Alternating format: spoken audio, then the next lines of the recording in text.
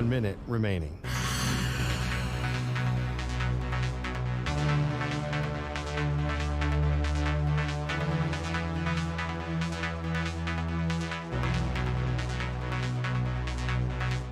"45 seconds remaining.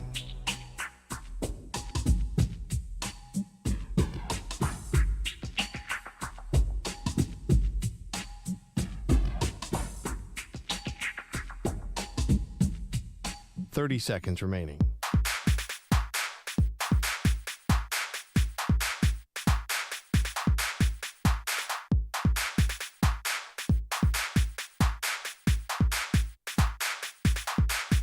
"15 seconds.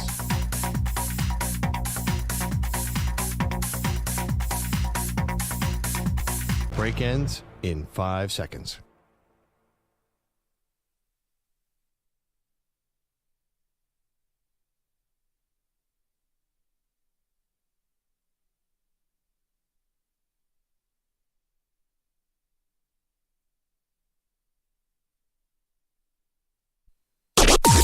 Maggie and Perloff on the Infinity Sports Network.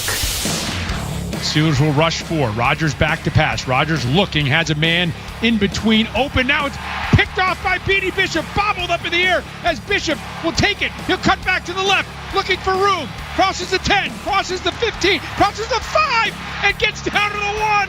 He's dragged down by Devontae Adams at the 1-yard line.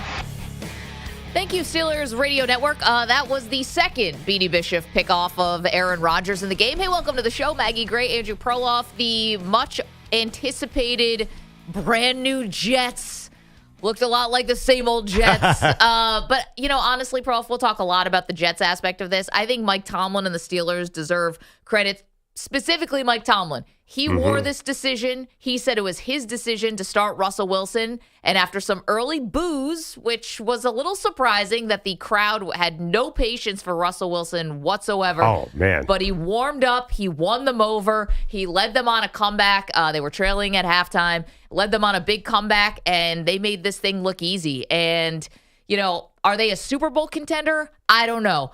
But they were much better looking. The offense looked much better with Russell Wilson. Mike Tomlin, you were right. I was right?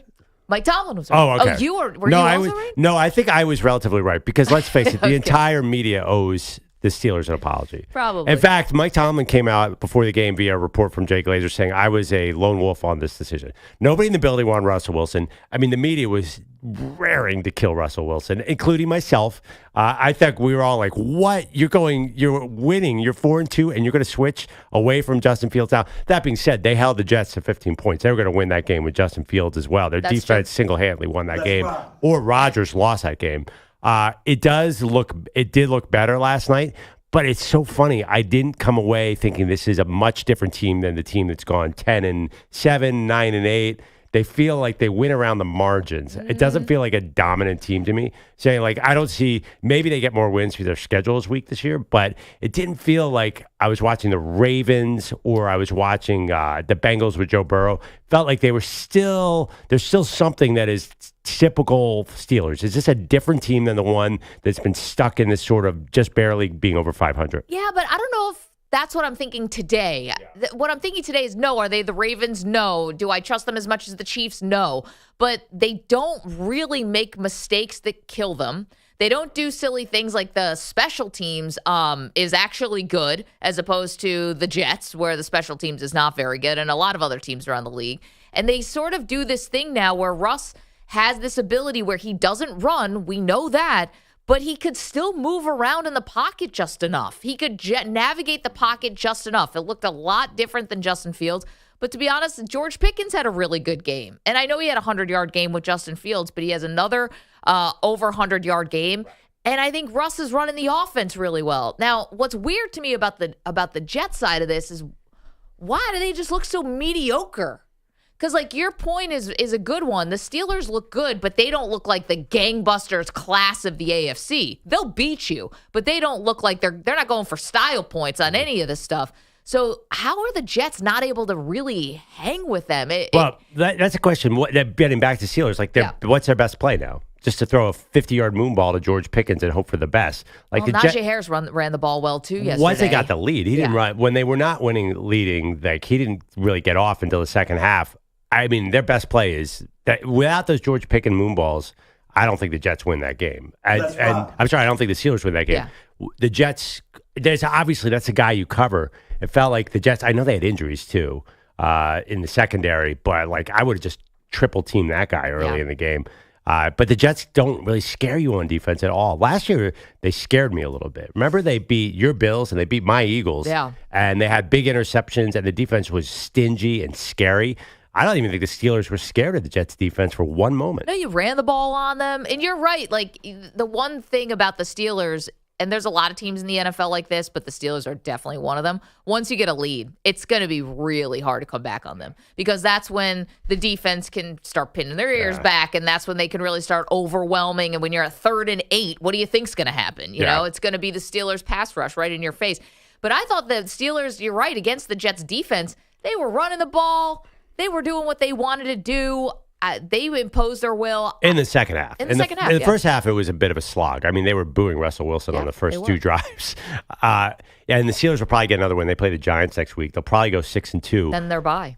I mean, I think like you really should be debating, is the Steelers, do they have a chance to really get back to where they were, say, 10 years ago with Big Ben in his prime? That's a real question I come up with because they're definitely a winning team. Mike Tomlin's streak is going to stay alive. Yep. And Russ makes them, I think, the 2 questions for me is, does Russ make them better than Fields? So far, yes, although there were some red zone trips where I thought Fields would have done a better job. They were like kind of wonky in the red zone. But are they an elite team or are they the Ravens? And that I don't know yet. I'm not ready to say that after yesterday because they might have been a really lousy team. It's possible. It is possible. But, you know, I think for today, Mike Tomlin was right. I don't know what it means all the way through the season, like when they get to that AFC North schedule.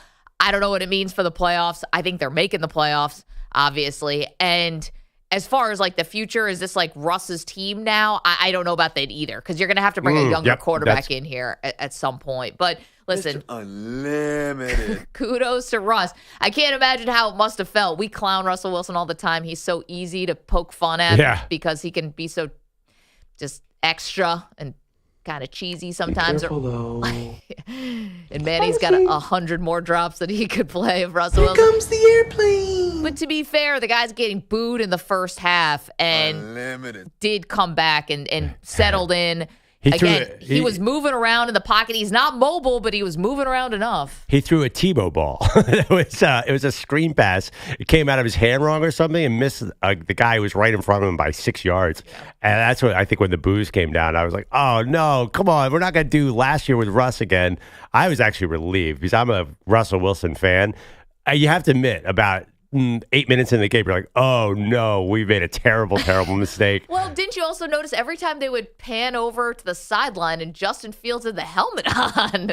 Oh, I'm like, and he did was he throwing. learn that from Russ? He was throwing during the breaks, too. I thought that was a little Russ, here's a taste of your own medicine.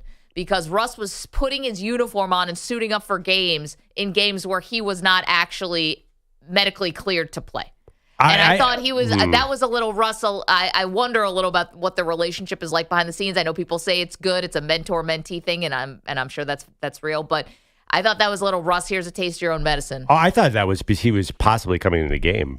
I was sure that there was about third drive in, and I thought, oh, they're going to go to Fields. The other thing, too, is they never did, though. There were no packages, right? No. Did I miss any? And they didn't use them in the red zone where they probably could have used them. I'll bet you they go to that. Carson Wentz got into the game today, and Justin Fields didn't get in. They should use him like Taysom Hill on the Saints, where they just do a direct snap to him because, Najee Harris is great in the right situation. When you know Najee Harris is going to run the ball, I'm just not sure he hits the hole hard enough. I think they could do Justin Fields something. But they did the opposite. They were running quarterback sneaks with Russ at the goal line. Yeah, that's true. No, I mean like at the 8-yard line. Like I'm not sure they have the weaponry there. But so we'll see. I would like to see a little Justin Fields in that mix. Again, that's terrible. Justin Fields is a legit NFL starter. He's not Taysom Hill. But why not? Because listen, I know you just beat the Jets, who did not score in the second half. It's going to be, there's a lot moving forward here. Like Mike Tomlin can do a victory lap today, but there are a lot of laps left. Okay, but here's the other part, and we're talking about the Steelers, and are the Steelers now a legit contender to you? What you watched yesterday, taking care of the Jets. They're tied for first place in the AFC North. So the Browns, we'll see. Deshaun Watson, it looks like a bad Achilles. So I don't know if that makes the Browns more dangerous now, less dangerous. I have no idea, but they're obviously in flux. The Bengals win yesterday over said Browns, but the Bengals have been very shaky to the start of the season. And you have the Ravens. So this AFC North that we thought was going to sort of be a juggernaut, maybe top to bottom, or at least the top three teams.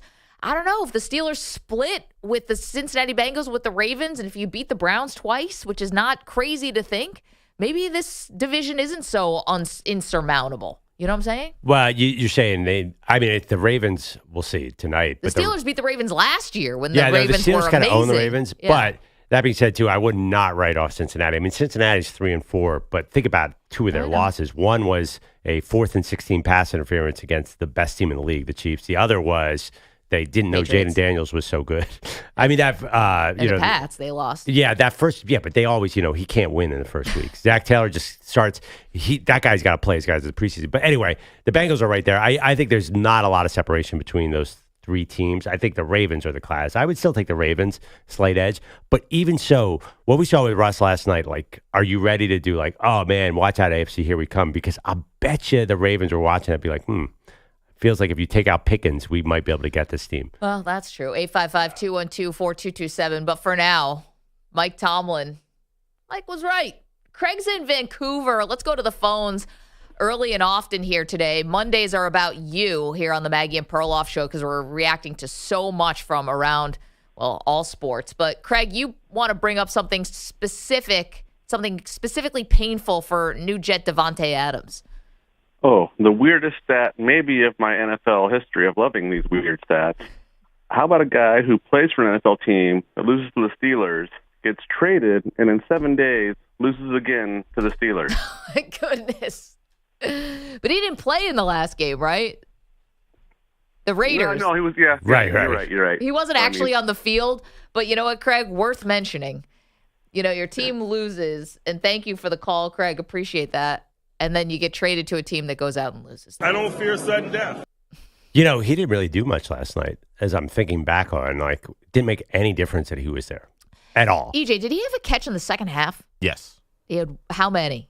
I might put you on the spot here. I think it might have been one. I turned that game off after the last touchdown. Well, you're too busy celebrating huge championship for the New York Liberty, and we'll get to that. WNBA, both Manny and EJ celebrating today, so that's fantastic for you guys. Are the Jets mid, as the kids say? Definitely mid. Maybe worse than mid at this point, which is quite sad. Don't be a freaking weirdo. I hate to be a weirdo, Aaron, but I just feel like, again, this is another game where you're like, man, 15-6. I think he's a bum. Last year when the Jets had games like that, 15-6, man, okay, we know we have a good quarterback. We should salt that game away. And Aaron Rodgers throws a lazy pass over the middle. The guy made a great play, but a throw that was so unnecessary. He said it was unnecessary, and it just changed the course of the game. And I sit back here now, 2-5, looking like, wow, man, Zach Wilson, we were 4-3 last year. 4-3 with Zach Wilson. And offense was better last year, right? Point-wise. Yes. Yeah, the offense was better. It's and Aaron Rodgers, I mean, look, he's had a great career, but I think he's going to have to really look back and really say, man, maybe it's over. I don't think so. Well timed. To me, the Jets offense it's frustrating to watch because you obviously see Breece Hall is really talented. You know that they have Garrett Wilson, Davante Adams are talented. Mike Williams comes up with a big third down play after he missed 2 practices because he was a little salty about Rodgers calling him out and then them trading for Adams. But they'll have one good play, Perloff, and then all of a sudden it's a false start. And now back you up to 1st and 15. Or they'll always just do something that will stall a drive. I think there are two things. I think Aaron Rodgers is not going to be fully back until next season because of his Achilles. Even yesterday, there was a couple times he reached down to his leg. I'm like, what is going on with that? Is it his knee? And the other thing, too, is the play calling is so awful. It's 3rd and 2, and they go into some shotgun with no running back without Breece Hall on the field again and again and again and again. They rely solely on his – and he's throwing into such tight windows. get him with a real offensive coordinator next year and get him healthy, then we'll see. I'm just waiting for his Brett Favre Minnesota year. I don't know where it is, but he's not himself. His legs are not underneath him. You could see it. So he's still recovering from his Achilles. The play calling is god awful. Garrett Wilson doesn't know what the heck's going on. And I just think that this is not the situation. Maybe he eases more into it this year, but I generally think he's just going to get better. I don't think he's going out this way. Stop EJ. talking about. I mean, a new offensive coordinator. He is the offensive coordinator. And are they allergic to moving before the snap? No, the false starts they're not allergic to. They'll definitely do a million of those. I'm talking about pre-snap motion, all the stuff the Chiefs do. Mahomes is a great quarterback. Mahomes isn't like a timing quarterback, I guess, like Rodgers or Peyton Manning, whatever. But they move everyone around. They did this with Tyreek Hill. Tyreek Hill, when he was there, would run 25 yards before the ball was ever snapped. Other teams do this sort of trickery, try to figure out what's the defense doing, sniff some things out. Everyone's a statue with the Jets offense. They don't run any of that pre-snap motion stuff. I got news for you. Todd Downing is not Don Coryell. Their coaching staff's terrible. Their offensive coaching staff. I mean, Hackett was the offensive coordinator all year. I think it's, hey, listen, I would already start thinking, like, man, can we get Rodgers down to Miami? Like, we got to get him out of there. Well, the other thing, too, though, is that pre-snap motion was happening last week. Like, it was a big storyline, despite the Jets losing, was that they increased their pre-snap motion by like 30%. And it was the best offensive performance Jets had. And then I don't know what happened last night. That just went away. I feel like they just thought the game was over when it was 15-6 and they had the ball. I really think they were like, all right, we're going to go down. We're going to score another touchdown here and just put this game away. Oh. And that didn't happen. And I just feel like the whole team kind of panicked. The defense kind of panicked. The offense didn't seem to get in another rhythm. The Steelers obviously had a lot of emotion after that pick. The game just was different after that interception. And I go back to Aaron Rodgers again, being like, you're supposed to be the guy that puts that game away. What's going on? But the other thing, too, is they were playing like they had a big lead. They're punting at the 45-yard line of the other team. They were not. I thought their short yardage was a mess. Like every time it's like 3rd and 3. Do you have any faith in that Jets offense? No. And both of those interceptions turned into Steeler touchdowns, by the way. 855-212-4227. That was had a little couple bit really interesting nights on the medicine. The second pick, that was not on Aaron Rodgers. No, that hit Garrett Wilson right in the chest. That was a nice pass. That was a little bit of a fluke. But I agree with EJ. I thought they had it won. I think they thought they had it won. They were moving the ball very, very well.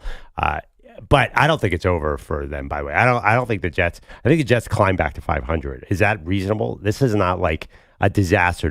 Maybe they get to 8-9, 9-8. But that's probably not going to be good enough in the AFC to make the playoffs. Yeah, I mean, it's going to be dicey, but I don't think they're done in the sense of like this reminds me of last year of Aaron Rodgers in Green Bay. We will hear from this team again. There's going to be like, he's going to get hot and they're going to end up like, I don't know, 6-8 and be like, oh, here they come.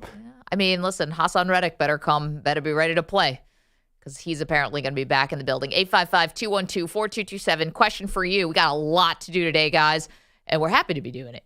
It's not a homework assignment. We want to get to all of this stuff. So first question, was Mike Tomlin right? Are you thinking about the Steelers maybe in a different way now with Russell Wilson at the helm? Again, on days like this, we're going to get to all the football. We're going to get to all the college football. Boy, you better knuckle up. Which was bananas. We got baseball. We got a World Series. Yankees, Dodgers, Manny's in heaven today. The rest of us, not so much. But that's okay. I'm with Manny. Yankees, You're Dodgers. not allowed to root for the Dodgers, Perloff. We've gone over this a million times. I mean, this is the matchup you want to see if you don't have a team in the fight. Right? I mean, this is the best. This is crazy. I can't believe Rob Manfred's not been able to manufacture anything in its entire tenure. Now he gets Yankees, Dodgers. Yeah, he has no control over this. He does nothing to deserve this. I said if you don't have a team. Aaron Judge. Perloff would have rooted for Goliath versus David. He would have jumped on Goliath's bandwagon. Wait. You're telling me you guys are just mad about the Mets. If you just take the Mets out of this, Yankees, Dodgers is awesome, right? I mean, that's what you want to see. What did you want to see? The Diamondbacks or Rangers go round 2? Thank you, Manny. Don't need to be trolled this morning. Step right up and greet the Mets. Do you guys remember when the Mets played the Royals in 2015? I was there. Yeah, this is the exact opposite. This is literally like MLB is like, oh my God, this is a low point for the league. This is the high point. Well, good for the league. Oh, come on. My team lost. I don't care. You never care. I don't care about the Phillies. I cared this. about the Eagles. The Eagles won yesterday. Yeah, I'm fine. they did. Everything. Nick Sirianni's a genius. We're good. Yeah, well.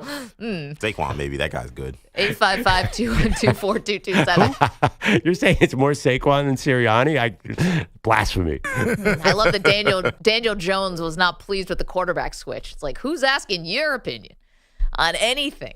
Anyway, that's what I'm saying. We got lots to get to. So if we're not hitting the game that you want to talk about, give us a call. 855-212-4227. We're going to get to the Packers. We're going to get to the Lions and Vikings. We're going to get to what happened with Texas and Georgia.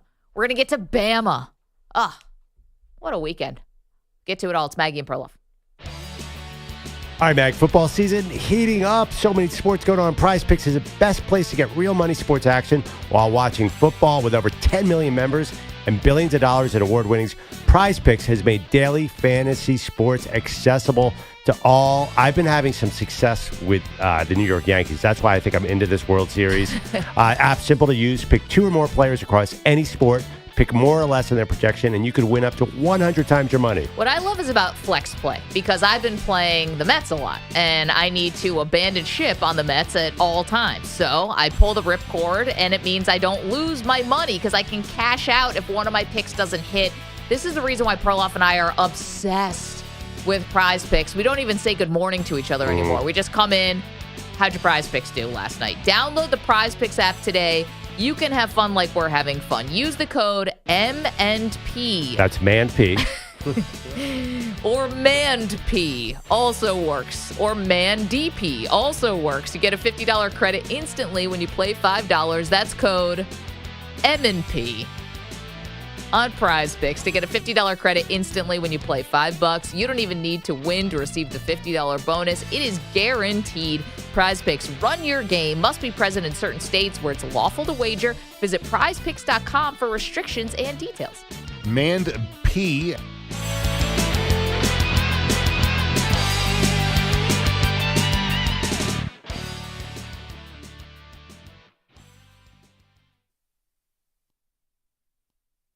You're in a 4-minute break.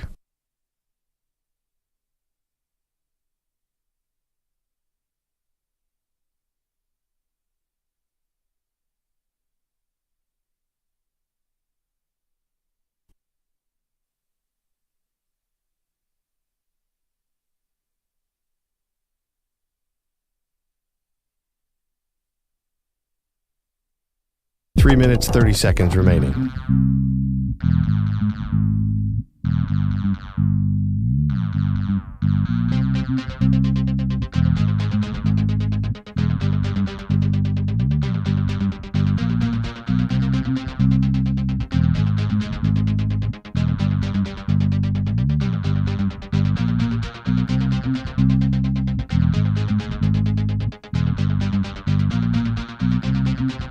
Three minutes remaining.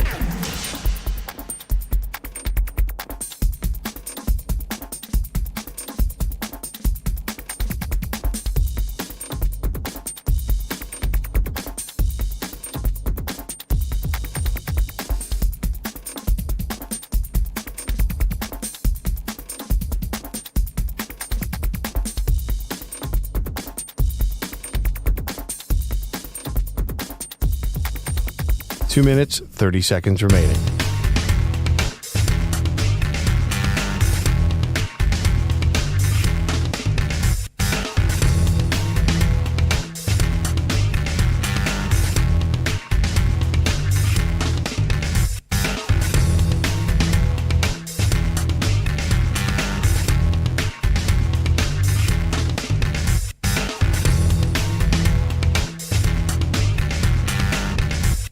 Two minutes remaining.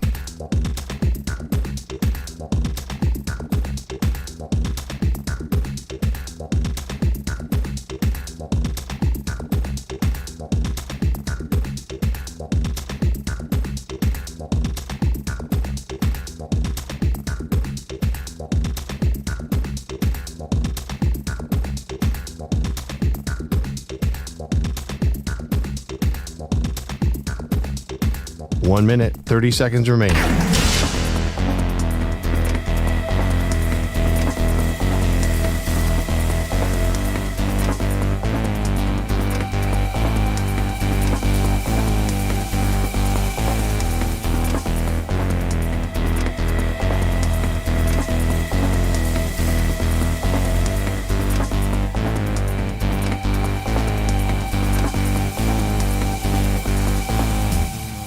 One minute remaining.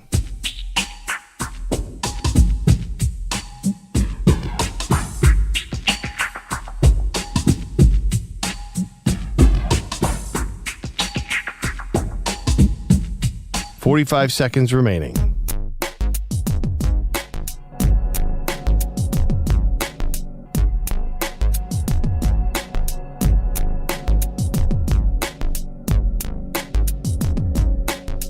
"30 seconds remaining.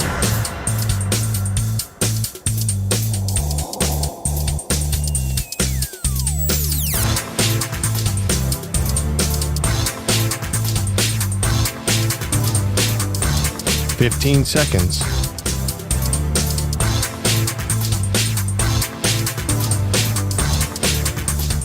Break ends in 5 seconds.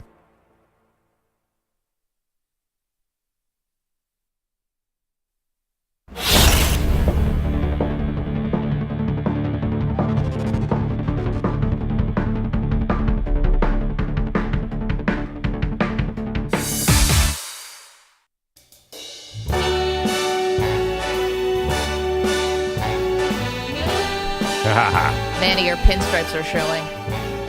Good. I have a couple questions about this Yankees-Dodgers matchup. I think it'll do big ratings. I think they're smart. I've looked at the schedule. They're trying to avoid the NFL.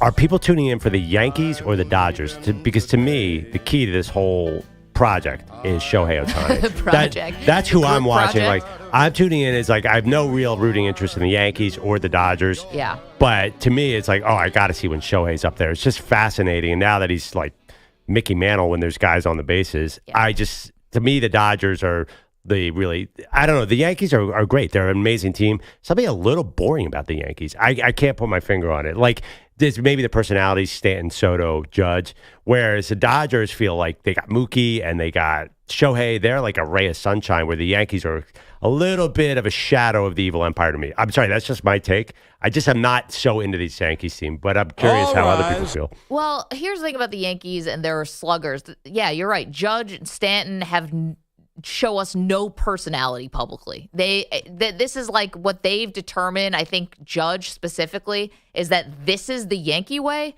Is you've got to be as bland. You have to be Derek Jeter, but even blander. Yeah. So they want to do this on purpose. Yeah. So this is not by an accident. Okay. I'm picking Judge up on is that. kind of bland, and Stanton is always kind of bland. Giancarlo, non si può stopparlo. Sterling's bringing enough for everybody, but Soto's got a good personality. He's fun to watch when he's not in the outfield. But it feels like the Dodgers embrace sort of the fun, and they're all like, the Dodgers are a bunch of with a $8 billion payroll, or kind of come off as a scrappy team, believe it or not. Like, I know they're not at all, but they have all these guys who are just like sort of fun and smiling and beards. The thing about the Dodgers, the thing about the Dodgers is it's like you're either getting paid $700 million or $700,000. Yeah, and so the guys who are paid $700,000 are playing really well. Yeah, they're playing really well, which was a problem for the Mets. And now they're still pitching well, so good for them. Also, Mookie is he's a joy. What's the betting situation on this series? Chris Lopresti is here with us in the good morning. studio. He's doing updates for us. Big Yankee fan, so you must be excited. It's got to be, the Yankees got to be favored, right? Because of the Dodgers pitching staff. You can't do these bullpen games that much, can you? Maybe a slight favorite. Dodgers I have favorite, not looked at it. Dodgers are favored. Yeah. They got the home field. Yeah, I don't even know that matters much. But, yeah, I would have thought with the pitching situation. But it's working for them right now, the Dodgers, that is. Dodgers minus 120. Yeah. What are the Yankees? Pretty slight. Pretty slight, yeah. Even money. Yeah, almost even. That's funny. Like, people are so mad about these bullpen games. You guys are baseball purists. Is this offensive to your baseball instincts? I mean, I don't think teams go into a season being like, when we get to game 6 of the NLCS, we're throwing a bullpen game, baby. Yeah. I think it's only because of injuries. In their case, it is. Yeah. I don't think it's by design. I have a friend who's a big baseball fan. He says this is an affront to everything we were raised on baseball-wise to do a bullpen game. The Mets weren't trying to do a bullpen game last night. Their starter just couldn't get out of the Dodgers bullpen. Fourth inning. Yeah. It is kind of funny. Like 20 years ago, like you just threw out your starter and just hope for the best. Yeah, well. How do you like that? Sometimes you got to go to the pen. No, it's going to be a good World Series, sure. Give me a day. Give us a day. You guys are still multiple days. I keep forgetting Maggie. you guys are Friday mourning night. the Mets. Yeah, so that's another question. Why they're waiting so long to start game 1 is not till Friday. So they put a new thing in this year where if both league championship series were over in 5 games or less, they had sort of an option to bump it up, and I think it would have been Tuesday. But once the Mets won game 5 and forced game 6, so you can blame it on the Mets. It's all their fault. And we have to wait until Friday now. Well, yeah, I mean, so they risk a monkey wrench in there. Early November, you could have some weather issues. That's stupid. Well, not in Los Angeles, I don't think. Yeah. But maybe in New York. But you got middle of next week. I think it's Monday, Tuesday, warm. Wednesday. It's like 80 degrees today. Yeah. So hot. I know. It's been pretty warm. Oh, you're right. It's 78, so they'll be okay. It'll be next Monday, Tuesday, Wednesday in New York. I got Games 3, 4, and 61, 70, 72 next Monday, Tuesday, Wednesday. Right. You're right. They'll survive. Yeah. You might want to bring a light jacket. Yeah. I don't know if you need the jacket. 71, 72. Well, Sela, what else was going on yesterday, all weekend? Hit us up. All right. Well, first, we're sponsored by Progressive Insurance. Protect your family, your phone, and your furry friends with life, electronic device, and pet health insurance. So Mike Tomlin inserts Russell Wilson into the Steelers starting lineup in place of Justin Fields last night. Fields, of course, was 4-2 in Wilson's absence, and 4 drives in, Wilson was already getting booed by the Steelers faithful because his pass completion percentage was not great, and they trailed late into the second quarter until Austin shifts to the left, so still 3 receivers in that direction. Wilson gets the snap. Lofts, right corner of the end zone, and it is hauled in by Pickens. Touchdown, Pittsburgh Steelers. That Steelers radio score before halftime. Pickens certainly had himself a night in those contested catches, and they ended up ripping off 31 unanswered points on their way to a 37-15 win over the Jets, spoiling Devontae Adams' debut for New York. Wilson ends up with a couple of TD passes plus a 1-yard rushing score. I felt like it was playoff baseball. I said out there, it's, in the sense of, I started off 0-for-2. But felt like, I was going to get hot. I kept telling Coach, hey, I'm going to get hot here. Yeah, he did a little bit. Not hot was the Jet offense, especially from the mid-second quarter and on. Steelers rookie Beanie Bishop Jr. picked off Aaron Rodgers twice. One of them, as you guys mentioned in the open, a perfect pass to Garrett Wilson right off his chest. Deflected. It goes the other way for a big return. As for Adams, 9 targets in his Jets debut, only 3 catches for 30 yards. So the chemistry and the connection, a little rusty between those two. Very first play of the game, he had him wide open, and they just did not quite connect there. So Rodgers talked of the team being flat before the game and at halftime as well, which is hard to fathom considering what's been going on with them the last couple of weeks. Fire the coach. Flat? Yeah. I thought they were a little too amped up, maybe. He said it felt so flat, no energy before the game, and then again at halftime. I mean, they should not have fired Robert Saleh. I'm going to say this right now. Like, they beat the Bills with Saleh there because Saleh can scheme up a defense, and I think they win last night with Saleh. I know that sounds like strange. I just think the coaching staff stinks right now. I mean, Ulbrich got lucky because definitely not out-coaching Mike Tomlin. The guy glows in the dark. Honestly, something went wrong yesterday. Like, the Jets had that game yesterday. Most of the season's been going on. I don't know. I don't think the coaching.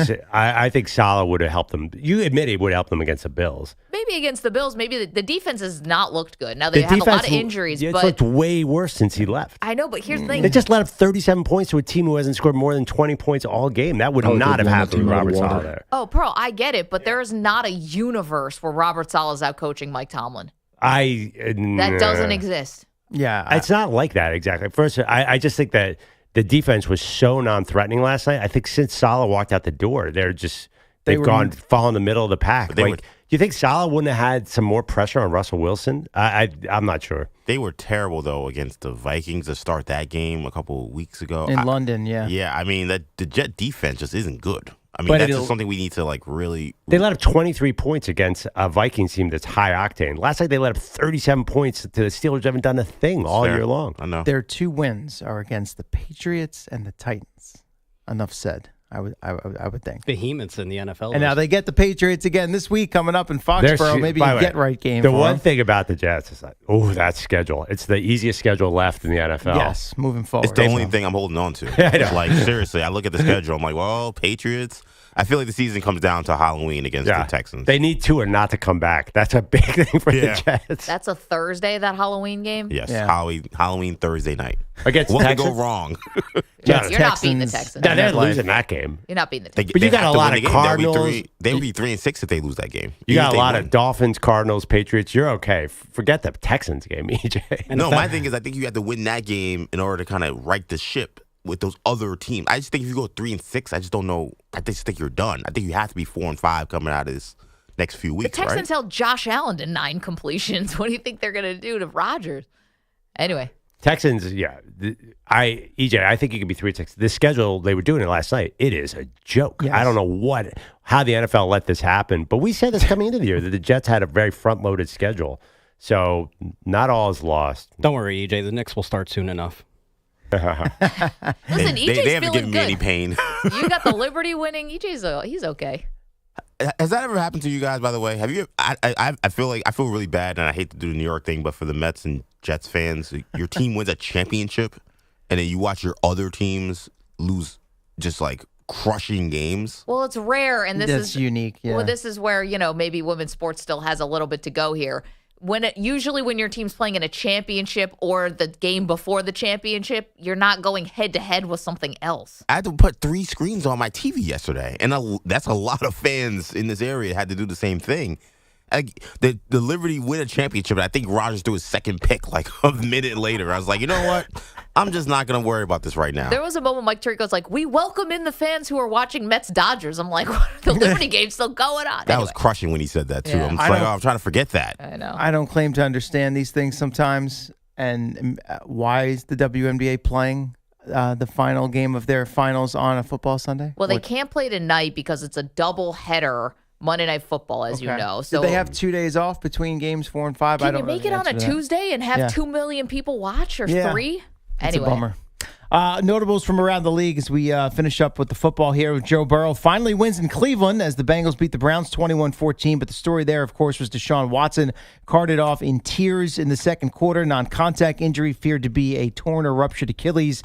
You had some cheers from the home crowd as he departed, replaced by Dorian Thompson-Robinson. I know Jameis Winston had quite a bit to say after the game. Perhaps we get to that a little bit later on. Yeah, we definitely will. Yeah. Because there's one thing about backing up your teammate when he sustains an injury, and I get it, but you don't have to go this over the top for Deshaun Watson. I mean, pick up a newspaper, guys. Yes, that seemed to be the prevailing thought from people once those comments got out. Commanders whipped the Panthers 40-7. You had a rib injury for Jaden Daniels, which knocked him out early. He did not return. He didn't need to, for being fair. He'll undergo further testing, but there was his mother posting on X shortly after he left, quote, he's fine. So yeah, I didn't know what that meant exactly. So what's his injury like? It's a rib injury. I guess he went for some testing at the field, and whatever the results of that were, I would assume was where she was saying he's fine, but he's going to have some follow-up testing done. But yeah, they were just fine with Marcus Mariota in there against Carolina. So we'll see about his status moving forward. Yeah, it says something about the NFL, like, oh, it's just his ribs. You know, the bones that protect his heart, they're just broken. They're like, phew, I thought it was something serious. Throw a flak jacket on, no problem. He's good to go. Yeah.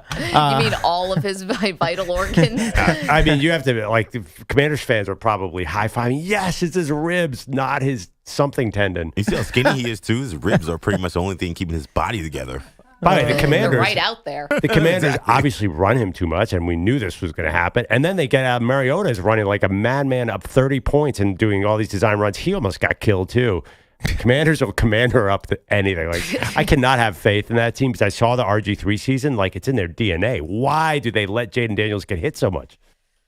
I don't know. But part of his he's style, going to be back. guess, right? Don't worry. It's only his lungs and heart and liver. I think I saw him out there dapping it up with Bryce Young after the game. So I guess, he was Bryce out Young there on the is field. smiling the entire game. I don't know if you guys watch any of this. Like, what is the deal with this? He's like the highest paid mascot in the NFL. What is Now they got Serper. Yeah. Minus 4 yards. Like, Don would throw basically an interception or an incomplete pass, and then he'd come over and, like, Bryce would hug him, basically be like, "It's okay, guy. We're going to do this together." Dude, he's just so happy he's not out there. That's what it is. You nailed it. The Vikings knocked from the ranks of the unbeaten by the division rival Lions. Jake Bates had the go-ahead 44-yard field goal with 15 seconds remaining. Detroit won 31-29, and that leaves the defending champion Chiefs as the lone undefeated team. They're now 6-0 after besting the 49ers. Super Bowl rematch in Santa Clara, 28-18. Brock Purdy and Patrick Mahomes yesterday, 0 touchdown passes, 5 interceptions. So they did each have a rushing score. Thank you, Pat. I'm a little myself this morning with this changing weather to the fall here in New York. Concern for Brandon Aiyuk, possible torn ACL. Also, Deebo Samuel missed most of this game due to illness. So San Francisco, what else is new? Guys are banged up. Guys are out of the lineup. Still no Christian McCaffrey back. And they are under 500 at the moment at 3-4. And by the looks of our chat, youtube.com/Infinity Sportsnet, people are panicking. This is as bad as I've seen 49er fans. We have a lot of them in our audience because we're on up and down California, and there's 49er fans everywhere. People are upset. And, like, I think Brock Purdy's getting a lot of the slings and arrows here, Pearl. I think the fact is neither quarterback played particularly great, but Mahomes at least was making winning plays, running down the sidelines. Yeah, that, man.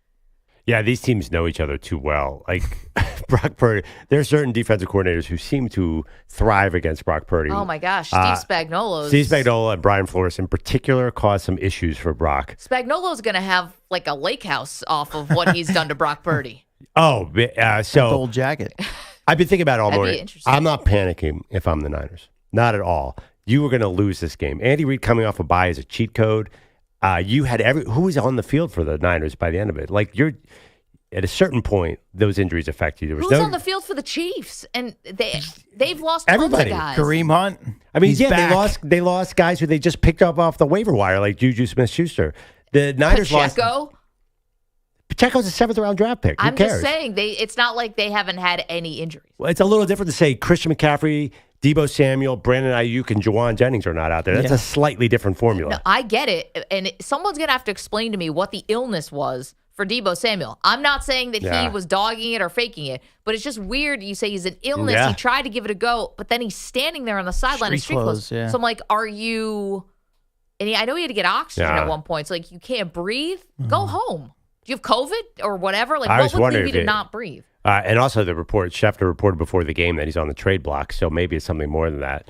But I don't know. Now that Ayuk's hurt, they probably can't trade him. But you're right, there could be some weird stuff going on behind the scenes. Well, think about Ricky Pearsall, right? Great story. Yeah. Horrible, tragic story that ends up becoming this triumphant story that he gets shot and he's fine and he's playing in a game. They need this dude. It can't just be like, oh, wow, this is a great story, and thankfully he's okay. Yeah. They actually need him out there catching passes. Yeah, and I said it through, like, if they don't fire their special teams coach, then they're kind of waving the white flag. I mean, this is the worst special. They're down to their third kicker, but you're talking about the punt returns and kick return. The kick return coverage and the punt return coverage is so unacceptable for a Super Bowl caliber team. I've never seen a Super Bowl caliber team with this bad. Like, this is a league where everybody can cover kickoffs and punts, and they can't at all. The Niners had the worst onside kick in the history of the NFL yesterday. Well, that one was that was insane. What was that? It was almost like a whiff. It's like a helicopter that went 3 yards. What the hell? Like, I mean, Perloff's right. What's going on over there? But do you have a backup special teams guy? Who do you elevate if you fire the special teams coach? I know you have 1,000 assistants, but probably that. You have to tell those guys, like, you have to tell everybody on that team you're going to get cut if you lose your lane on this kick return coverage, and they're not going to do it. It's going to continue to kill them all year long. Doesn't everyone just hire Mike Westhoff whenever there's special teams? Bring him Mike Westhoff. Exactly. I know he's like 80, but like he's like, all right, he's like the guy on the street you just bring in whenever your special teams is bad. They need the energy of the dude from the Steelers last night. That guy was a star last night. I mean, they did get hosed on the call. When Minka Fitzpatrick jumps through two guys, he wasn't using them to launch. He was just sort of... He didn't even have to put his hands down. He would have gotten through the both. By the way, you say worst special teams. I was going to say the Jets. The Jets are have entered up there. the chat. Have you seen? I mean, what are they doing? And that David guy's Gibson been there a while he can't now. catch a punt now. Their special teams guy goes back to the Bowles era. I would say there's two special teams coaches that have names: Westhoff and Bones Fossil. Mm-hmm. That's because we know his dad. Is that why? No, but he's got the nickname, and he was the best, and he would do a fake punt a lot with Johnny Hecker. Hecker. High profile. I'm not sure it's just because of the dad. Is there any other special teams coach that everybody knows? Bisaccia. Joe Judge. Bisaccia, right? If you get promoted to head coach, I feel like John even when he was Harbaugh. with the Raiders, I thought people knew him. Besides, Judge is definitely infamous. Judge. But you didn't. No one knew him before he got hired. No. What about John? sure. Did we know much John about Harbaugh. John Harbaugh? Yeah. No, nobody. Nobody. He's like knew. he's the special teams like. But isn't that more because of what he became after he became the Ravens Yes, head coach? trust Like, me. hey, he was a special teams guy. You had know? a high-profile coach and a high-profile defensive coordinator. Nobody was talking about John Harbaugh in Philly.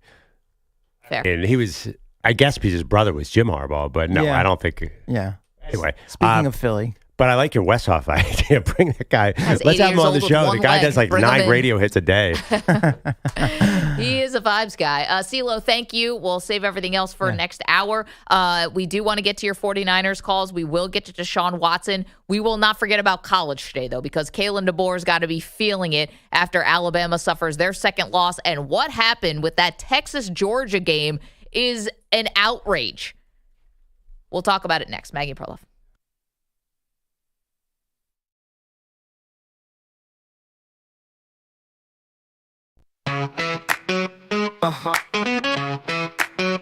Oh, yo. L-O. Man, he's got a whip full bass swinging with flair. Behind the glass, he's waving it in the air. Now that's bright yellow, could do some harm. If he's not careful, it'll raise the alarm. EJ sitting close, looking a bit tense. He knows one wrong move could be at his expense. Man, he swings wild like he's aiming to score. EJ's ducking low, getting ready to hit the floor. Oh man, he put that bat away. Someone's bound to get hurt today. Peter Belotti's missing again. So much for counting on our old friends. Man, he's in the zone like he's up in the plate. But one wrong swing and it could seal EJ's fate. The yellow bat's twirling, it's like a storm. EJ's leaning back trying to keep warm. Where's Peter Bellotti? Not a soul knows. He's skipping work as the legend goes, leaving Manny and his bat to take the stage. While Peter's off the grid, who knows what age. Oh man, he put that bat away. Someone's bound to get hurt today. Peter Belotti's missing again. So much for counting on our old friends. Man, he's in the zone like he's up at the plate. But one wrong swing and it could seal EJ's fate. The yellow bat's twirling, it's like a storm. EJ's leaning back trying to keep warm. Where's Peter Bellotti? Not a soul knows. He's skipping work as the legend goes, leaving Manny and his bat to take the stage. While Peter's off the grid, who knows what age. Oh man, he put that bat away. Someone's bound to get hurt today. Peter Belotti's missing again. So much for counting on our old friends. Man, he's still swinging, causing a fuss. EJ's just hoping he doesn't get crushed. And Peter Bellotti, as we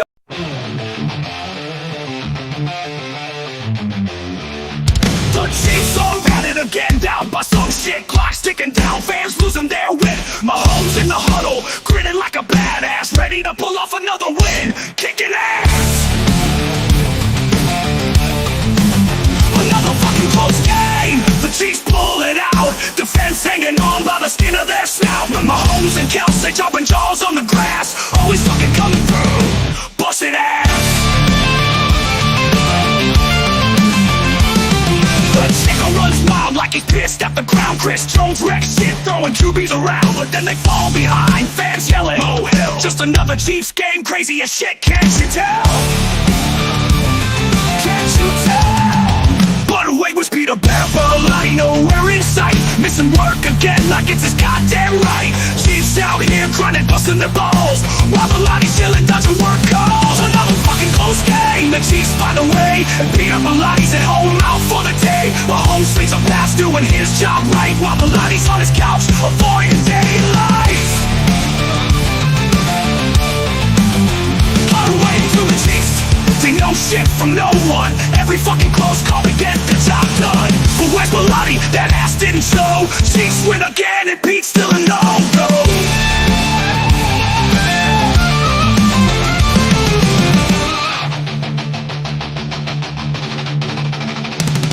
But Chico runs wild like he's pissed at the ground. Chris Jones wrecks shit, throwing QBs around. But then they fall behind, fans yelling, oh hell. Just another Chiefs game, crazy as shit, can't you tell? But wait, where's Peter Bell like he's pissed at the ground. Chris Jones wreck shit, throwing Julies around, but then they fall behind. Fans yelling, oh hell, just another Chiefs game, crazy ass shit.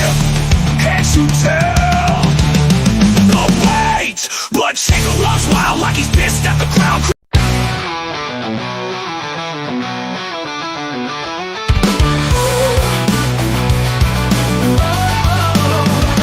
Manny's at the park, got the yellow bat in hand, swinging for the fences like a truest Batman. No plans, no thoughts, just endless flair. Guess I learned from Peter Marotti, no worries or care. Manny ain't writing shit down, just swinging away, chasing those home runs, living for the play. Where's Peter Marotti, the fucking souffle? Not showing up for work, man, what's his fate? He swings and he misses and gives a loud shout. Who needs a game plan? I'm just here for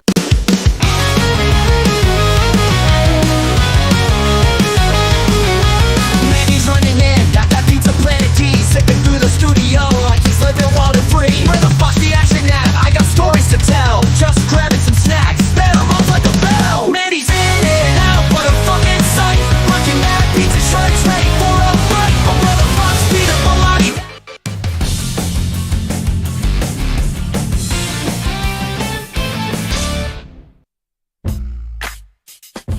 Milroe out of the shotgun, drops, stands in there, looks, fires over the middle, intercepted at the 37-yard line. A diving catch by Will Brooks. Brooks gets the interception, his second of the year, and that will seal it for Tennessee. Wow. What a play by Brooks over the middle, picks off Milroe, second interception of the night for Milroe. And Will Brooks comes up with another huge play, the former walk-on playing like a veteran tonight, and what a catch by Brooks, a diving attempt over the middle, and Tennessee is going to beat Alabama. Thank you, Learfield. Yeah, that's Alabama going 0 for the state of Tennessee. Lose to Vandy, lose to Tennessee, goalposts in the river, the whole deal. Alabama, Perloff, 5-2, 2-2 in the SEC. They have zero margin for error left in this game, in the season rather, where they still have to play Mizzou, who's ranked. They have to play LSU the week after that. Bad game from Milroe. 2 interceptions. You heard that when there was the game sealer. 11 rushing yards and 15 penalties for Alabama. And that's the reason why Kaelin DeBoer is under fire today. Yeah, Kaelin DeBoer, by the way, you know what his problem was? He raised the expectations too much. Like, he beat Georgia. Because coming into remember, Alabama lost everyone in the transfer portal. They were supposed to not be a contender this year. I think they had their lowest preseason ranking in a while. So then, obviously, I think Jalen Milroe looks so good at the beginning of the year. We expected, it's a title team. The reality is some of the fears we had before the year are coming to fruition. I'm not sure Kaelin DeBoer has been able to mold his team yet.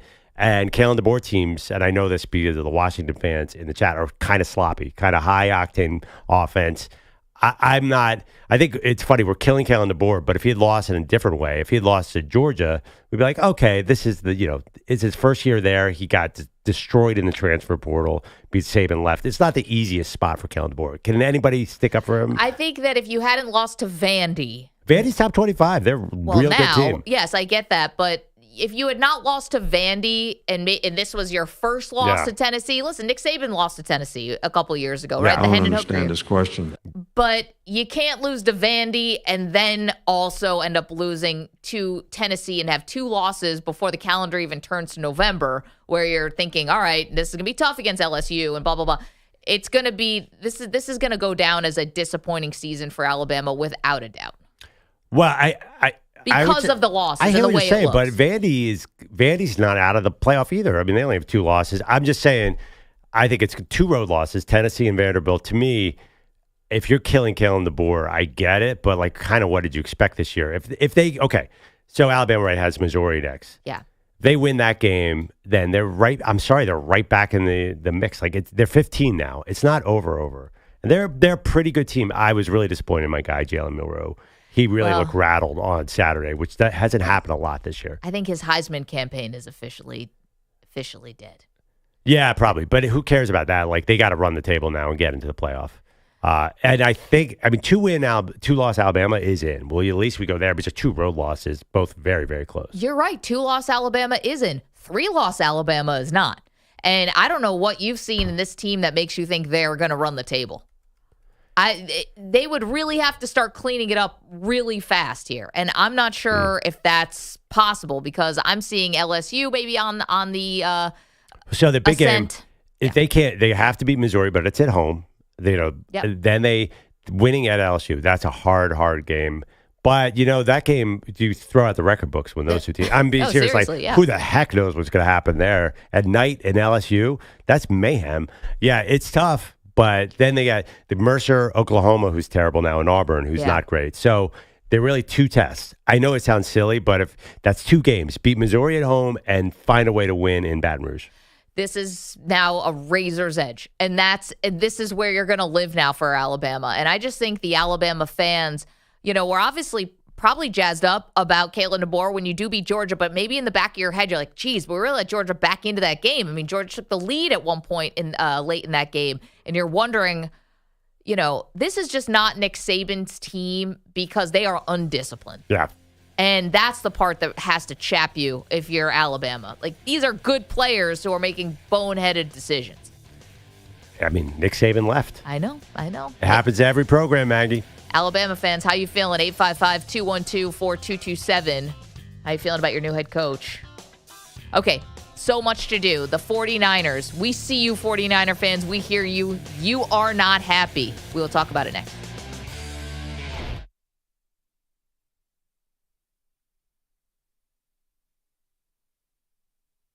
You're in a 5-minute break. Spilling tea, then he's back on his way. Grab me a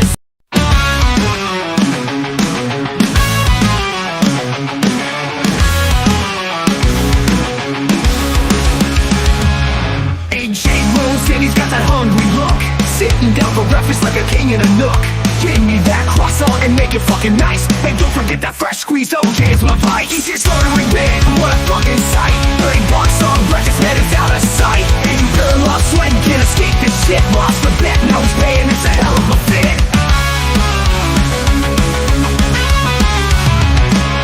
2 eggs on the side and don't skip on the cheese. I want it all fresh, make me weak in the knees. And that fresh squeezed OJ, I want a fucking glass.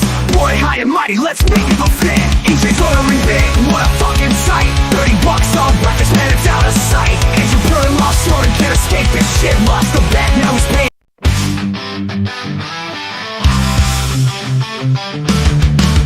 Walking to the bathroom, what do I hear? Amazon Alexa playing sounds unclear. Smooth saxophone, no wait, that's no tune. Oh no, music pumping at high noon. Who started it? We don't have a clue.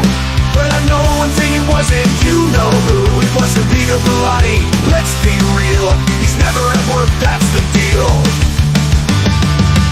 Andrew Boker, super sleuth on the case. Searching for answers all over the place. He's checking the logs, asking around, but Peter's missing, nowhere to be found.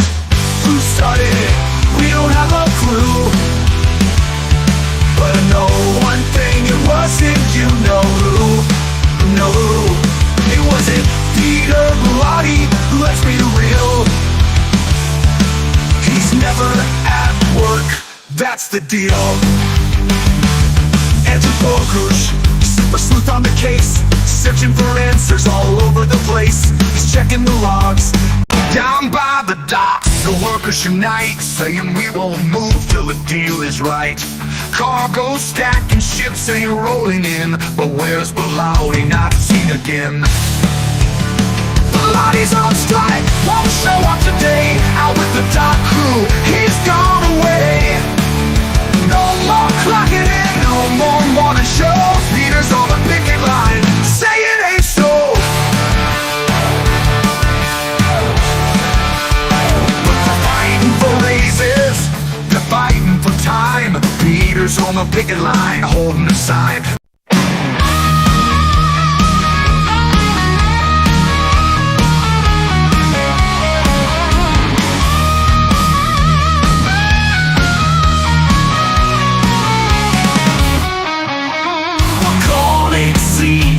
So peaceful and fair, but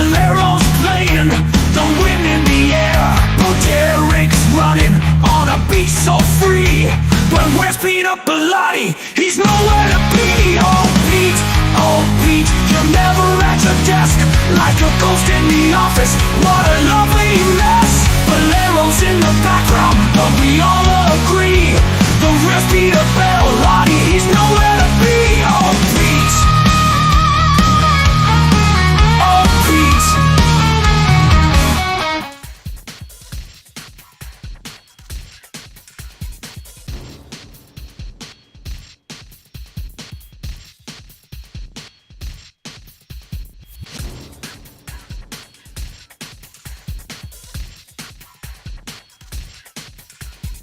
1 minute remaining.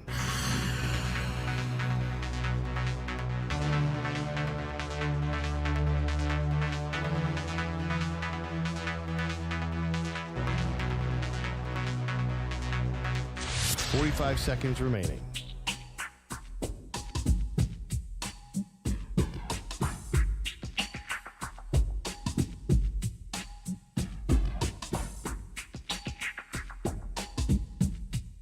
$30 seconds remaining.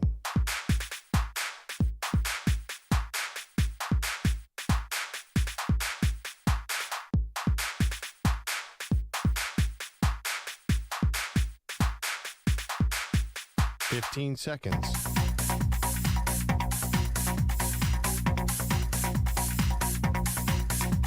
Break ends in 5 seconds.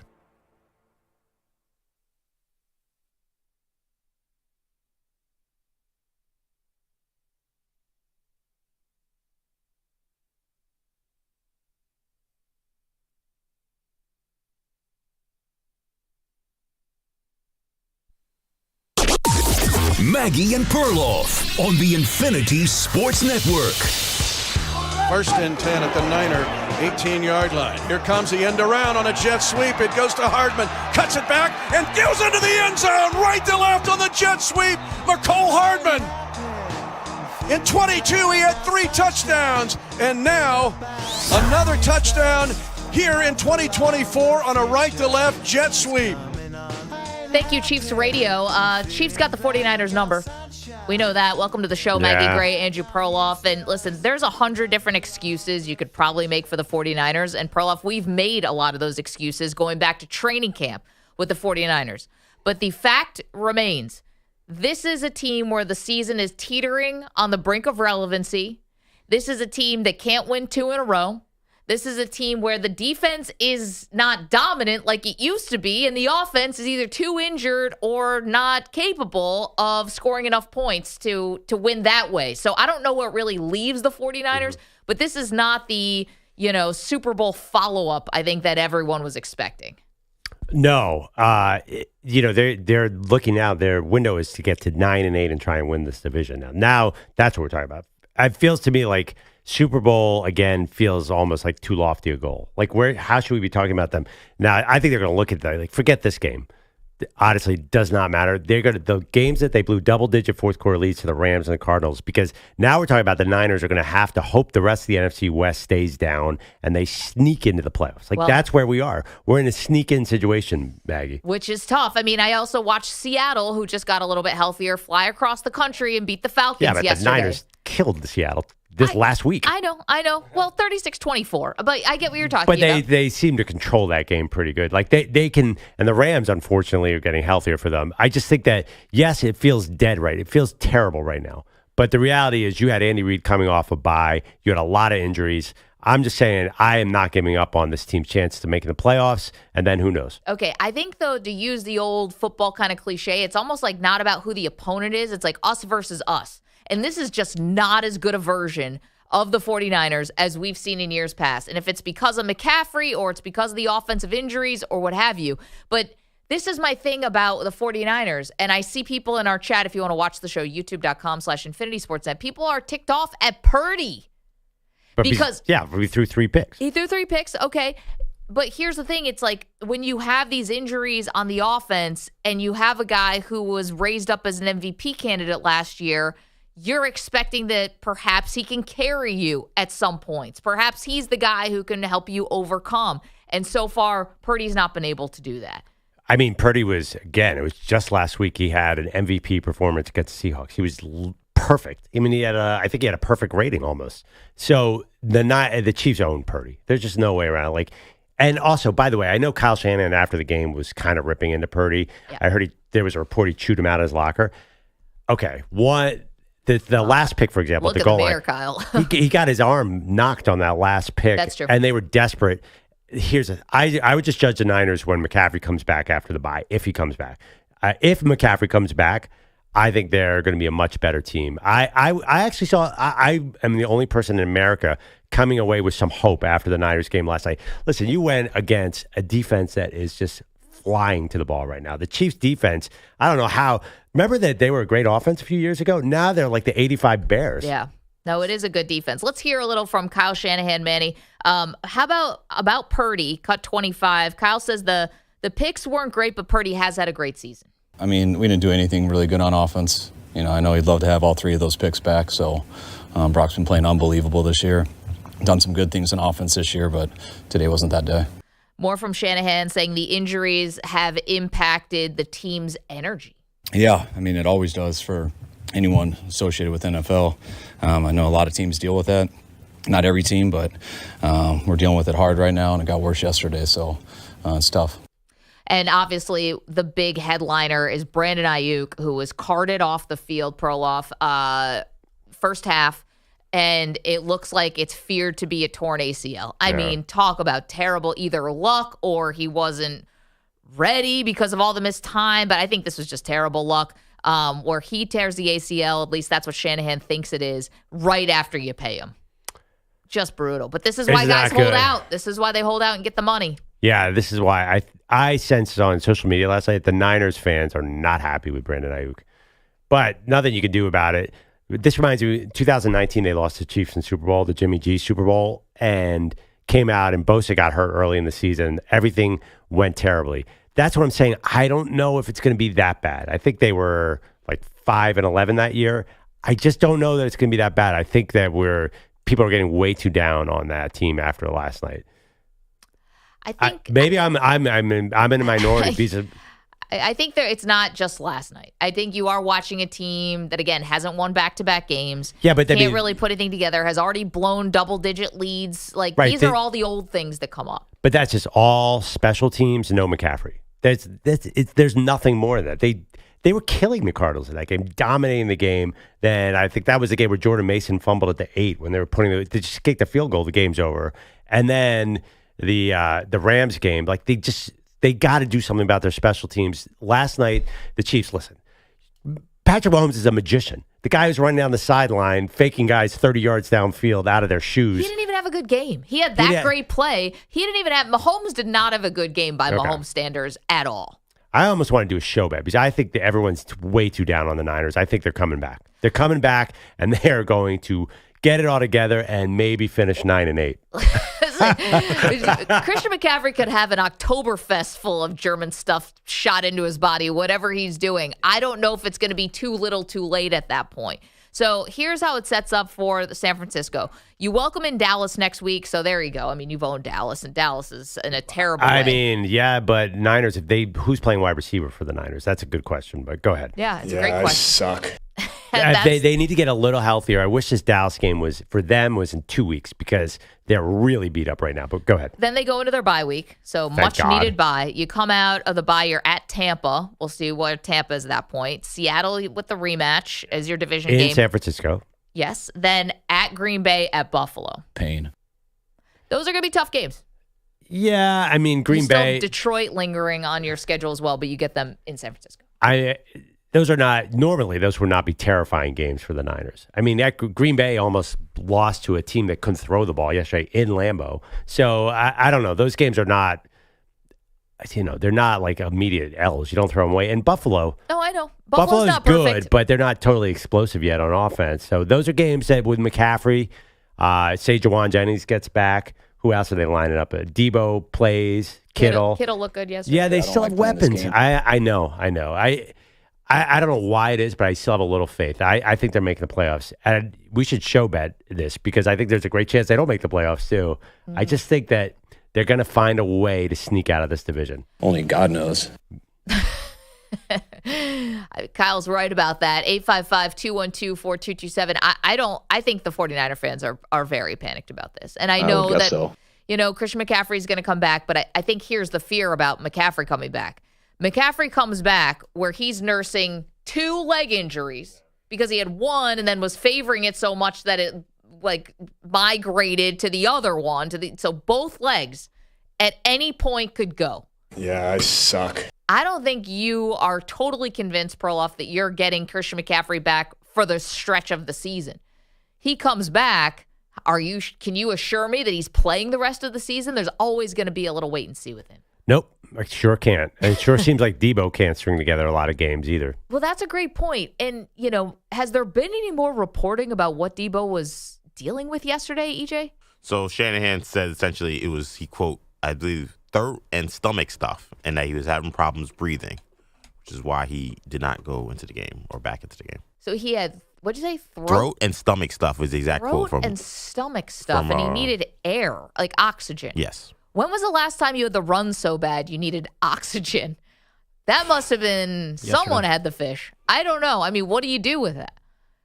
And when's the last time you had a sore throat and needed oxygen? Something about that doesn't add up to me. Yeah, I don't know what. Clearly, he was dealing with something. It feels like maybe for multiple days going into this game. Like he tried to give it a go, and then it didn't go. Well, that's the impression I got from the Shanahan quote I heard. I'm just worried because Adam Schefter tweeted before the game that he could be on the trading block this weekend. That's a Schefter tweet. That's basically like officially from team letterhead. So, I mean, I imagine Schefter's pretty close with Shanahan because he's part of the Shanahan family. So something's going on there. I think your instinct is right on. Schefter covered the Broncos for a long time, if you're wondering what Perloff and was Shanahan, talking about. I'm sure, is tight with John Lynch, who was in the media. I just think that there probably is something going on. Then again, we've seen them remember last year when they got blown out by Baltimore? They did not look like a real team. They went on a 3-game losing streak. The Niners can find their way with Christian McCaffrey. And if McCaffrey, it's going to take a miracle. If he's back and healthy and really Christian McCaffrey, that would make all the difference. How many plays last night could they have used McCaffrey coming out of the backfield? I know Mason had a couple good runs late, but he was not scaring anybody in KC. 855-212-4227. Last week when we asked the question, if the 49ers lose this game, will you panic? I believe it was 50-50. It was straight down the middle as the poll results. I wonder if we put that poll back up. Are you panicked now? Well, I think a good poll. Will the 49ers make the playoffs? Yeah, that's another good one. I'll bet you we get another 50-50. 855-212-4227. You are welcome to weigh in on the 49ers. As for Alabama, we played the highlight for you last segment of Tennessee salting the game away. Bo is in Alabama, not pleased with new head coach Kaelin DeBoer. Good morning, Bo. Good morning, Matt. Good morning, Perman. How y'all this morning? We're great, man. How are you? Well, I'm still crying. I'm still crying about the Tennessee game. I've got to find a good humidor to put my cigar in because I didn't get to smoke it this year. It may be a few years before I get to unless we make a few changes. I believe DeBoer is going to be okay, possibly. Discipline was the big word. They say we need the big D in Tuscaloosa. You're right, Maggie. Discipline we don't have. But it's a new era of college football. Can money buy discipline? And I don't think so. I don't think money can buy discipline, and that's where we're at. We lost a lot of guys in the portal, but what have those guys done for other teams? That's my question. There really hasn't been anything. So we have the players on the field. We have no discipline. You've seen some stupid, unsportsmanlike conduct at Tennessee and then at Vanderbilt as well. We're just staying out of Tennessee this year. I mean, we may not even go back in a few years. I don't know. I hope we don't because I'm not even going to visit Tennessee. I'll go around Tennessee to go north. I don't blame you, Bo. I don't. And I know you're trying to keep a brave face on this one, but I imagine it's got to be really frustrating. And thank you so much for the phone call and hanging on for us. One guy, 49ers. Caleb Downs was midseason All-American that they lost. Obviously, that was the biggest loss. So I'm not sure you could say that nobody's done anything. It does seem like, I don't know, why are we putting these expectations on Kaelin DeBoer? Does he not get a break filling in for Nick Saban? It's like title or bust. He didn't do a good job. It's Alabama, bro. I mean, yes, but it's 2024 in the NIL era. They can't go 5 deep with 5 stars. I think it's a little unfair. I thought there was a possibility that Kaelin DeBoer was going to get fired after the game when he went for it on the 4th and 22 from their own 18 with 1:55 left and 3 timeouts, and he didn't punt the ball away. And I'm like, this guy has got a death wish. What is he doing? Ended up working out for him just fine because they were able to get a stop. But I was really surprised because if Tennessee punches in a touchdown right there, you are sunk. It turns out they were sunk anyway, but that was so gutsy to me. Well, there's risky. You were kidding when you said they were going to fire Kaelin DeBoer. No, of course not. Yeah. But I couldn't understand why they didn't punt it away. Right. It ended up not mattering. They knew Tennessee was going to run into the line 3 times anyway, because Tennessee was just going to run the clock. When you take pass out of the options. I know. So it was either let the field goal happen down by 8. I thought it was crazy too. I didn't understand it because also the offense didn't look like they had any chance of getting any yards. They were just moving backwards that part of the game. You needed a touchdown no matter what, right? Because you were already down 5. 5, and then you needed a touchdown. If they kick the field goal, or were they up 4 to make it 7? Oh, sorry. Yeah. Okay. So you need a touchdown either way. But I was like, this guy is nuts for doing that. Daniel is in Seattle, wants to talk about the 49ers. Daniel, good morning. So first off, for if any question in regards to our Niners fans angry at Aiyuk, yes. Not the fact that he got hurt, the fact that guy was not catching anything. Multiple drops, very, very upset. Anyways, other elements of that game, a whole bunch of injuries. We can move on to what could CMC do with this offense. Obviously, he's a wild card, just beast. The offensive line was just defeated by that KC defense, and that's been inching along all season. Trent Williams is slowing down. Yes, he's a fantastic tackle, but he is slowing down. He's getting caught on holding calls. He is not blocking the way that he used to. Colton McKivitz on the other side is horrible. And so with that, Purdy having to throw to receivers that he has not been able to practice well with. You saw miscommunication with Ronnie Bell. That was one of the interceptions. And he's basically having to just kind of wing it. And in regards to the situations with the lack of the people that he's used to being with, Purdy has not been able to really rise to the level that I believe that he can play at. They can barely get Trent Williams off the field get him on his feet. It takes 3 guys. He's toast. You just paid him too. You gave him more money. But by the way, Daniel, the Aiyuk signing Niners fans must be irate because that early drop, he has stunk this year. Yeah, it was very, very upset because my joke was, because I'm up here in hostile Seahawk country, where I was just like, Aiyuk's hands are so full of money that he has no room for a football. It's it's just insane. It's just you hold out on camp, you miss out on all of your opportunities that you have to practice with the team because you're trying to make a name for yourself and trying to get paid. I get it, it's a business and everybody wants to get it secured, but come on now. I know, but Daniel, look, one game. This is the reason why guys hold out is because he did get hurt and he wants to have a little more guaranteed money, for his future. But it's rough for the fans. And Daniel, thank you. Daniel's not wrong about the offensive line. The thing is with McCaffrey, you're going to come back and you're going to make them look a little bit better, but how much better? Oh, a lot better. I thought Jordan Mason, there's such a significant difference. Or Isaac Arendo or that Patrick Taylor guy. It doesn't matter. I think it's a huge difference. But that being said, I think the Patriots were hardcore about contracts for years because they know once you pay a guy, you don't know how to react. And obviously, Aiyuk's wasn't putting in the work because he's been very bad this year. In fact, I don't see anyone saying, "Oh my God, they don't have Aiyuk now." What difference does that make? Well, they need Jennings back more than Aiyuk. I think there was a thought that he and Purdy did have this good chemistry, and maybe that took a step back because they weren't working together in the offseason. Or maybe his effort level sunk 20%. We've seen it all across the NFL. Once a guy gets paid, you never know what's going to happen. 855-212-4227. See you guys on the phones. Again, these Mondays, they're about us, but they're about you. If we're not talking about the game you want to talk about, because we're going to try to get to everything, give us a call, 855-212-4227. We got college, we got pro, we got baseball, WNBA final last night. Congratulations, New York Liberty. So much happening. Don't move. Maggie and Perloff.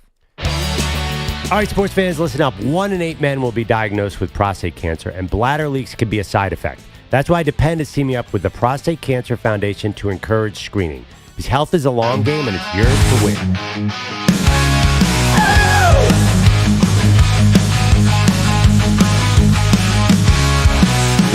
Won the game, Malik Willis led the way, throwing downs and running fast, made defenders pay. But we all know the real story ain't the win or play. It's Bilotti steak, back day, dodge another day. Where's the meat? We're all stopping here. Promised us summer ribeyes, but you always disappear. Stakes on the line, but you're off the grid. Bilotti's MIA, many always hit.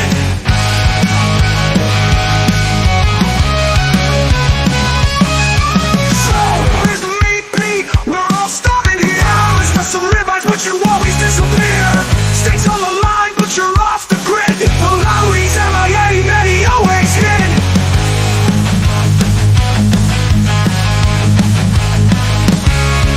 Showing up to work, no, that's not his style. He's out on a vacation, gonna take a while. He bet us stakes, but we'll never get our share. Cause Bilotti's at home in his favorite chair. Where's the meat?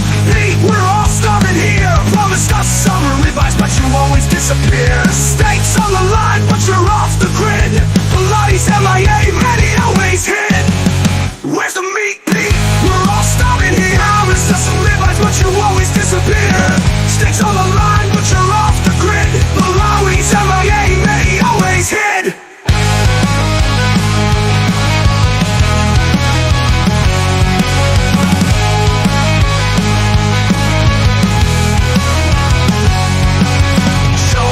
To work, now that's not his style. He's out on a vacation, gonna take a while. He bet us stakes, but we'll never get our share. Cause Bilotti's at home in his favorite chair. Where's the meat? Pete, we're all starving here. Promised us some ribeyes, but you always disappear. Stakes on the line, but you're off the grid. Bilotti's MIA, many always hit. Packers won, but we won't win this fight. Bilotti's stakes, I'll never see the light.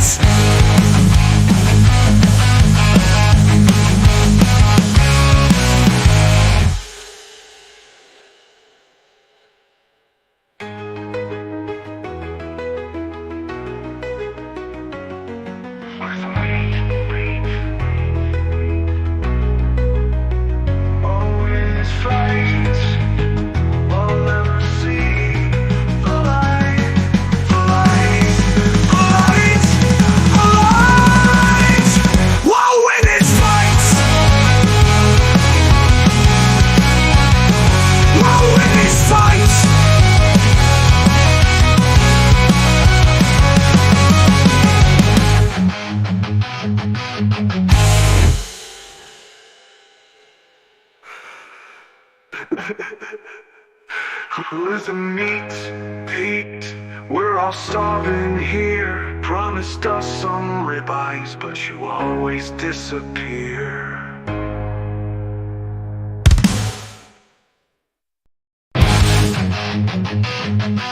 Andrew Bogusch, man, he's starting to steam. Maggie and Perloff said Dave's songs are a meme. All sound the same? Oh, that's just insane. But Bogusch knows deep down there's more to the pain. Cause Peter Bilotti, where'd you go? You're not at work, you're at the show.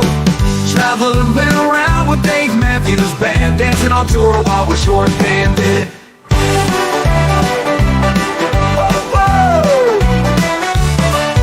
His heart's in a jam, but here's the twist. It's Bilotti on stage, not who you missed.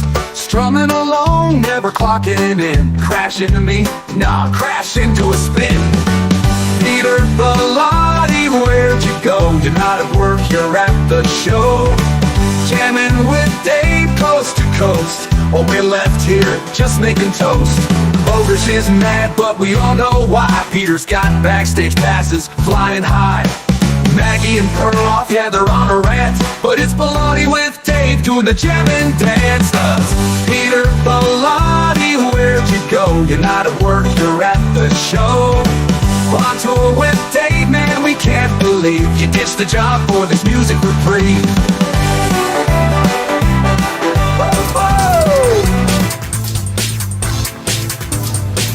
Break ends in 5 seconds.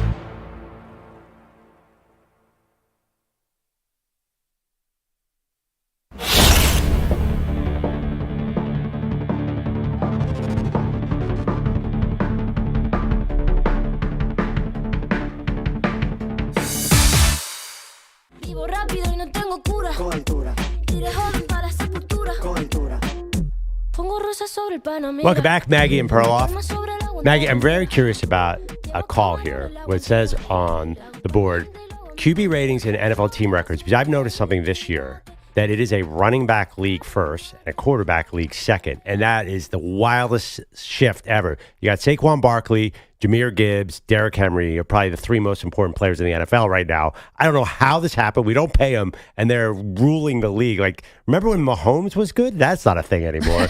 So I'm just very curious about what Rich in Chicago has to say here. Don't forget also, we're talking about Christian McCaffrey. Him not being there is having a huge impact on the 49ers. Good morning, Rich. What do you have about quarterbacks and NFL team records? Yeah, good morning. There doesn't seem to be a correlation. Perloff is exactly right. There's a tremendous shift. But before I get into that, real quickly, I was going to tell you that for your comments about the 49ers, not only are they injured, how would you like to have your second leading receiver yesterday be a guy that's recovering from getting shot? Yeah, they need him, by the way. Ricky Pearsall, that's not just a good inspirational story of overcoming this traumatic thing. He's got to be a factor for them. He's very good. I saw him in Florida. I'm a Florida grad, and he's outstanding. He's the real deal. And but I think that speaks to the issues about the 49ers. If he's going to be your go-to guy, behind the tight end, you got some problems. Yeah. He's elusive and he's fast, but he's 5'11". So who knows? But anyway, to Perloff's comment, what I wanted to talk about is this lack of correlation of the QBR ratings, and I racked it up through yesterday, just so it's current. But get this strikes me as being really odd. Trevor Lawrence, which I think is having a mediocre to C- year, is ranked 8th with a 2-5 record for the Jags. Mahomes, to your comment, he's 11th. And everybody knows how good this guy is. The thing that stunned me is Goff, he's got an 80% completion record. He's ranked 16th. Makes no sense to me at all. And then you have these aging veteran guys. How about Rodgers at 23rd? Yeah, well, that's Prescott at 24th. Watson, as I said before a couple of weeks ago, is so horrible. He still is dead last. Well, his season is over. The last surprise is, how about this? If you had to take a wild guess, what out of the 32 quarterback ratings, where would you think Caleb Williams, with the year the Bears are having and the year he's having, should be ranked? Middle of the pack. He's 26. Well, maybe there's something wrong with QBR. Rich, you're making me think, and thank you so much for the call. You're making me think something's wrong with that stat, because I'm watching Jared Goff yesterday, and Goff hasn't been perfect this year, but there are times when he looks pretty close. Goff had those early interceptions in the season that were unusual, but I mean, I think you might have predicted, he's definitely an MVP candidate. Yeah, I said that after 2 games ago. Yeah, I mean, I think I'm sorry Montgomery missed some plays with an injury, but Jahmyr Gibbs is just he's the special sauce of the entire NFL right now. That guy he's like a video game. It's so exciting. It reminds me of 1980s college football. We haven't seen a running back tandem like this. Their nickname? Sonic and Knuckles. On the way up, we're going to bite a kneecap off. Yeah. By the way, I almost cried. I watched the entire Dan Campbell handing out game balls afterwards, and Jahmyr Gibbs got up there, and he is the sweetest person in the NFL. And that's fine. I'm all in. That's my second team. The sweetest person in the NFL. Oh, Jahmyr Gibbs is it's just, that. You guys are just propping me up to be the special player I am. And the kicker is awesome. The Lions are the feel-good team. Don't give me your New York cynicism, CeeLo. The Lions are the best thing going in the NFL right now. I'm not a lunatic. We all love the Lions. I picked the Lions yesterday. The NFL's better when the Lions are good. It's just, again, you already root for an NFC team. That doesn't mean I can't appreciate storylines. Just because I'm an Eagles fan doesn't mean that I don't love excellence. I love Patrick Mahomes. What's wrong? That's I was a Sixers fan and I love watching Jordan. It's the same thing. You can love Mahomes. Maybe you're a Bills fan, you can't, but even then, you have to appreciate him. Well, I do, but I'm not watching their post-game videos crying about it. I'm not. The Lions are adorable, though. They're adorable. That's a great word. The fact that their running backs had to come out with their running back coach and make an announcement that they want to be called Sonic and Knuckles alone makes them the best. Let's think about this. The Dan Campbell Lions, They'll which never is see it called coming. Adorable, and they've got the sweetest player Yeah, in the they NFL. resent that, by the way. Dan Campbell would throw you into a locker for that. You guys don't understand. Give you a Dan. wedgie. Dan Campbell is a mensch. He is the nicest guy. I can see that. Watch him in the postgame. He is. I want him as my big brother. He You is think the bite coolest. the kneecaps is somebody? But he come didn't a mean long it way. like We're a gonna bite mean a way. kneecap off. He Come a didn't long mean way. it in a mean way. He meant it like we're gonna be all in for each other. That is a team. I like teams that support each other, a locker room culture that feels like they're all together. This is a team that I don't know if they win it all, but it seems like they will have each other's back. Listen, I'll give you this. That's a devastating way to lose a playoff game. And the fact that they have not, got off to a little bit of a rocky start, but they're still all together in this locker room when you could have definitely been pointing fingers at Campbell. You could have definitely been pointing fingers at guys.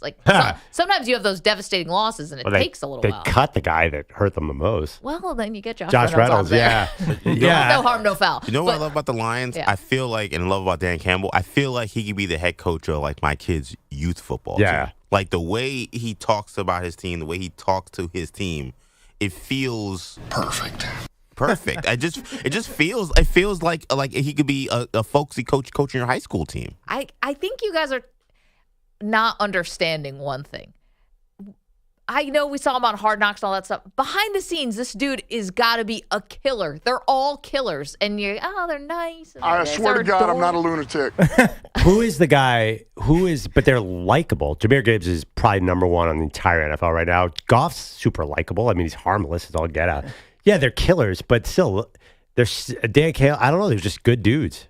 They seem like I have no idea. Kind of probably fake good dudes, but they seem. Amon-Ra St. Brown his podcast is amazing. They got everything going on. Isn't a big part of them being likable, though? I know what you're saying about the individual personalities, but they're on the rise, right? They're on the rise, and also they've had years of everyone's sick utility. of the Chiefs. Is Patrick Mahomes a guy that you want to hate as a person? I don't think so. Tough. People are just. Yeah, it's tough to hate Patrick Mahomes. But people are tired of it. But also, they've been a lot terrible of people since 1957. This is time to go. We all love Barry Sanders. Yes, we do. I mean, you didn't Barry. have to root for the Lions to have Barry Sanders poster on your wall. And we all love authenticity, and it feels like everything that happens with the Lions is authentic. Yeah. To me, there isn't much a difference, to be honest, in terms of Dan Campbell and Russell Wilson. That line between corny and authentic is very thin. And I think Nobody thinks Russell Wilson's authentic. No, that's my point. Yeah. Is that Russell Wilson does kind of the same, cheery, rah kind of talk, but nobody believes it because they don't believe him. Unlimited. I think Dan Campbell, he comes with a level of authenticity that people can get behind. He caught a terrible fake punt on 4th down, by the way, yesterday.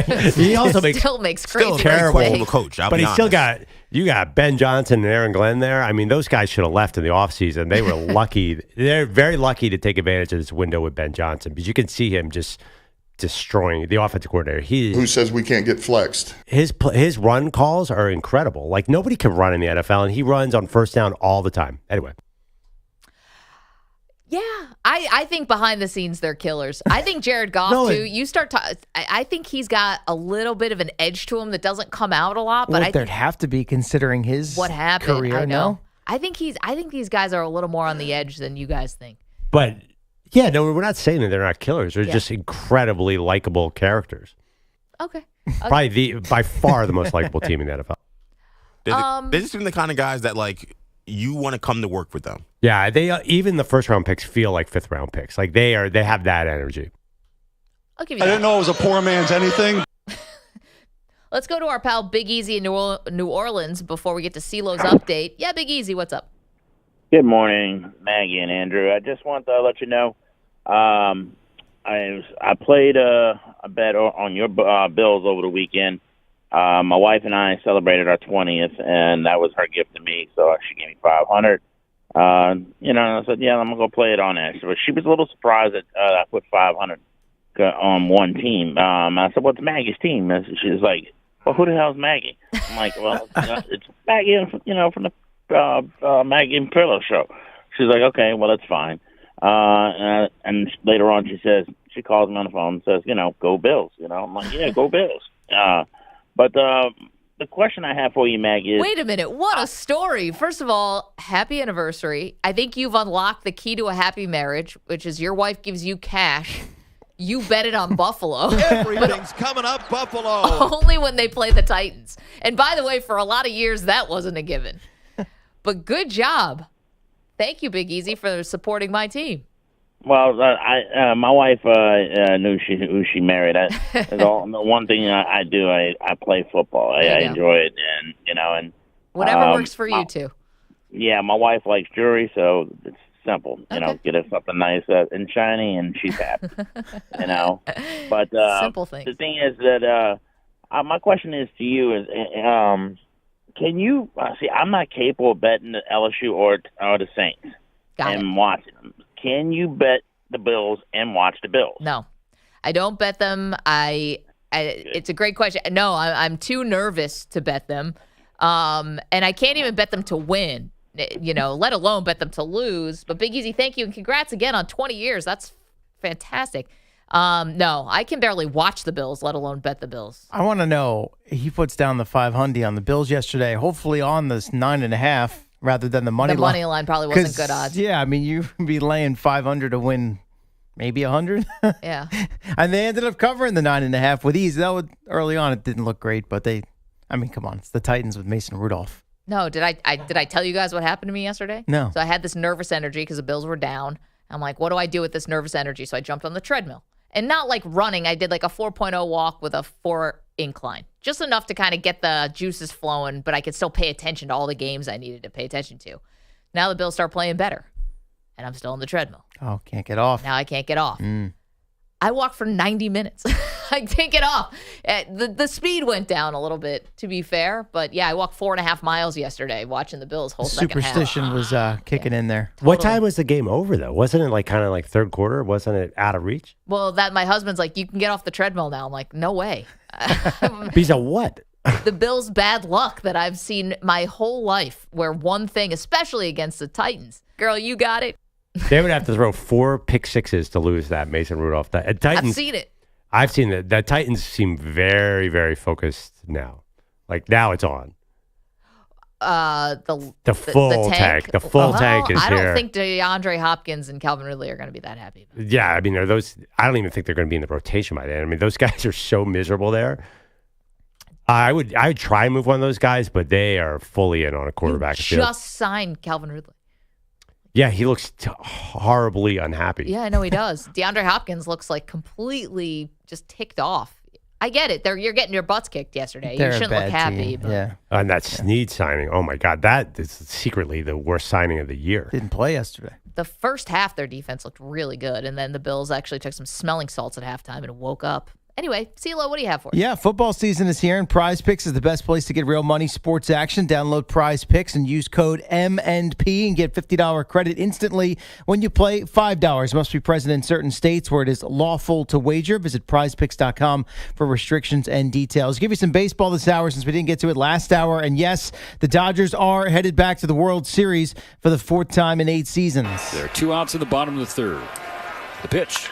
Smith cracks the ball in the air, center field, drifting back Taylor. He's at the wall. It's gone. It's out of here. Into the netting in front of the batter's eye. Will Smith breaks through. Dodgers radio, 2-run homer to make it 6-1 LA on their way to a 10-5 victory over the Mets, taking Game 6 and the National League pennant along the way. Tommy Edman doubled, homered, and drove in 11 RBIs for the series, tying a franchise record as he was named NLCS MVP. It's pretty crazy, especially with the history of the organization, to have tied that record. I had no idea about it until, I guess, after the game.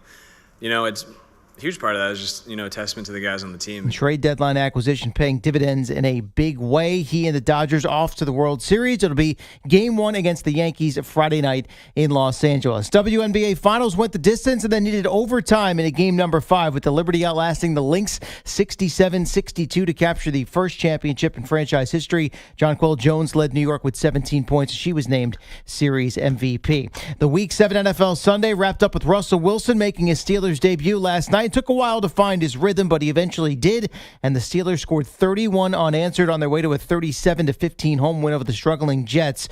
Wilson had a couple of TD passes and a rushing score, taking over for Justin Fields.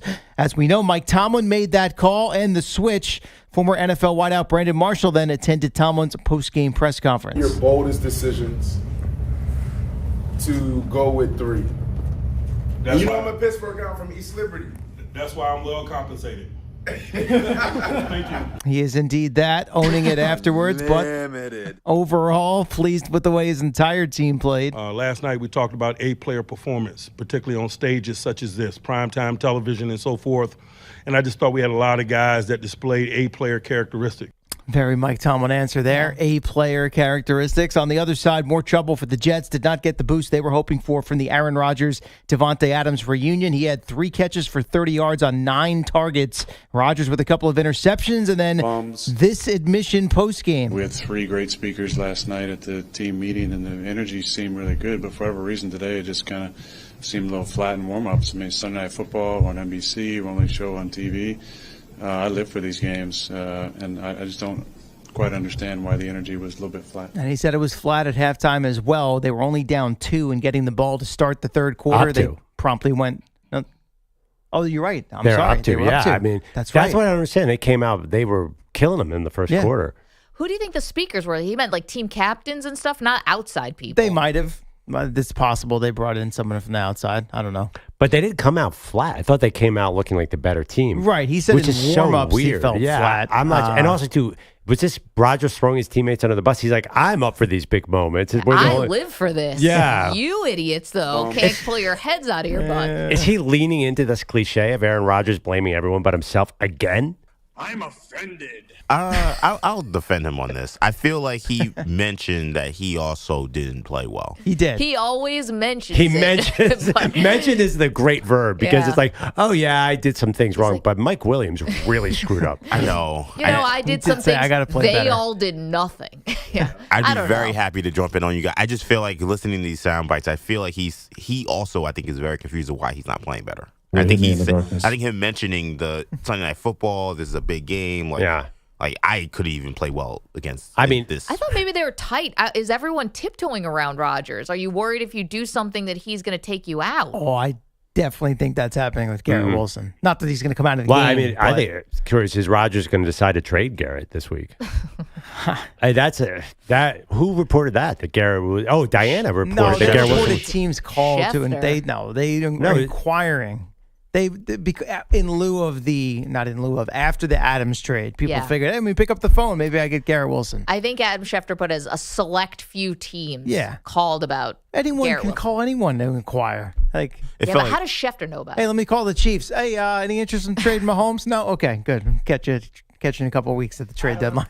I don't know. It feels like he wants to recreate the 2021 Packers or something, and I don't remember Garrett Wilson. You're not gonna have my number. Where's Donald? I don't know. Like who else? All of his friends are already here.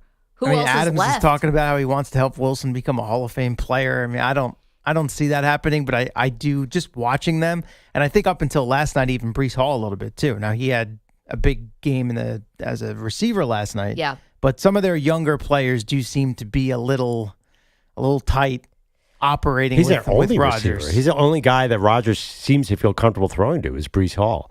I mean, how many targets? He led the team in targets again last night. Yeah, I mean, Adams had 9. They just didn't connect much. I just feel he like threw to Wilson a lot. Yeah. Unfortunately, both times. I think both interceptions were Wilson targets. They Certainly were. the one that went off his chest. It doesn't feel like Rodgers feels like he has a pocket where he can sit and look at the receivers. That's why he keeps dumping the ball off.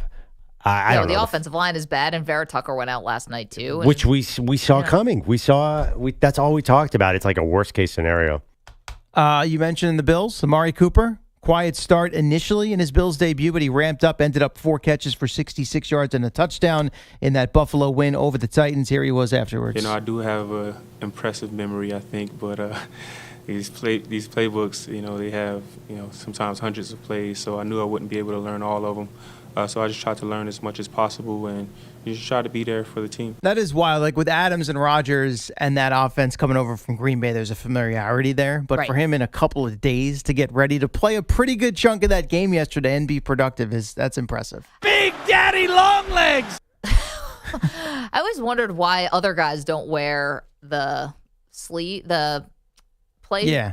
What do they call that? It's like usually it's the quarterback wristband. The wristband. Thank you. Just like with a couple, like, oh yeah, this is me. Mind the gap. You know, it's funny. Everyone's like, Amari Cooper, big contribution. And like, had a wide open touchdown that he juggled about 3 times. Yeah. That did look a little wonky. I'm not complaining. This is his first game with the team. Is he the transformative receiver, though? They needed him yesterday. Didn't he have a drop early on, too? He did have a drop early on, but there was nothing going for them early on. What do you mean they needed him yesterday? Did they win 34-10 over the worst team in the league? Yeah, but eventually he was the big catalyst and one of the big reasons that they got going. Him and Ray Davis. Ray Davis is really good.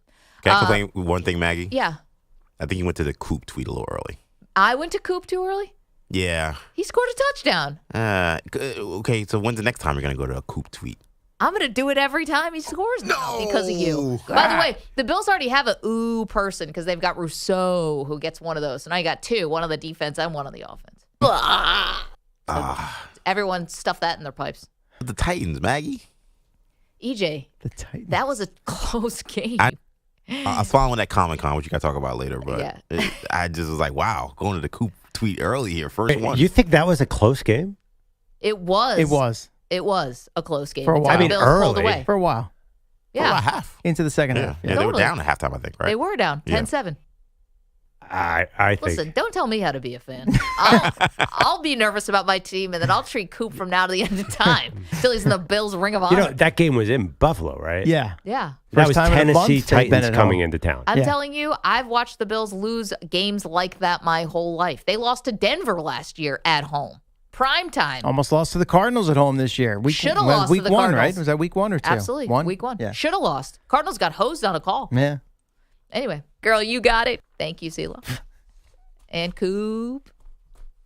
855-212-4227. All right, lots more to do, including we've got the Packers with that was close, win yesterday over Houston. The Lions, of course, Perloff calling what's your tweet? Are they the most likable team in the NFL? Most likable team in the NFL. 855-212-4227. We get back to college, too. You're in a 5-minute break.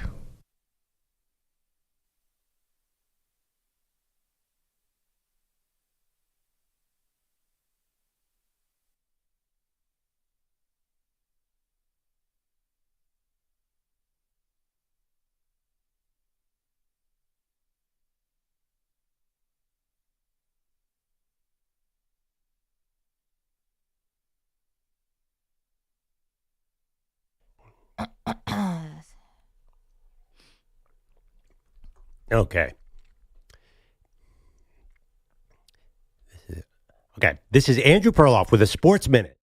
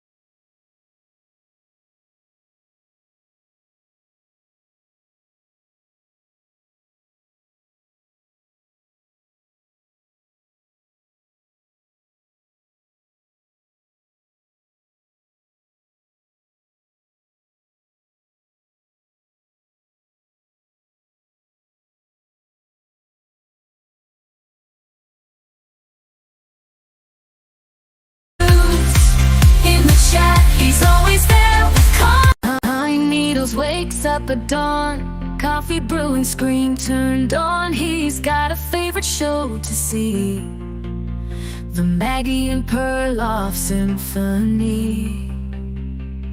Oh, pine needles are turned in tight to infinity. Sports radio every night. Maggie and Perloff, your daily delight. In their words you find your life. From highlights to the breaking news, every take he can't refuse.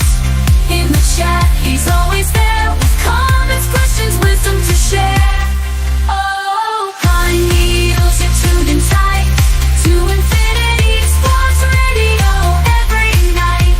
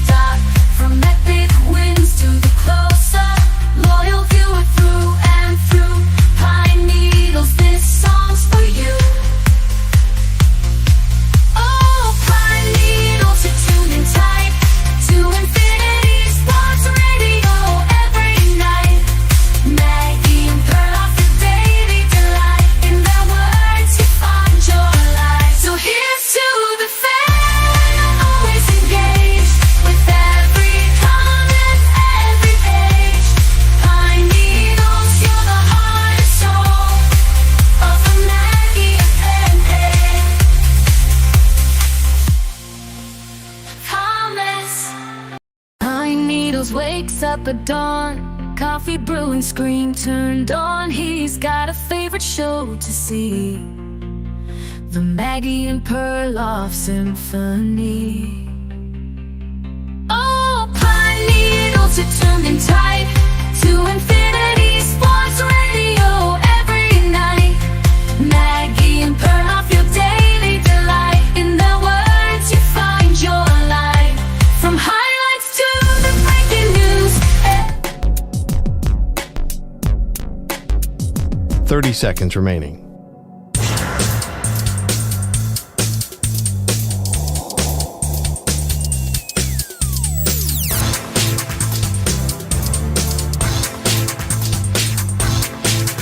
$15 seconds.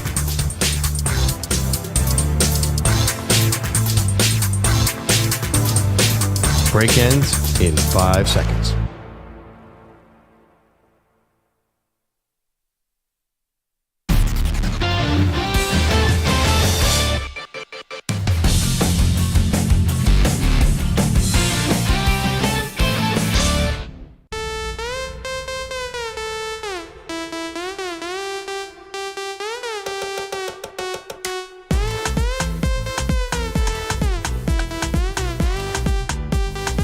All right, time to wake up. Maggie and Perloff on the radio, recapping everything that went on yesterday, Saturday. It was a huge sports weekend, Perloff, and one of the good games from yesterday ended up being a kind of a kick-for-kick photo finish, if you have such a thing, in football, is what we saw between the Packers and the Houston Texans. And Kevin is in San Antonio, is our pal.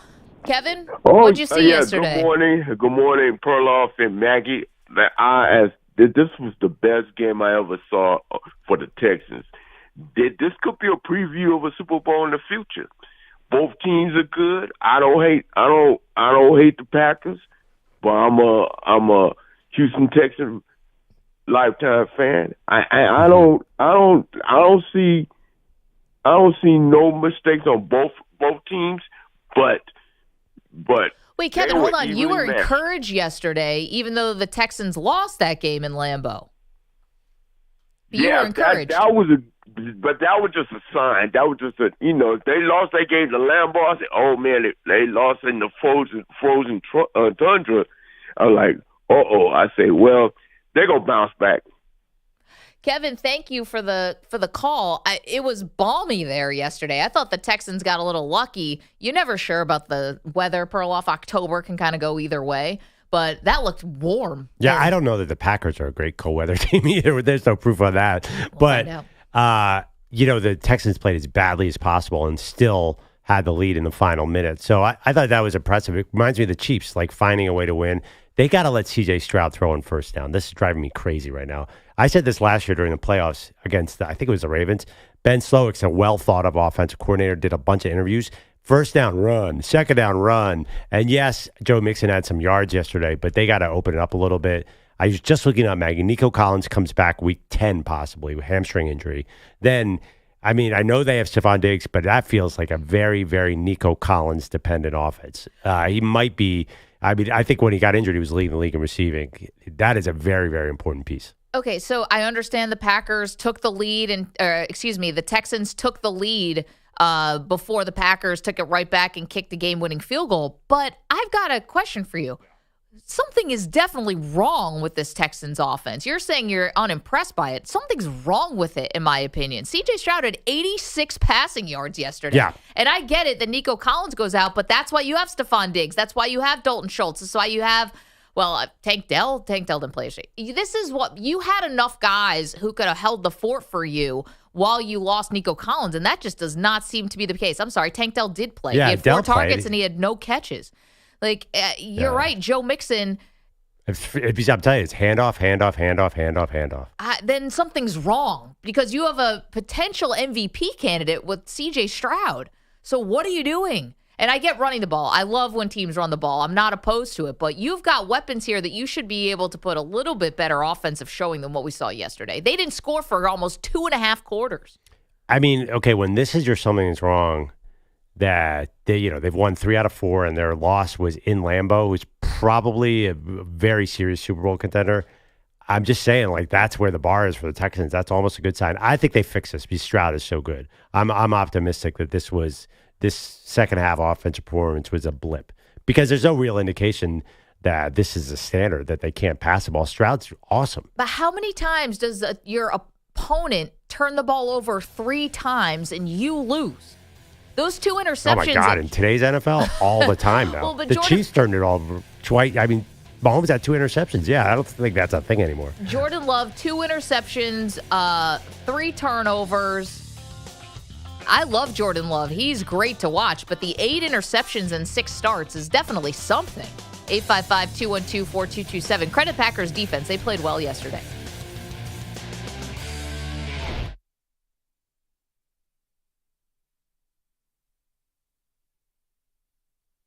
You're in a 5-minute break.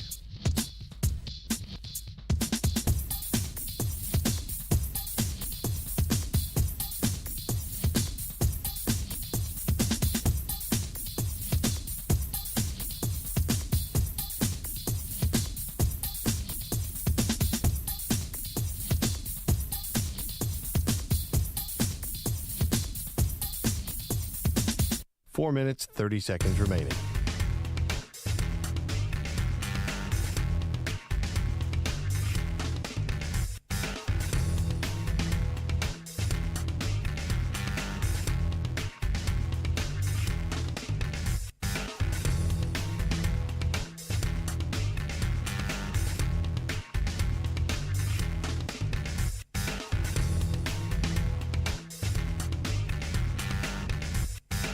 Four minutes remaining.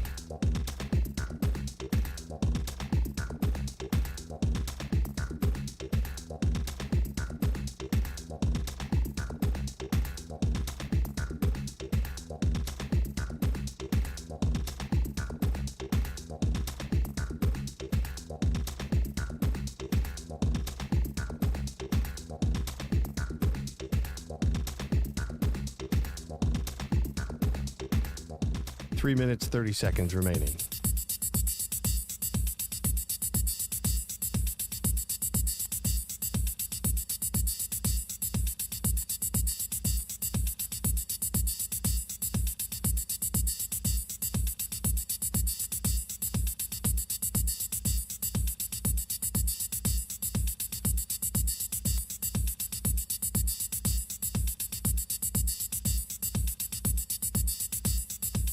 Three minutes remaining.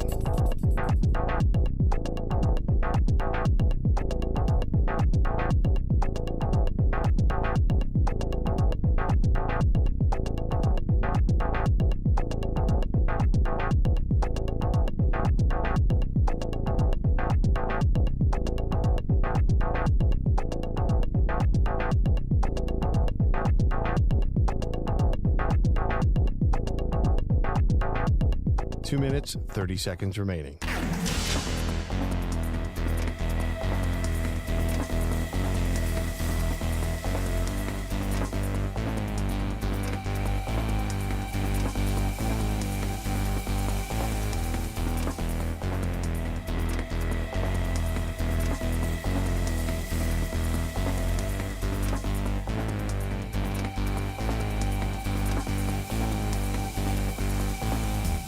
Two minutes remaining.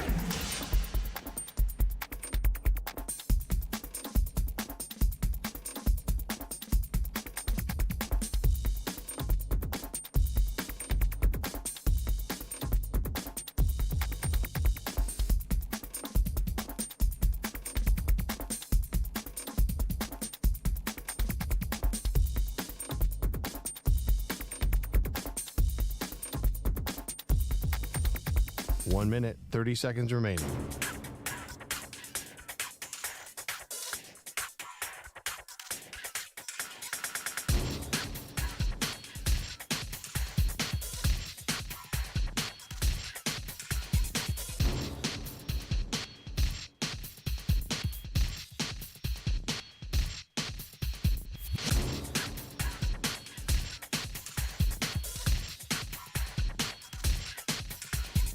One minute remaining.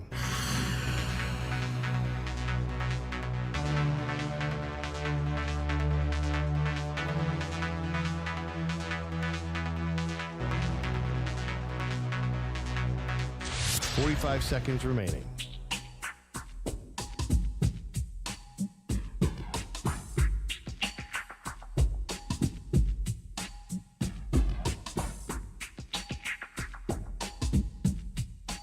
Seconds remaining.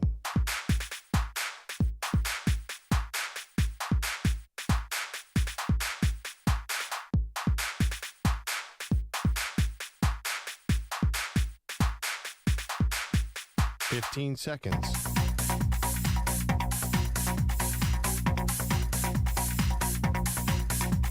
Break ends in 5 seconds.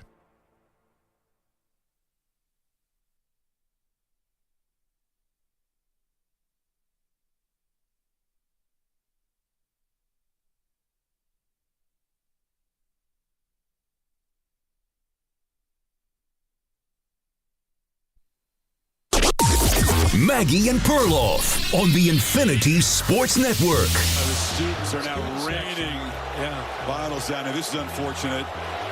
This is going to delay the game. That's the student section down there in the corner. They're not going to win the Taco Bell contest at this rate. No. But I tell you, look, these guys have a tough job, especially on these plays on the edge. But calls like that can influence outcomes. Sarkisian down there pleading with them to stop doing that. Thank you, ESPN, for that audio. What a wild game. Welcome to the show, Maggie Gray, Andrew Perloff. We get back to all the NFL in just a moment, but college deserves our attention today, Perloff, because that Texas-Georgia game was the game of the weekend, and it delivered for how wild it was. And that was maybe one of the biggest, 2 to 3 biggest moments of the game was Carson Beck throws an interception that then gets called defensive pass interference on Texas. And the crowd went absolutely crazy because Texas was trailing 23-8 at the time. They thought this could be the big spark for the comeback. Then it gets called for defensive pass interference. Everyone loses if they start throwing bottles and stuff on the field, as you just heard Chris Fowler. So while the bottles are getting cleaned up, the officials all congregate without replay, decide they blew the call and give the ball to Texas, and Texas scores 2 plays later. It was just a crazy scene altogether. Yeah, I mean, I think it was by far and away, not even close, the thing we'll remember about this game. It was obviously the key headline this morning. It was a terrible mistake by the officials. Two terrible mistakes. One really terrible mistake. It was a bad pass interference call, but then again, there was contact on both sides. Like, I've seen worse pass interference calls. That mistake happens. What they did was they played the result and they had time. So they basically created a new process of overturning a call, and you just can't do that because the precedent's so awful. Basically, now fan bases in the SEC are saying, well, you know what? If it's a bad call, if we create some ruckus, we'll give the officials enough time to meet about it. And they were playing off the home crowd, which was rabid in Austin on Saturday night. So this was just the worst thing the SEC could do. It's like you're a parent, you can't let your kids get away with that. Now every SEC crowd is going to try to do that, or they should at least, because the officials are obviously mentally weak and will react. So Georgia ends up winning the game 30-15. I assume everyone knew that. So here is Kirby Smart, though, in victory, but very upset by the overturn call. Now we've set a precedent that if you throw a bunch of stuff on the field and endanger athletes, that you got a chance to get your call reversed. And that's unfortunate because, to me, that's dangerous. That's not what we want. And that's not criticizing officials. That's what happened. Well, yeah, but I get it. And he's right, and you're right, Perloff. And now if I'm, next week and I'm Alabama Mizzou, and all of a sudden Alabama gets a really bad call, why wouldn't I just start chucking everything I have on me out onto the field? However, in my opinion, they did get the call right eventually. So, yeah, the process was not right. But to me, it did look like the Georgia wide receiver pushed off on the defender even more than the defender pushed off on the offensive player. That is not defensive pass interference. So the fact that they ultimately got it right matters. Let's be clear. Both the receiver and the defensive back extended their arms fully. I mean, that was pretty close. It should have been a no call. Yeah, it should have been. It should have been a no call interception. Yes. Interception, touch. Yeah, obviously they did screw up. They got the right call, but I don't think that matters really much at all. Because, again, last night there was a play in the Steelers game. I think it was when Minka Fitzpatrick was called for using leverage on blocking an extra point, where everyone on social media is like, oh, they should pull a Texas and start throwing things to give the officials time and to intimidate them. And it's just, you just showed this SEC officiating crew could be influenced by the crowd. If that had been in Georgia, you think they would have reversed that call? No. But obviously no one would have been throwing stuff on the field because Georgia was ahead. But it wasn't just the time. It was also the fact that like they were affected by the crowd, which happens with weak officiating crews. Then the SEC has the gall to come out and issue this press release saying, this is all, we are so upset with the Texas fans. And they've said many things like, we are going to get those Texas fans.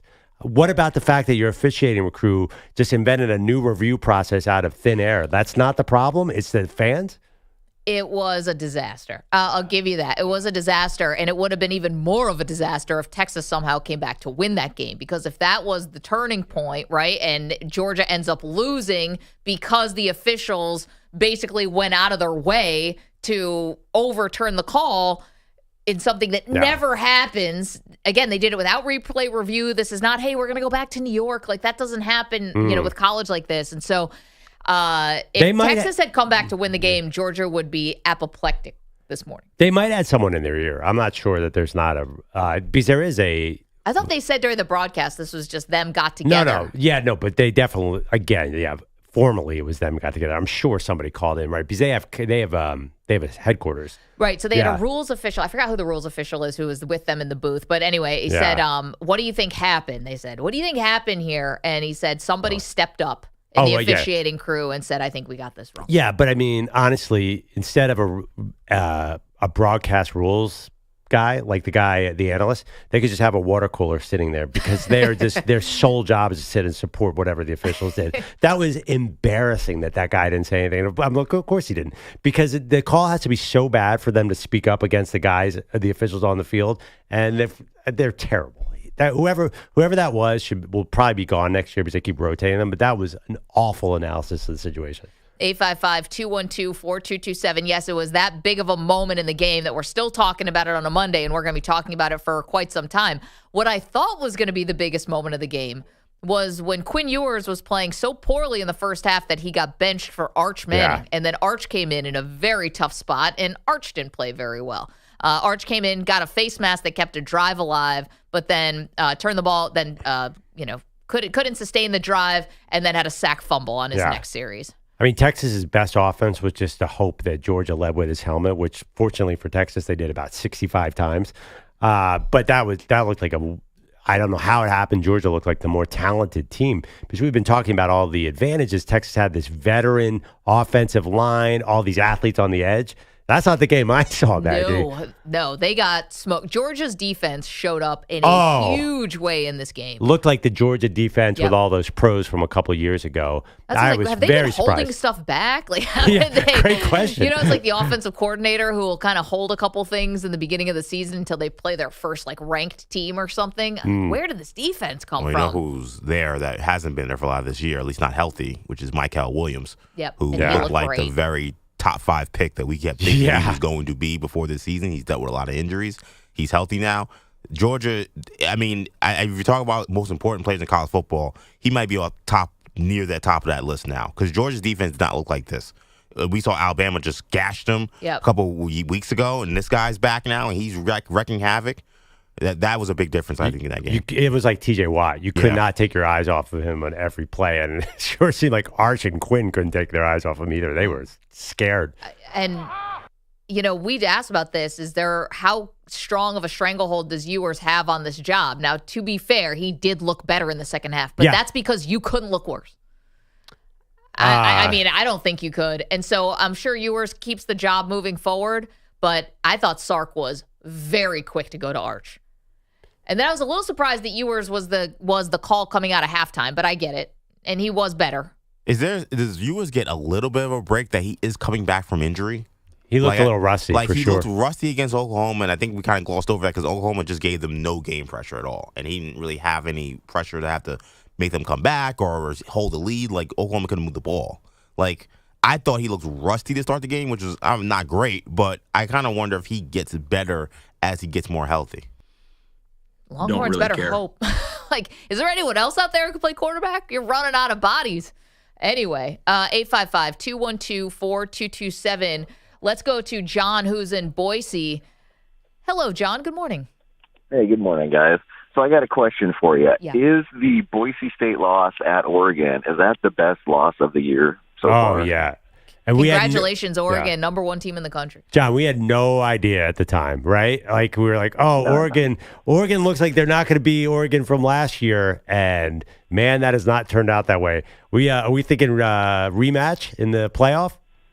I would love it, but, Oregon actually, after the game, paid us $3.5 million to get out of a 2025 game with them, and we booked Notre Dame as a replacement. So I think Oregon just doesn't want to play us. I would say wasn't there the whole narrative going into like that Boise kind of has Oregon's number? Oh, we did. We were undefeated against them until that game. Right. That's what I remember that. John, yeah. Yeah, from a while ago, though. Yeah, they don't play each other I think it almost was 17 was the last game or something like that. Yeah, but John, you're right about that. Does look like a pretty good loss. And again, congrats to Oregon. First of all, don't you feel like, listen, this is going to be fun for Oregon to be top dogs. We know we're on in Eugene. We're on in Portland. This is really, really exciting. It's just there's so much parity this year. It's amazing.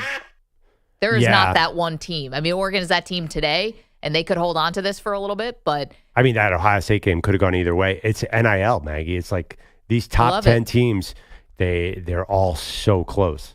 Ramon is in Indianapolis. Good morning, Ramon. Good morning to my favorite people, and you guys are hitting it hard. I've been debating with my brother for the last 3 years that we should not be seeing the same 3-4 teams leading college football. Kirk Herbstreit said Saturday during the telecast, Texas telecast, that he thinks he sees 30 teams with the possibility of getting that playoffs. And that's what we're talking about. And Perloff just said is NIL, transfer portal, and coaches are now finally coaching. There's more on the line now, Perloff. That 12-team playoff, it's no excuse for you now not to be putting your best foot forward. Colorado's got a shot if they can go ahead and keep getting on that run. So that's what we should be seeing. We should be seeing more teams. Also, Russell Wilson's ball looked fantastic last night. If it stays like that, I'll be proud for him. That ball looked fantastic. I couldn't believe it. He was fantastic. So I'll eat my words on that. And then Daniel Jones, Perloff. Daniel Jones, man, I ain't like them comments I read this morning from him. They're getting benched. What do you guys think about that? They get out his contract this year, so maybe Fields may get a chance there. Who knows? But Daniel Jones is terrible. Wait. Did you just say Fields to the Giants? Is that what we're talking about? Well, that's what Ramon just said. Yeah. Would Justin Fields maybe get a shot there next year? I think they have to draft somebody, yeah. But although we'll I do like that a little bit. Well, now I'm watching some of these quarterbacks. Who are you drafting? Carson Beck? Good luck with that. Draft's great. You got Shador, Cam. You got a lot of guys. What's that? What are you doing, EJ? The Miami Selly. The Cam Ward. Oh, I'm Miami sorry, Selly. Cam Ward. Yeah. What? Yeah, and who's the other one? There's Shador, Carson Beck, Cam Ward. So that's 3. Yours? I'm just saying I'm watching these guys throw picks Genty. left and right. Ashton Genty is your quarterback? Oh. Honestly, he can't be much worse than Daniel Jones, honestly, right? yeah. Could he be better than Daniel Jones? Would you take Just run the Wildcat every play. Boise running back over Daniel Jones right now? Yeah. But yesterday, anyway, what Ramon's talking about is the Giants were losing poorly to Perloff's Philadelphia Eagles, which, by the way, has been the thing. That's been the trend. The Giants haven't beaten the Eagles. But they beat them last year, I think and they since almost the beat Reagan them twice. administration. No, They split last year, but before that, I think it had been like 4 years since they beat them. No? I'm never really happy. But Hurts cannot play well, and he's terrible in that stadium. So I think, by the way, it's the most unimpressive Eagles blowout win I've ever seen in my life. Like, nobody walked away from that. It's like they are now a one-person offense, and it's Saquon Barkley. That's football. Yeah, where would they be without him? I have no idea. Well, A.J. Brown had a big touchdown, too, It's for true. you. That ended up paying dividends. But I think that the biggest thing, can I give you my thoughts on the Saquon thing after seeing this yesterday? The Giants were smart not to bring Saquon back. You need to be bad to get a quarterback. He could have accidentally kept you in a couple of these games. And I wasn't sure if maybe I'm like, man, maybe the Giants are a little bit better than we think. I don't know if that's the case. I think you finally saw the Kayvon Thibodeau injury. You know, they just couldn't hold. Couldn't hold. That's a great point. Ultimately, they're not going to regret getting rid of Saquon because they need a full rebuild, and Saquon would not have helped that. No. They probably, sorry, Joe Shane, you're probably gone. You should have listened to your son and taken Jaden Daniels or find a way to get Jaden Daniels. That was a great moment in Hard Knocks where the 9-year-old kid's there. Yeah. He's like, I think you should take Jaden Daniels. He's like, well, we're not going to have a chance. He actually said, like, you're getting older now, you have to win. Because how they were going to get Jaden Daniels, that wasn't clear. He didn't have a plan for that.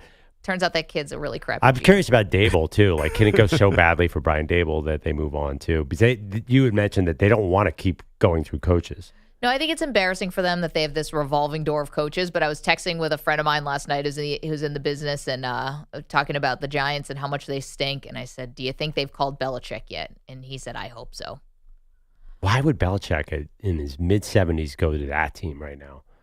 There's got to be a better option. He just thinks there's a mystique about that organization. And I get it. He won Super Bowls there, but he's got to get his wins to get the all-time record. I appreciate the question. I really do. He can't get 7 in New York. I know how Who's your interested you quarterback? are in that subject. With a rookie? No. I mean, he's got 2. You think he's got 2 years though, right? He's not going to coach for 1 year and be gone. It's just tough. I mean, I'd take the I hear Cowboys you. if I were him. Yeah, I would too. I think that's where he should go. I just think he thinks very highly of that organization. I don't know why. They've been one of the worst organizations in the NFL for at least a decade. We don't have time for that. Manny, would you rather have a draft a quarterback or bridge quarterback? Draft a quarterback. There you go. I have one question for you guys on this too. Is there any chance, because we watched Hard Knocks and they pitched this whole leaving Saquon to the dust as this will be better for our team. Like there's famously that random guy in the front office who I think he should be the GM because he asked Joe Shane, what is the identity of this team if we don't have Saquon? And Joe Shane really didn't have an answer. He's like, better offensive line and, Daniel Jones healthy. And I'm like, well, okay, we see this. It's still a terrible team. Like, is there any cut where they say, hey, we need to tank? Like, this is why we're letting Saquon go. Because they talked as if this was going to make them a better team. I don't know if they said better team. Is that exactly how they worded it, EJ? I just don't understand how they thought they were going anywhere with Daniel Jones. And I know Jones plays better away, but I think the reason why now you're seeing the pile-on of Jones is because to me, we don't know this. I think the owner was the one who wanted Jones. It's possible because Joe Shane was also in Buffalo and he was actually a good drafting GM and he's not. Is he a total idiot? I don't think so. The Saquon thing, I get it, but I also understand not paying running backs a ton of money. I get that too. But the problem is the Jones contract was always terrible.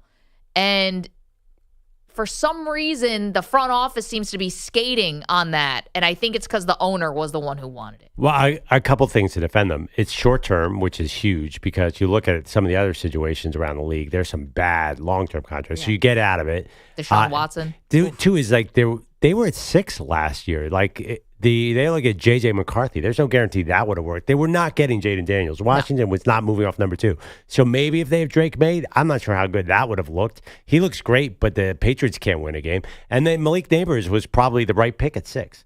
Was he there? Did he pick Daniel Jones? No. Daniel Jones was Dave Gettleman. Oh, because whoever took Dexter Lawrence, that guy should. Also Dave Gettleman. That was a great pick because that guy's a monster. Oh man, is he good? Gettleman.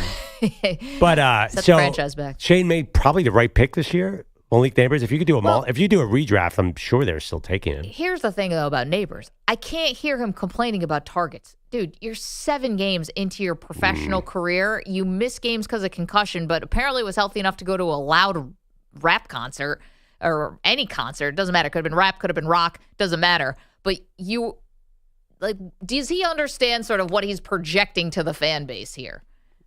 I mean, I've watched the Giants. Any pass that doesn't go to him is a mistake. I'm with Malik Neighbors. I mean, I get it, but you're going to come out and be Mr. Negative about this? Yes, throw me the ball. I mean, look at your guys. Stephon Diggs said yesterday, I'm totally petty. But Perloff, that's the entire offense. That's what the Giants have done when Malik Neighbors is healthy. If Malik Neighbors is open, he's going to throw the ball to Malik Neighbors. That's the entire offense. That's their identity. They didn't know it at the time. They didn't know it at the time, but it's just, hey, Daniel Jones is going to drop back to pass and he's going to throw it to Malik Neighbors, and then a couple of other times we'll hand it off to Devin Singletary, and guess what? Devin Singletary isn't even the lead back now. Yeah. But do you got Tracy now? But okay, you're a Giants fan, Manny. Would you, if you could do the draft again at number 6, would you take Malik Neighbors? Yeah, I mean, given how the start of the draft, do I have quarterbacks available? No, the way this draft was. Give me Malik Neighbors. Neighbors is awesome. Yeah. I understand what you're saying, but listen, he's probably right. Like, he should get more. He should get all the time. Penix. Do you Big unknown. We don't know, but you could have had Penix. At least you have someone to go Did to. we know anything about Daniel Jones? I'm not having that same risk with Penix. At least Penix was in the championship game last year. I mean, Daniel Jones was out of Duke. You know? I'd rather go into the draft this year, come out with one of these guys.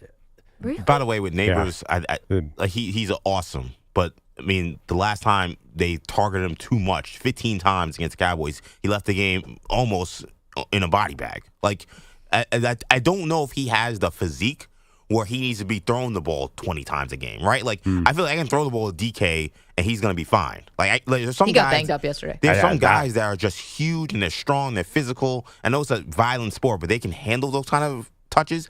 I watched that Cowboys game and I felt like this feels like too much for him and his body. So I get wanting the ball, but I just feel the last time they did this, he got hurt and it was bad. And he's the only thing they got there. Like, they can't let him get hurt. He did have 8 targets. I mean, that game was a nightmare for the Giants. That's true. Well, they're missing their left tackle. They're missing, guys on the defense. I get it. But the quarterback's a problem. Michael Penix, 212-4227. Could have been seeing what he's up to. By the way, do you think he would have beat out Daniel Jones in training camp? Who, Penix? Yeah. I mean, that's a huge unknown. You're saying a guy who hasn't even taken has he taken a snap yet in the NFL?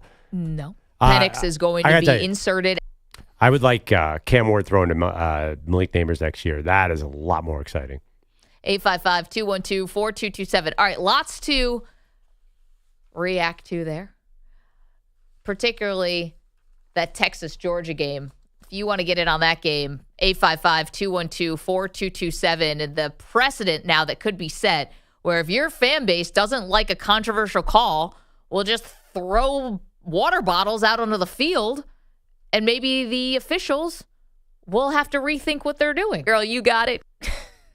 Coming up. A lot more to do, including whose stock is up and whose stock is down after a big weekend. You're in a 5-minute break.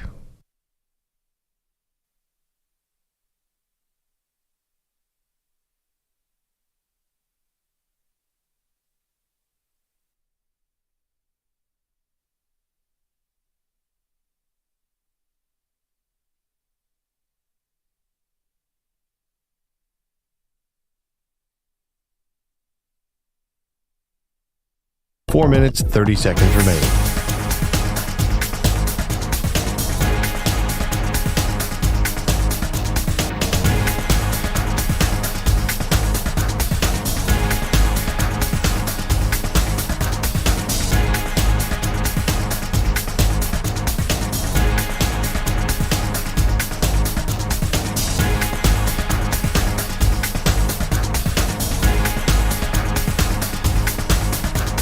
Four minutes remaining.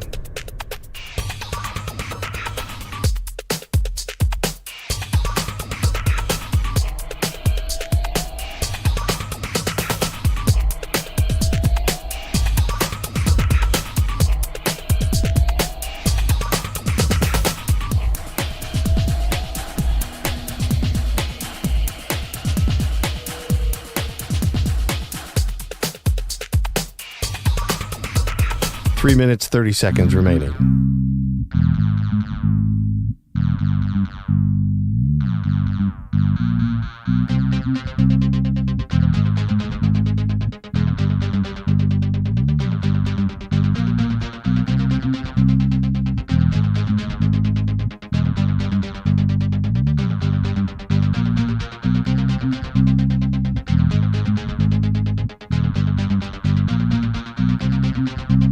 Three minutes remaining.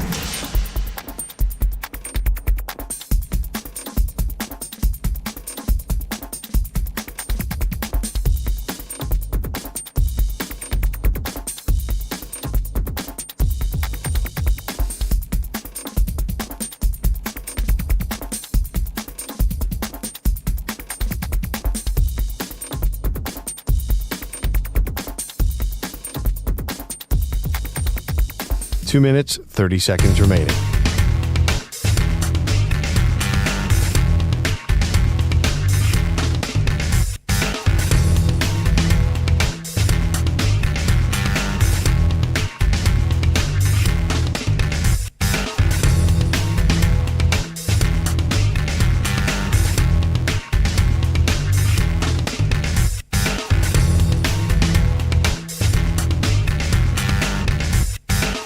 2 minutes remaining.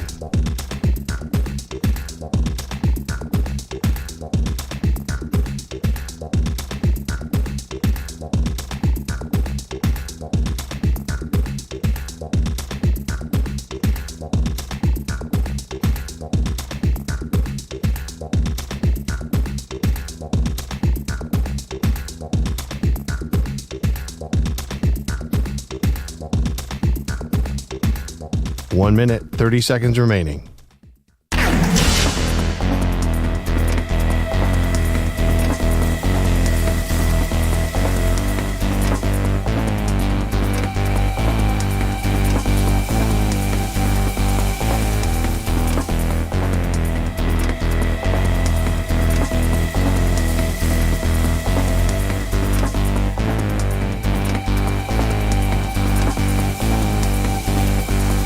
One minute remaining.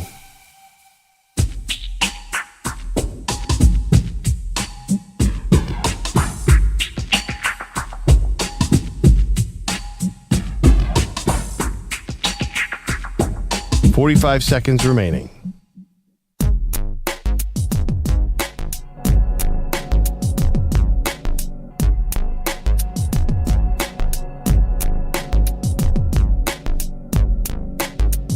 .30 seconds remaining.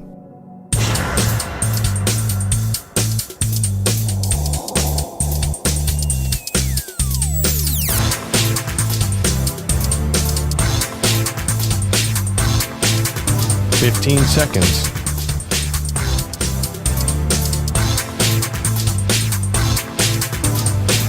Break ends in 5 seconds.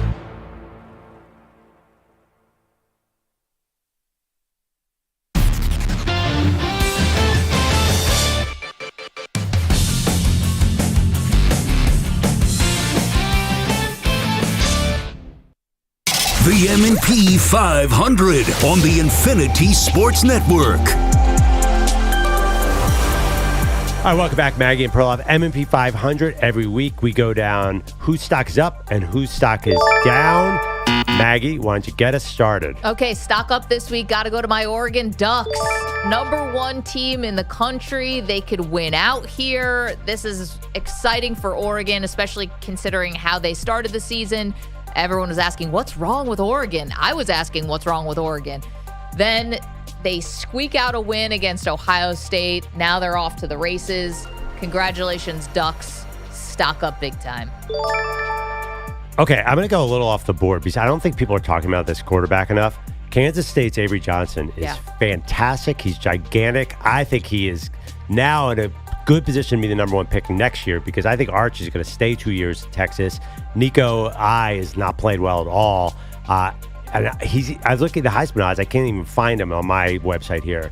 But he was incredible against West Virginia. And if Kansas State goes on a run and makes the final, I think he's going to get a lot of attention. You know, he reminds me just physically of Trevor Lawrence. Long hair, gigantic. Seems to throw a really good ball. I don't think he's getting enough attention. Yeah, the hair's curly, though, right? It's a little no, different. and the look is weird. I'm not going to lie to you. He kind of looks like a character from an 80s movie.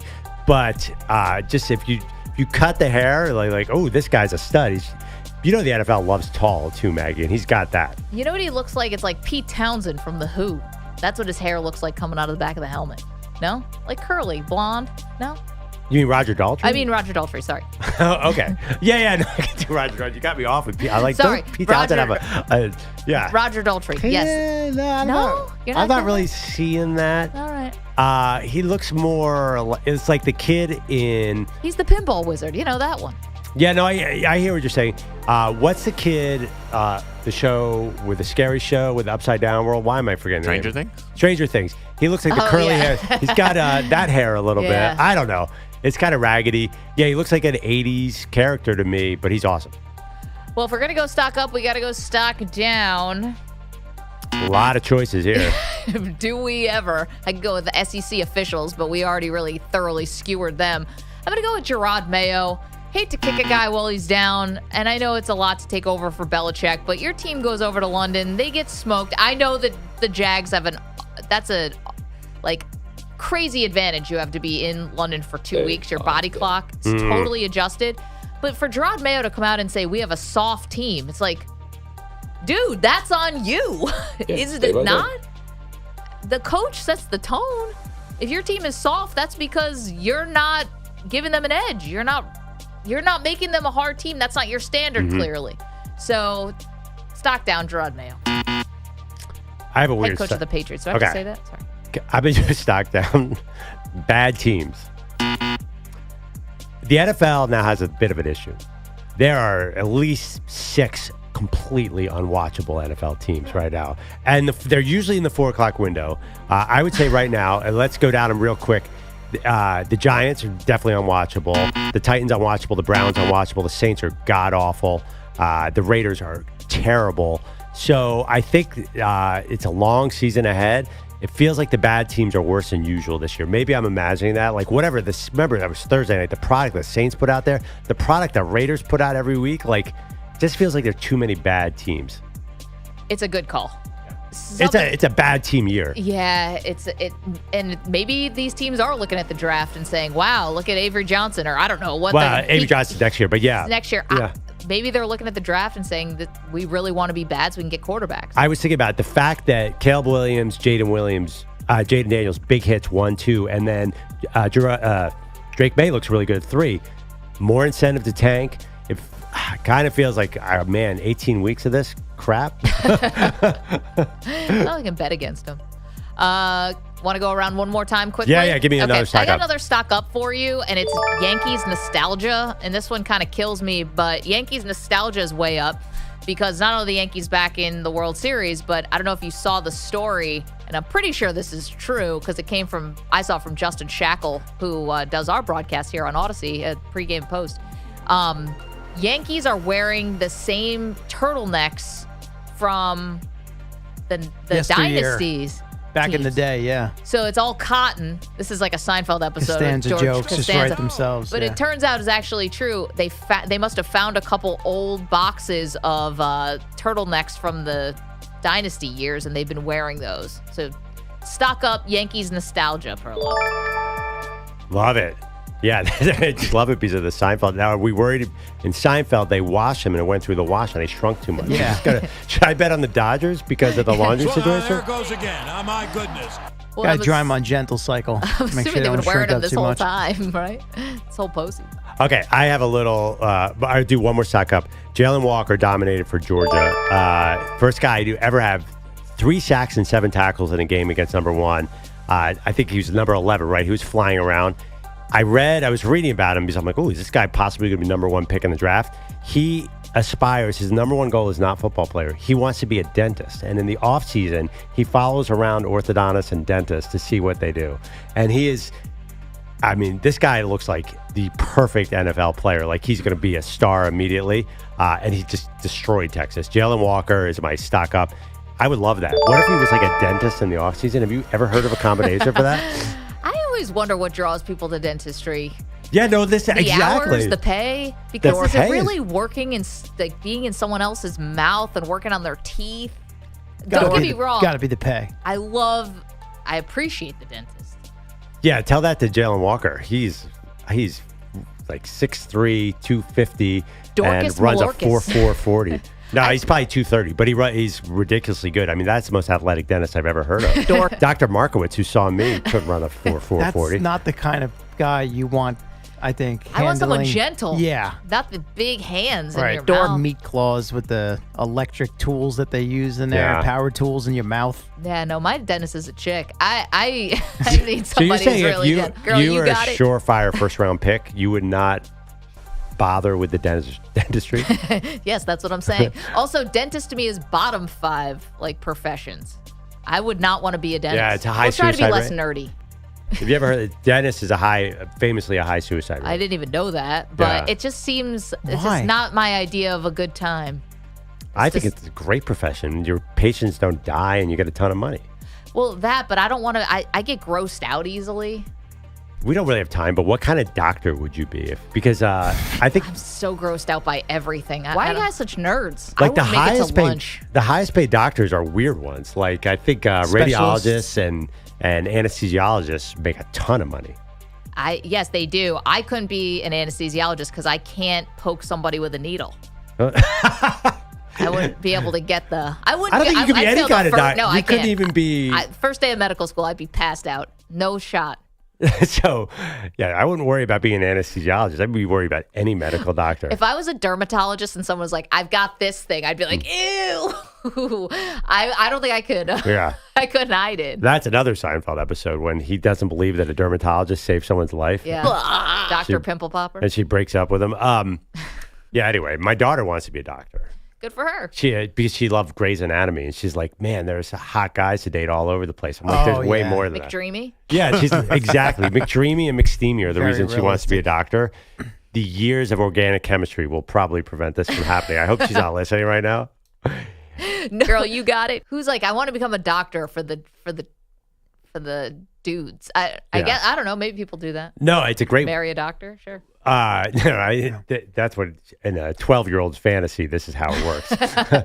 Yeah, I guess so. And Maggie, I could never see you being a doctor. Not only are you afraid of needles, like you had to basically stay in every Friday and Saturday night in college and study. Not me. That didn't strike me as your future. No, I was not staying in ever. I don't think there's a single person in our industry who is anywhere close to being a doctor. A lot of potential lawyers, no doctors. Well, a lot of our job kind of has some overlap with lawyers. Yeah, lawyers I can see. We got to build a case. We've got to defend it a lot. There's no overlap whatsoever with doctors. No. I don't know. Psych maybe? Oh, that kind of doctor. Yeah, we got to talk through some stuff. We're all crazy. That's true. I can't listen to other people's problems. I mean, my friends and stuff and you guys and everything. I love other people's problems. Same. Really? Yeah, I'm codependent. EJ and I could. See, I don't like other people's problems because I'll be like, well, I'm really worried the world's going to end. Then I'm like, oh my gosh, should I be worried about that? Every time someone says something, I'll apply it to my own life. Wait, so I have a question for you, Maggie, because I get this a lot because my fiance gets very upset about this. Are you upset that your husband doesn't get more tea from like his friends or like mutual friends when like, because I've been told that I don't get enough information when there's like mess happening. More tea? Yeah, like the gossip. Oh, yeah, gossip. Yeah, like you know, like my friend would be like, why did they get married there? I'd be like, I don't know. It's like, why? What do you mean you don't know? I'm like, I didn't ask him. He's like, you should ask him. He's your friend. I'm like, it's not what guys talk about. He's not going to know either. She wants more information from your side. Yes. Got it. That is not a problem we particularly have because if it's the stuff I really need to know, my husband's coming with the details. Oh, so he's like he's Walter coming to you. Cronkite with that stuff. Wow. Oh, wow. He's always on me. He's like, you didn't get anything else? Wow, what are your Cronkite. girlfriends up to? What's going on? What's the gossip? That's so funny. He's good with that. Every one of my male friends deals with that same thing. That has something where they like we just don't ask any follow-up questions. I love getting tea and getting people's information. But if it's not volunteered to me, then I don't get it. There's also the vault thing, too. Whatever's happening, that is not, basically, if a friend says something to me, he's like, you better not tell your wife. That's true, too. Yeah. That's your friend putting you in a tough spot, though, because I kind Not of at all. assume. Nope. Well, I kind of assume that there's maybe your best friend could get a couple things, but once you're married, don't you assume when you tell somebody they're going to tell their spouse? No. You do not. Whatever happens in Vegas stays in Vegas. Well, I mean, maybe for there's example. No, like I don't think. Those are big secrets. I don't have this problem, but if a guy has a guy friend who's being unfaithful to his partner, then that's nobody's business. And I think that's a steadfast rule. Well, in some Because, ways, like, you why kind of would you- do a good thing for your wife, so she doesn't have to know to feel like she's keeping a secret. And No, then, why do you want your wife thinking that you're hanging out with this guy who's cheating? Like, you would never say that. And sorry, Andy, yeah, my husband. probably would not tell you, I don't think, if Bill was cheating on Sarah or whatever. That was very specific. I don't know. She said he's Walter Cronkite of this information. Would Andy tell you this? I don't know. He might not. That's a great question. You think he's Oh, boy. telling you Walter Cronkite. He's selling you a bill of goods. Wait a minute, now my husband's lying to me? See, right. You're sending her home This- today. She's going to sit him down with the bright lights and just smoke What's out all Bill this been up to? smoke out this information. Don't make it up, okay? I don't think my husband's actively lying to me. Oh boy. And this is also why I'm not a psychologist, because if I don't want Bill's problems. She also just told you she hears other people's problems and applies them to herself. Yeah. So now you're talking to her about men that are potentially withholding information. This is my pressure And now point. she's more thinking about what is my husband not telling me? I'm going to call him in the break. Yeah. I mean, EJ is clearly evolved. Now I feel better about EJ knowing that he doesn't give up anything. Here's a question. Do you think Sarah, if one of her girlfriends was being unfaithful, do you think she would tell you? I don't really see that happening. Her telling you or one of her friends being unfaithful? Just don't see her friends being unfaithful. I'm just going to stay over here. Do you know any men, Maggie? I'm sitting here looking at all you. Yeah, but you just happen to guys are good guys. You surround yourself with good guys. I know. This is by design. Yeah. Let's leave it at that. I feel like I'm missing something here. Well, I'm just saying, like, typical middle-aged men are a big concern. You know, guys go out, take off their wedding rings. We see that all the time. I don't know. I don't know that women are quite as aggressive out there in the field. They don't. I mean, they don't have to be, right? Yeah. The attention They just have to normally show just up. comes to Honestly, them. the wedding ring could be on. Right. It's probably more of an. Yeah. Right. It's like a magnet. Well, CeeLo, let's put a pin in your update for a second while I call my husband and give him the fifth. The third degree, not plead the fifth. And then we'll get the update. He's going to plead the fifth. He's going to plead the fifth. Yeah. I'm going to give him the third degree. I'm going to give him the fifth. That sounds like something I would say. Clearly, I don't think about this a lot. Is my husband telling me enough about what his friends are up to? As your, honestly, can we get him on the horn? Let's all grill him on the air. No, I'm not pulling my husband into That this on a Monday weekend morning. in Charleston, South Carolina, when Ted disappeared for 2 days. Putting dollar bills on their butts. Did you have my phone tapped? Kidding. CeeLo, hold tight 1 second. Sure. We're gonna can we get a poll question up on this too? Something about if you're married, do you expect your spouse to sort of tell you everything? We'll get the word. This was How a dare Seinfeld you? episode as well. No, by the way, if with you're the married, vault. do you tell your spouse about friends who are being unloyal? That's very specific. Yeah, how Yeah, dare but you? that's the issue. Otherwise, who cares about anything else? Well, see, I don't have that issue. That's It's fair. more just like information about is she pregnant? It's like, I don't know. Why didn't you ask? Yeah. It's EJ not my started with the business. simple, innocent stuff, and we've gone off into this Perloff. this tangent of these deep dark secrets that are being Well, withheld. By the way, he wasn't even. You said what happened in Vegas. What happens in Charleston? I thought Vegas was its own thing, but now apparently what happens in Columbus, Ohio. Stays I just in heard Columbus, somebody Ohio. went to a bachelor party in Charleston, South Carolina. It's a big bachelor and bachelorette party place now, like Got kind it. of like Nashville. So that's why I jumped to mind. Good food town. All about it. 855-212-4227. We'll work on that poll question, and CeeLo will be back with updates in a minute. You're in a 5-minute break.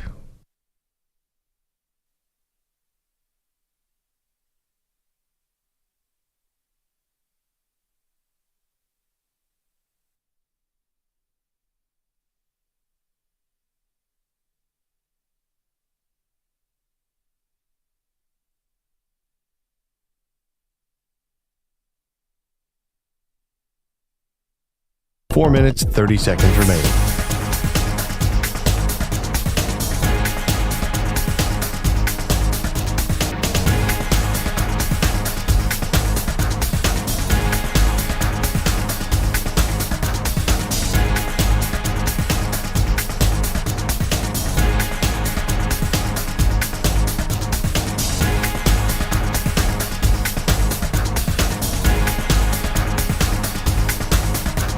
Four minutes remaining.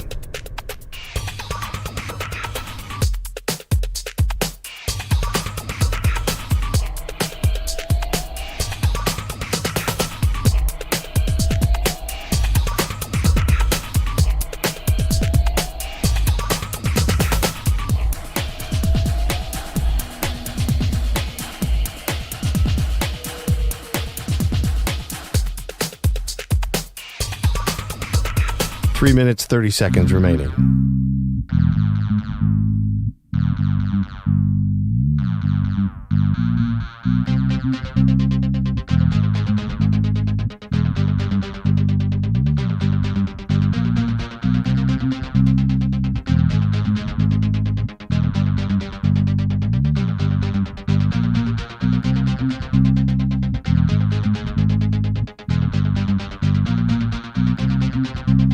3 minutes remaining.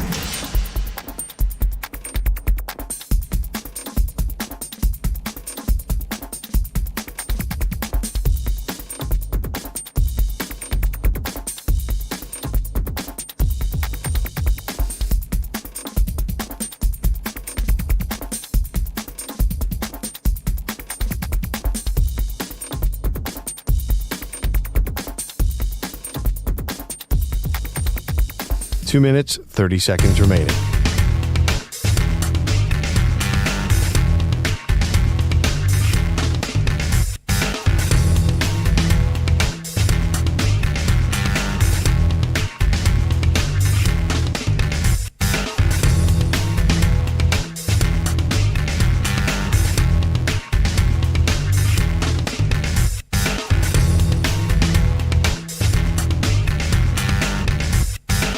Two minutes remaining.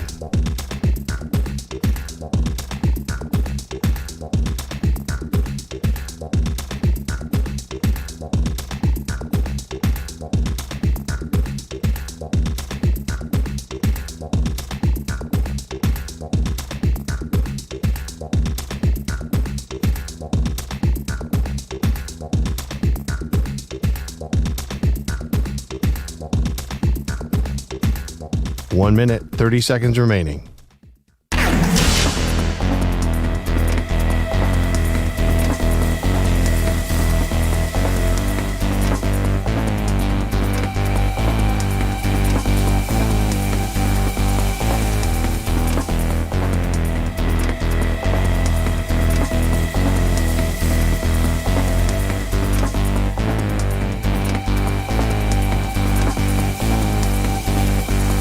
One minute remaining.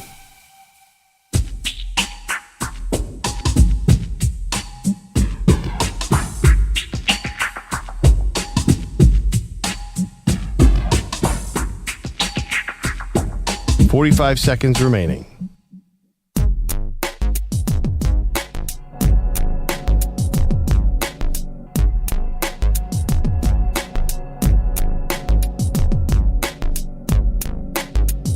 Thirty seconds remaining.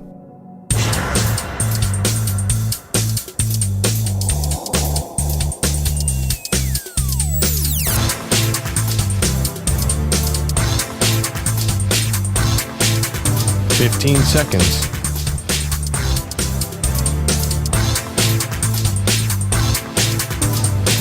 Break ends in 5 seconds.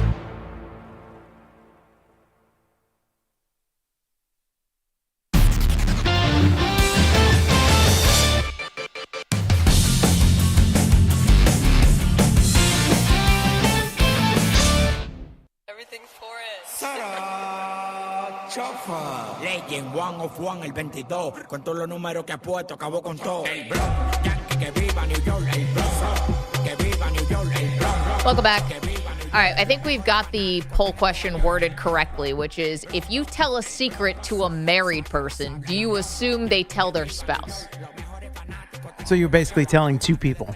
Now you're telling two people. Yeah. Because I kind of assume that if I tell one of my girlfriends something, I'm probably assuming that the spouse gets it. Unless I say do not tell, but I don't have anything right now that would be so do not tell. Yeah, what secrets do you have, Maggie? And don't take this the wrong way, but I mean, your life's an open book to some extent. I don't have any secrets. Yeah, I mean, you A just friend spent told me a 4.5 secret hours on an recently. elliptical, but you were afraid the Bills were going to lose to the Titans. What kind of lame ass secrets do you have? I went to see the Statue of Liberty this weekend. I got nothing going on. I got nothing going on except for you guys and this fun job. But a friend told me a secret recently, and I definitely told my husband. But did you go home immediately? Yes. No, hey, You'll by the never way. guess what so-and-so did. Okay. Yeah. Not like a few days later. Oh, by the way, Nope. This was an immediate I almost told him on the phone on the way home, but I was like, I got to be in person for immediate this one. handoff. Listen, we share everything, I think. Anyway, we had to put a pin in our last conversation.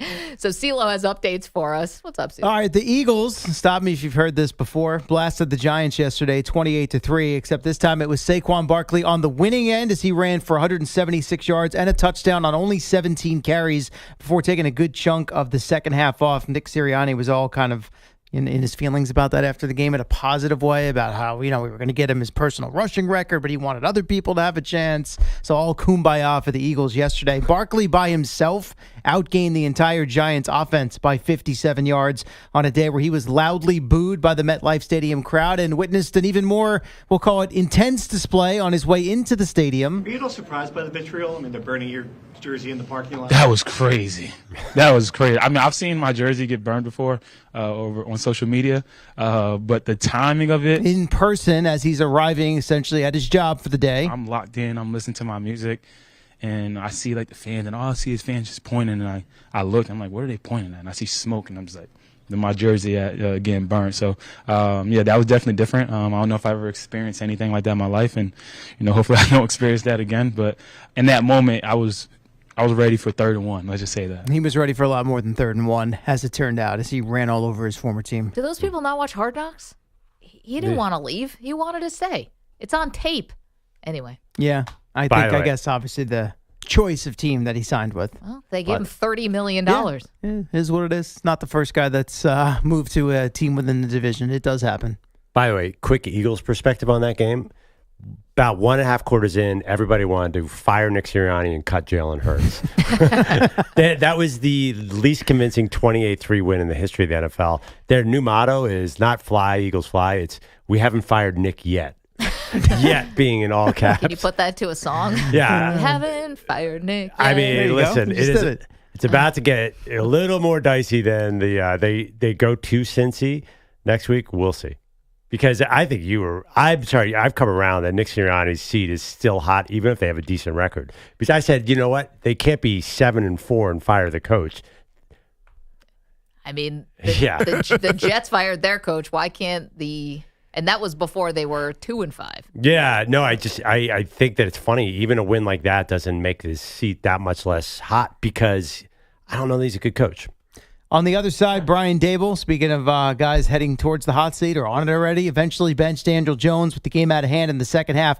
It felt like more of a mercy benching to me. Maybe I'm wrong on that. There was no Andrew Thomas at left tackle. He got sacked 5 times in the first half, and they just simply could not protect him all day long. But when they spoke to Jones after the game, didn't exactly sound like he saw eye to eye with his head coach on it. Yeah, it was frustrating. You want to be out there playing with your teammates and fighting to score points and move the ball. And, yeah, so I was frustrated. Yeah, but not my decision. But, yeah, frustrating for sure and want to be out there playing. And if you don't have a lot of experience, not you guys, but to our listeners listening to Daniel Jones, that's angry Daniel Jones. I was going to say, wow, I really want to run through a brick wall for that guy. Yeah. Drew Lock relieved him, and he went, let me check my notes here, 3 of 8 for 6 yards. So that went well. Giants are 2-5. And then you also had rookie wideout Malik Neighbors return from a concussion. He missed a couple of games. And when asked if the Eagles did anything different than what they expected, Neighbors said, quote, watch the target tape. That was it. I was open. So now you got the rookie wideout sounding off on their offensive struggles as well. The Giants are not going to ruin my mood. Go Yankees, go Liberty. You're not going to ruin it, Daniel Jones. You want your wide receiver to say, I was open, give me more targets. That's the one position where you be totally about yourself. Terrible. Yeah, but you got to have a guy who's psychotic and wants the ball in every pass. It's not the worst thing to happen. Yeah, the problem was on a lot of those plays where Jones got sacked and he was dropping back in the pocket. CeeLo, you go out and catch a pass from Daniel Jones. I mean, it's not easy. Is he ever? Who's actually got to throw it for me to catch it? But What else we got? Russell Wilson heats up as the game went along. A couple of touchdown passes and a rushing score, and the Steelers scored 31 unanswered to beat the Jets last night, 37-15. So some success for Wilson in his first Pittsburgh start.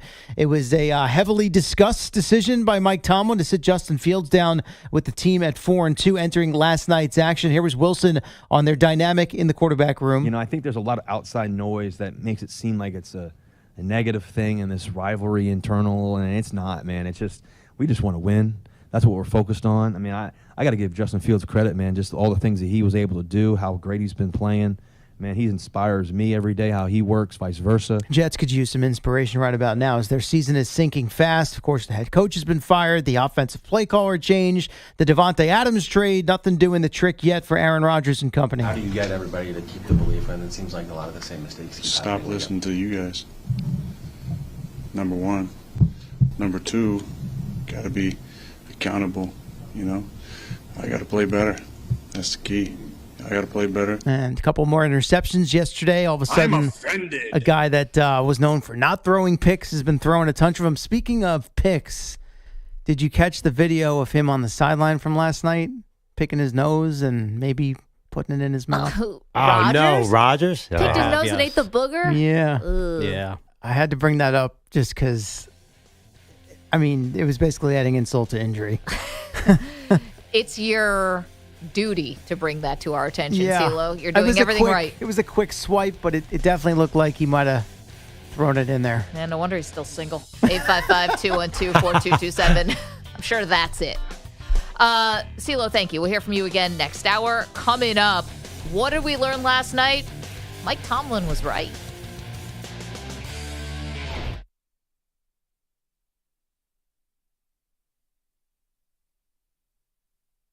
You're in a 5-minute break.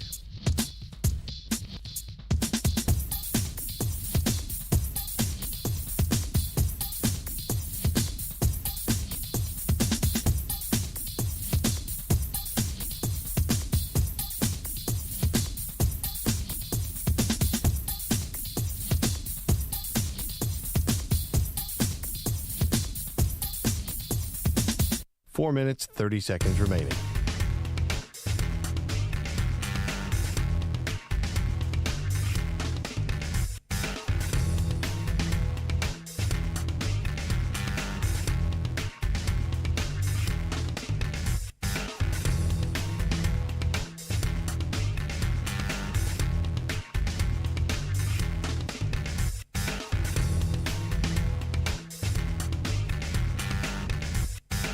Four minutes remaining.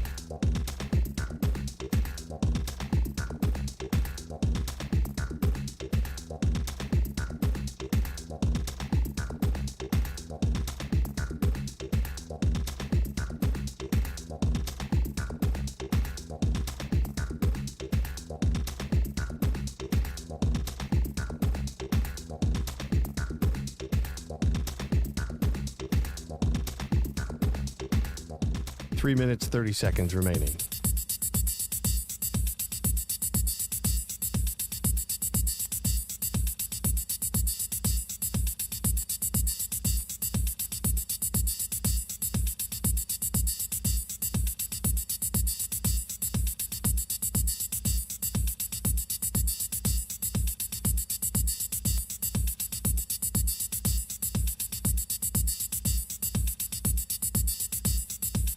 Three minutes remaining.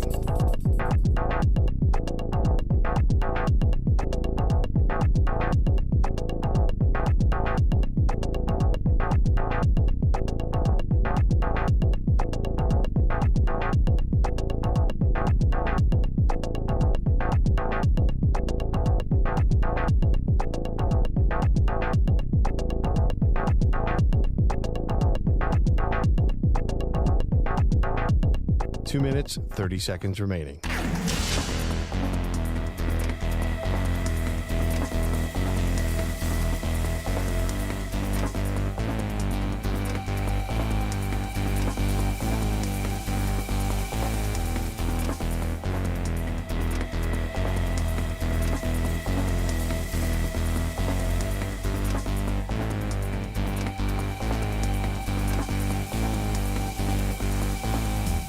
Two minutes remaining.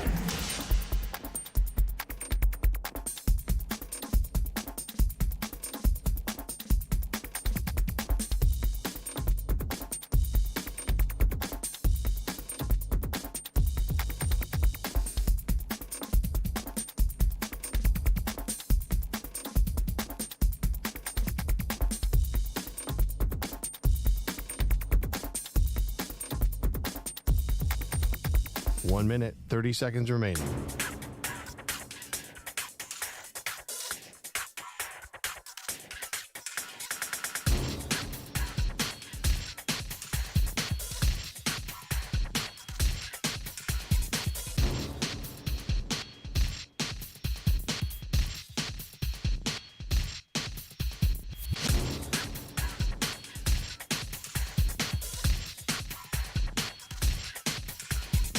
One minute remaining.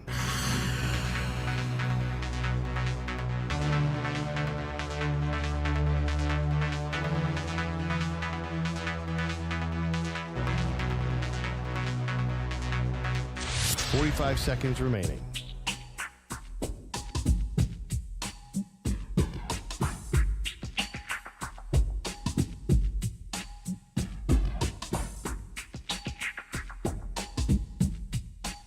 Seconds remaining.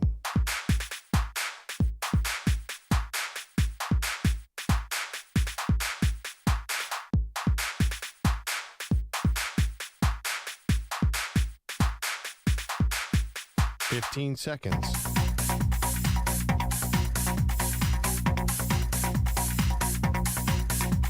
Break ends in 5 seconds.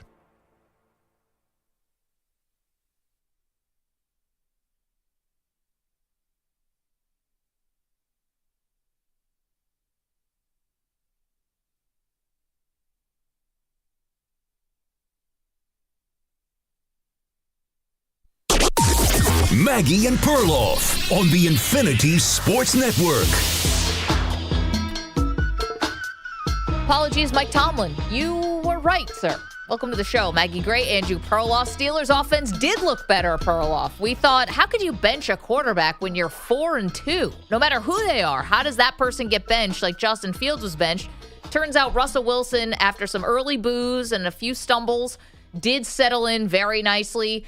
You know, the Jets defense may be good in reputation only at this point. Yeah. But they did beat them soundly in the second half. It really was all Steelers. And once you give the lead to the Steelers, their defense is legit. We know that. They're just it's a feels like an impossible team to come back on. When you have Highsmith back opposite Watt, when they're coming in streaming at you at 100 miles per hour from both sides, that is very hard. Aaron Rodgers had no time last night. I think the game changer to me was Garrett Wilson drop, too. I give Steelers defense a lot of credit. Really came out on fire. That's funny about the victory lap. Feels a little too early for a victory lap for Mike Tomlin. Well, okay, but I was seeing a lot, especially on social media in the first half, like, how could Mike Tomlin let this happen? This looks so terrible. And to be fair, the Steelers' offense did look pretty disjointed, and they had a couple 3-and-outs, and the fans were booing and all of that. And then, to their credit, they really turned it around, and Russell Wilson ended up playing really well. Listen, he didn't urinate down his leg, man. That's a great place to begin. Didn't. Thank you, Coach. He can't move. He's not going to take off and run, but that doesn't mean that he can't move around in the pocket. So you saw a little bit of him just sort of a couple steps to the right, a couple steps to the left, and then throwing on the run. That's still there for Russ. They moved their units. Yeah. I don't know. The Steelers were 7-4 last year and dropped games to the Cardinals and the Bears at home. Again, they're about to. They have another easy. I think they have the Giants coming up next. Yep. I think this is still a little too early for a victory lap. I'm just saying, let's give this 4 weeks and see where the offense is. Because it seems like if the Jets had just realized, like, they should have had the safety on George Pickens, that was the offense. Yeah, it was. That, I mean, Russell Wilson looked good because he didn't even know where he was. He just threw it down there and hoped for the best. Got one big pass interference, got 2 great catches. I don't know why everyone wasn't throwing to George. Why wasn't Justin Fields throwing the ball to George Pickens? Because Justin Fields hang on to the ball too much. I think that's the criticism, and he'll take off and run. And you could have seen maybe last night they still win, but it would have looked a lot different. It probably would have been Justin Fields taking off. There were lanes. They were pointing him out on the broadcast. Oh, Justin Fields might have done this or that. He still would have picked up the first down. It's just going to look different. And I thought it was probably a good sign they were using Russ on some quarterback sneak at the goal line. They did not bring Justin Fields in for any different looks. They just rolled with Russ. Yeah, now they're really interesting to watch, too, because they're a little more interesting. Justin Fields was kind of conservative. If they can keep this up, I just wonder, teams will adjust. A quarterback gets in there, takes the defense by surprise. In 3 games, is Russell Wilson going to be as effective? It is a pebble in my shoe. 855-212-4227. If you want to watch the show, youtube.com/Infinity Sportsnet and twitch.tv/Infinity Sports Network, where Packers kick their butts is this guy's name. He says the New York Jets couldn't whip bleep even if they put it in a blender and plugged it in.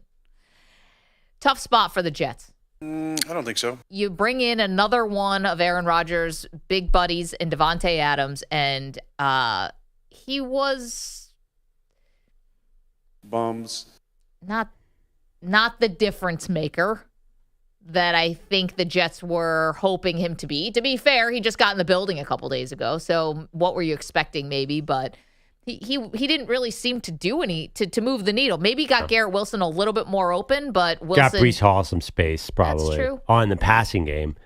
Yeah, the but Jets. People had big expectations for Breece Hall long before Devontae Adams got there. Yeah, but it felt like he had these screen options that weren't there before. They just missed a big screen that would have changed the game a lot. I don't know. The Jets did move the ball for most of the game. They were pretty good between the 40s, but these mistakes were killing them. I just wonder, 2-5, is it too late? Like, what's the margin for error there? 0. Nothing. I mean, the Jets, they are the beneficiaries of a really easy schedule from here on out. But to be honest, are you even sure they can win some of the easy ones? Don't, pigeonhole me. Okay, let's, you're welcome to weigh in, 855-212-4227. Let's get to the NFL in 60. Maggie and Perloff take you around the league, recapping this weekend's football action. Time for NFL in 60. All right, EJ, you give us a game. We'll tell you what we think about it. Okay, let's start in London. Jaguars beat up on the Patriots. I want the score in front of me because I have the wrong 32-16. There you go. 32-16, Jaguars win. Yeah, this is unfair advantage for the Jags. I know they can need all the help they can get, and the Patriots are not very good. But Perloff, when you let a team stay in London for 2 weeks in a row, they better win this game. Their body clocks are all good. Yeah, I don't know if that's what I take. Obviously, the Patriots are terrible. There's more to it. And Tank Bigsby's on my fantasy team, and I got to tell you right now, I could play call for Tank. Just say, hand and ball on him or run over your face because I am that good. I love him so much. He's a sort of second string running back for the Jags. And Trevor Lawrence looks good. I can't believe Doug Peterson's still employed. Me too. This was fool's gold for Jacksonville. I disagree with that. I think they found a formula. Like, they're way better than their record. They should have. There's 2 other games they should have won. They're not a 3-14 team. They have too much talent. Let's go down to the A, where Seattle went cross country and beat up on the Falcons 34-14. To be fair to Nick Costos, this was his upset pick of the week. So you listen to our show on Friday, you could make yourself some money. Geno Smith looked fantastic. What was the spread, though? Wasn't it like 1.5? Well, still, we ask him for an upset. He gives it to us. Yeah, by the way, I was a little worried. So DK Metcalf's been catching the ball in traffic a lot this year. He went out a little bit. I think he's fine, but they're a little dependent on him. It feels like a one-trick pony. Like, wait, when you go against the Niners later in the year, there's going to be key games here. If you shut down DK, are you scared of that passing game? I'm just wondering. Well, JSN, Lockett, they're still good. Okay. Running backs are good. I like Seattle.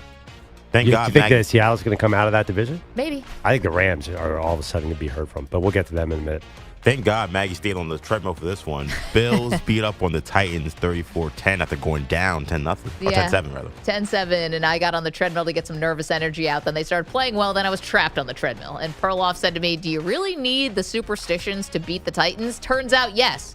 It was 34-10. Turns out, no. Well, they poured it on a little bit in the fourth quarter, but this, to me, the biggest takeaway, Amari Cooper looks like he's fitting in with the offense after an early drop. And again, Bills defense flying around and doing a great job, especially stopping the run. Yeah, I mean, honestly, I can't believe you even kept that on your TV. That was tough. I did admit it. Like, early on in that game, I saw Mason Rudolph is going to get Maggie. I can't believe it. They're so lucky that Will Levis didn't play. But Titans got to just rip the Band-Aid. Just give up the rest of the season and get a new quarterback in there. Well, they definitely need that. Who's next? The Bills make Maggie want to walk. Yeah. Now do I have to walk every game? That's a question. I'll answer that later. All right. Let's go to Cleveland. The Bengals beat the Browns 21-14. Deshaun Watson goes off on a cart because of an Achilles injury. Ha! I didn't mean to laugh. By the way, the big controversy we'll get into later, should they have booed? Deshaun Watson was actually feeling it. I know they don't score, but they invented this short passing game that they used in the second half against the Eagles last week. He was 15 for 17, 128 yards, and I think there was a drop too. So he was actually starting to get comfortable in the Stefanski offense. Would have been interesting if he could have kept it going, but now it's like, what do you think? What's the future? I think he's played his last snap for the Browns. And I know the finances are prohibitive and they still owe him tons of money and dead cap space and all that. I think they're going to this is a way, I think, for both sides to gracefully exit. They're going to say, we don't think he's going to be healthy, and they're going to move on from a contract that was, quite frankly, poison the moment they put pen to paper. Well, yeah, but I don't think they can move on from the contract. They're not, but I think they might cut him and move on from him and take a big dead cap hit. Okay, I see what you're saying. So they can move on. Yeah, this could be interesting. I think it's going to be very, very complicated. There probably is going to be like lawyers involved. I have no idea what's going to happen because the cap hit is massive. There's a whiteout in Green Bay as the Packers beat the Texans on a game-winning field goal from Brandon McManus. Packers 24, Texans 22. Yeah, I think a lot of people saw this as a potential Super Bowl preview. Well, Houston's offense, I'm not that impressed by. Without Nico Collins, C.J. Stroud has got to throw the ball more. 86 passing yards. I know the Green Bay defense is good, but C.J. Stroud should be an MVP candidate. And Jordan Love overcoming the 2 interceptions. It's rare you get 3 turnovers and still win the game, and the Packers did just enough. It was an exciting game, but I don't know if I saw it as a Super Bowl preview. I think if Joe Mixon is healthy and running like this, like Texans are very dangerous. The fact that they could play such a horrible game and be leading in the final minute in Green Bay is actually a positive to me. Bobby Sloak's got to pass the ball on first down. If he doesn't do this, I'm going to drive down to Houston as well and force him to give some easy opportunities to Stroud. Sorry, one last thing about this. I know we have to move on. Is there starting to feel like an inevitability about a Jordan Love? Like, if he gets the ball back and he's got a minute left, he's actually going to move them into field goal position. It's the biggest compliment you can give a quarterback, by the way. It's getting good. Let's go to Indianapolis. Colts win an ugly one against the Dolphins, 16-10. Explain to me. I mean, I don't care who your quarterback. You know how many catches Waddle and Hill had in this game? 2, 1 each. And then they're laughing on the sideline with Mike McDaniel. This is worst case scenario for Miami. Tua is coming back to a team that looks non-competitive and doesn't seem to care. This is as bad as it gets. And meanwhile, Anthony Richardson has had some of the worst passing numbers of any quarterback in the history of the league, but gets a W. Yeah, 10 for 24. And 129 yards. And he keeps leading with his shoulder on every run, even though he's not supposed to. Every time he leads with the shoulder, the announcers will be like, this looks like the same play he got hurt on. It's like, yeah, then he should stop doing that. And right. I wonder if the Dolphins have totally checked out. That's a great my God. Well, they're waiting for Tua to come back. There was a report he'll be back week 8. Maybe that fixes things, and they'll be a little more dangerous down the end, but I mean, when Snoop Huntley went out and Tim Boyle came in, that was not a good sign. Still don't know how that guy's in the NFL. Let's go to Minnesota, where the Vikings are no longer undefeated thanks to the Lions, who also got a late field goal to win this one, 31-29. Yeah, that was the only points that they scored in the fourth quarter. I was really impressed with Sam Darnold through most of this game. This was one of the most exciting games of the day. Houston, Green Bay came down to a finish like this. Lions, Vikings, these are 2 really good teams. The NFC North is just where it's at this season, and the Lions, to me, are the class of the NFC, and I think Jared Goff would get my MVP vote if the season ended today. Yeah, I can't disagree. I do worry a little bit. Minnesota only got 22 offensive points, but did they miss Hutchinson a little bit? I didn't feel like they were really scaring Sam Darnold. Not that they would with Hutchinson, but that is obviously the only thing that's going to get in the way of the Lions not getting all the way is not having Aiden Hutchinson, although there's a report he could be back by the Super Bowl. Saquon revenge tour active as the Eagles beat the Giants 28-3 at MetLife. Here's the question. There's a lot of Giants people and New Yorkers in this room. Can Saquon last? Is it going to last? Because I felt like I saw this in New York where he looked awesome in games, and he sure did look awesome. He's the best player on the Eagles all of a sudden. It's just going to last 18 games because I'm a little nervous that he might be taking too many hits. That's always a question. Can we just at some point talk about Jalen Hurts? What am I supposed to think about this guy as a quarterback? Is he supposed to be one of the best quarterbacks in the league? That's not true He's anymore, fine, right? That's right. No, I mean... 10 for 14, 114 yards and a blowout. I mean, you did what you had to do. You were running the ball. Saquon was the star. I just don't know what to do with Jalen Hurts. Neither does the Giants defense. Let's go to the West Coast here. As we start the 4 o'clock slate here. Rams beat the Raiders 20-15. Yeah, the Rams were my NFC West pick, and I'm not exactly ready to say that they're going to come back and win. Perloff, I think you saw a lot more good with the Rams. Yeah. I think the Raiders are just bad. No, the Raiders are terrible. Kupp comes back on Thursday night, so he could have played this game, but they knew they weren't going to play him 2 games in a row. So they did, they've done a good enough job hanging around to be at least competitive. Because, listen, you have Cooper Kupp, you have Matthew Stafford. Eventually, I think the coup is coming back during the season. Kyron Williams, it was Williams, or actually, whoever the running back was yesterday looked good. Kyron Williams. Yeah. So, again, Maggie, I think you might want to jump back on that bandwagon. If they win on Thursday night against the Vikings, that is anyone's game, I think that the Rams could be back because 9-8 is going to get you out of the NFC West. Let's get to Washington, where there was some scary DMV fans who watched Jaden Daniels go down with a rib injury, did not return, but the Commanders still won with Marcus Mariota leading the way. Commanders 40, Panthers 7. Here's my only real concern about this. It's not even a concern. It's more of a question. I've never seen a happier looking injured player in my life. Jaden Daniels comes out of the locker room wearing street clothes, beaming smile. Marcus Mariota looked like a number 2 pick. He played like whoever picked him back in the day wanted to play. He looked just as dominant as Daniels. That was the easiest win I've ever seen in my life. Yeah, he's probably smiling because it was 27-0 when he came out at halftime. Yeah. It was an easy one for the Commanders. I mean, basically starts the game with a pick 6. So sorry about Andy Dalton there, but this one was... That wasn't good. It was not good. And the fact is that Jaden Daniels probably doesn't think he's going to miss any time. So they just have to be a little more careful with him moving forward. Yeah, I think that's the key. And with Mariota. Mariota took some massive hits, too, in a blowout, which I thought was odd. Is there a single player, one player, that the Panthers want to hold on to as they rebuild? Because their good player, J.C. Horn, was burnt toast the entire game. I mean, there wasn't a single play he didn't get beat. I think they can get rid of that whole roster. I can't think of one player who stays. Hard to argue, really. Let's go to Santa Clara, where it was 3 picks from Brock Purdy that sank the Niners. Chiefs win 28-18. Yeah, so some defense coordinators just have Brock Purdy's number. It doesn't seem like... Obviously, Brock Purdy's not going to be able to create on his own. I am full of excuses for the Niners. I feel like I'm the only one. I think I'm driving you crazy with this, Maggie. But Debo only played 3 plays. Juwan Jennings out. Aiyuk goes down. No McCaffrey. I mean, come on. You're telling me Jordan Mason, Ricky Pearsall in his first game, and Cowell are going to carry this Niners offense? You have to admit, this was an injury loss. What about the defense?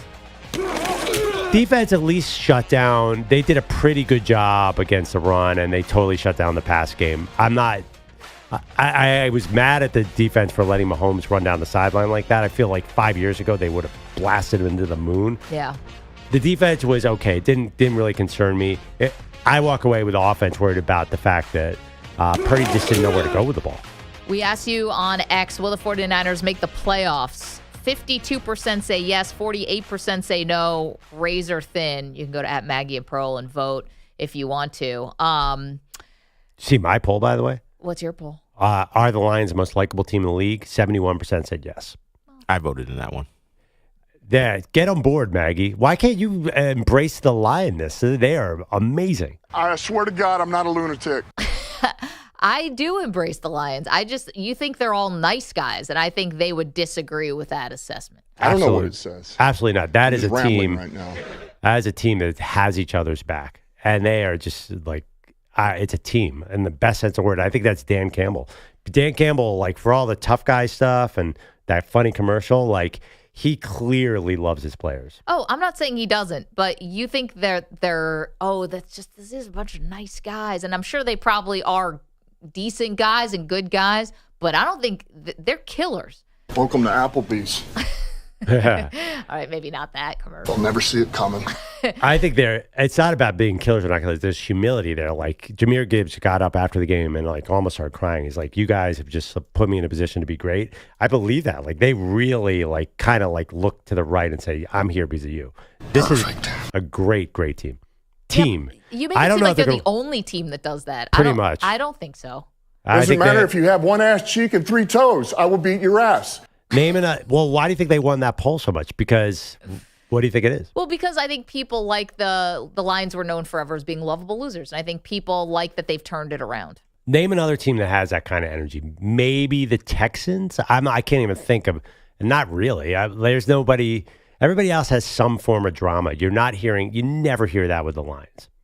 Even Dan Campbell keeps on going for it up 4th down, and nobody on the team ever criticizes him. What about the Packers? Why aren't the Packers like that? Packers are, they had Rodgers in the building. I don't know. I don't think so. Rodgers in the building? I don't know. You mean 2 years ago? I don't think everyone's like, oh, man, I love this Packers team. Doesn't feel the same. I mean, They has seem anyone? pretty likable to me.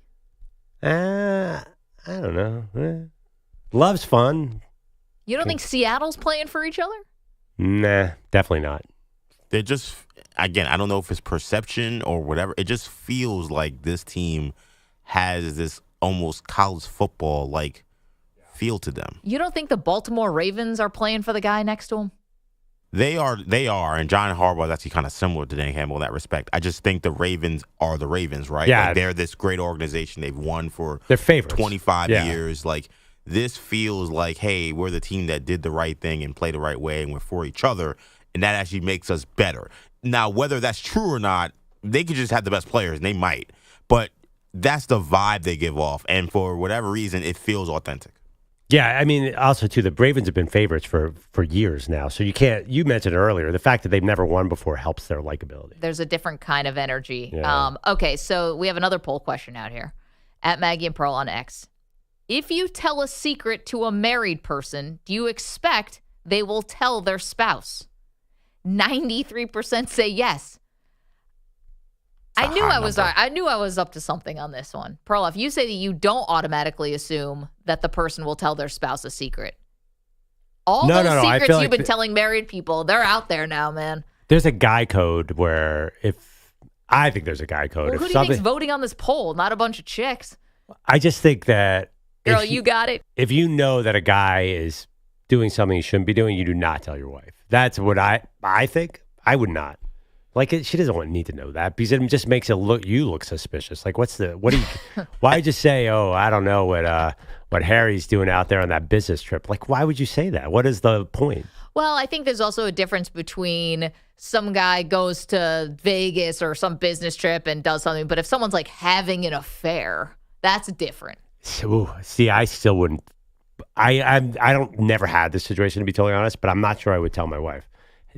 Like, yeah, you don't want to put them in a tough spot. Now they have a secret they have to tell. But I guess the poll says you would. But we didn't say specifically infidelity, like any kind of secret.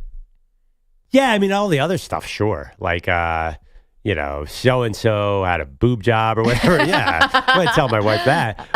But I do think there's a different calculus when it comes to infidelity.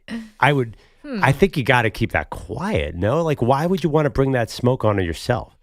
There was a good comment in the chat. I'm sorry, I forgot who wrote it. YouTube.com/InfinitySportsNet, which is anytime you tell a secret, do you have to assume now they're going to tell someone else? Yeah. No, that's a very good point. If you say it and you say you can't tell anyone, you're wasting your breath because they're going to tell somebody. Right. It's like the cliche, the only way to keep a secret between three people if the two are dead. Big shout out to all the women backing up the fellas. Apparently there's a Rogers quote for everything. I think let's put out a second poll. Okay. If you find out your best friend is having an affair, would you tell your wife? Well, that's different. Don't you think? No. Best friend, you're making a connotation. Can you just say friend? How about friend? Sure. Okay. Because best friend implies like there's history, you know? Yeah. Your best I see friend. what you're saying. 855-212-4227. Okay, so there you go. Got that. We have to get to this Cleveland situation. Deshaun Watson looks like a torn Achilles. We'll give you all the latest details. And why were Browns players angry at Browns fans yesterday? We'll tell you next. You're in a 5-minute break.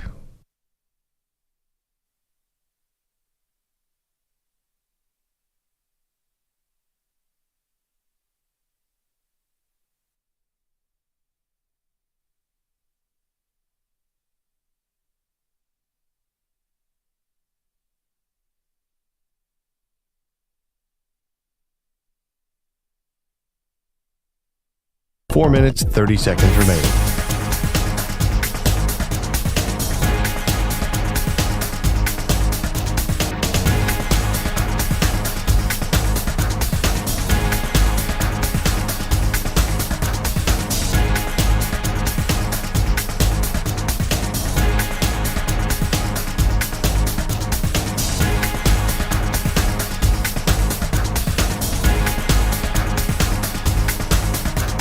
Four minutes remaining.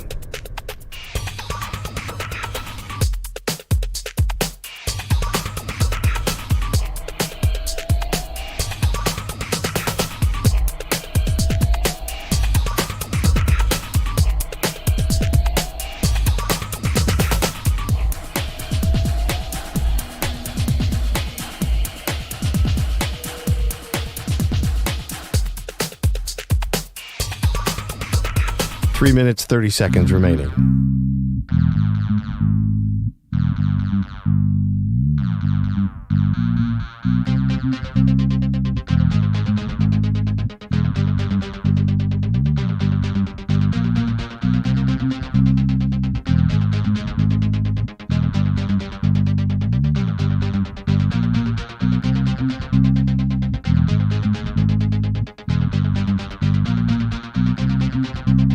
Three minutes remaining.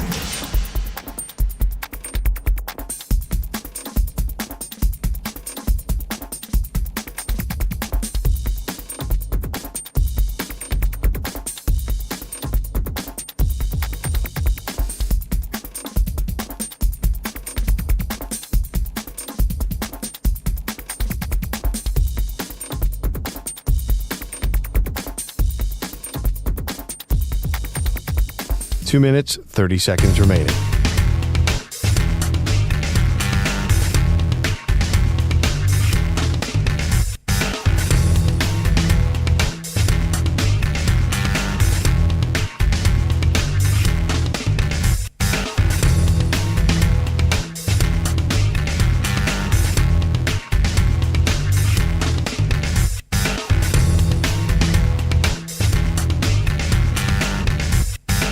Two minutes remaining.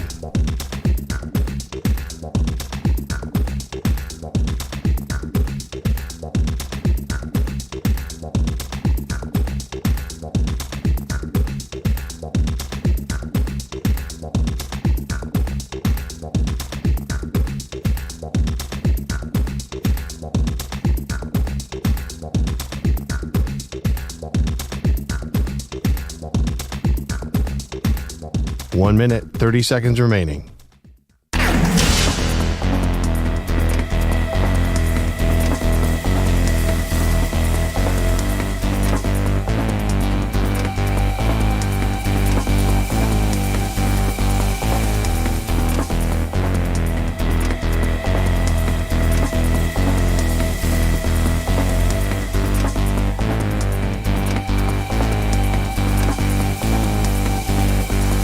One minute remaining.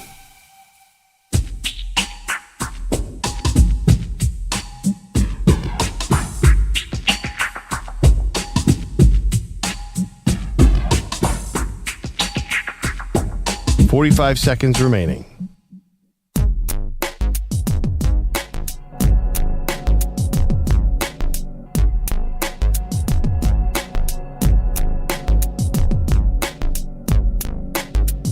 Thirty seconds remaining.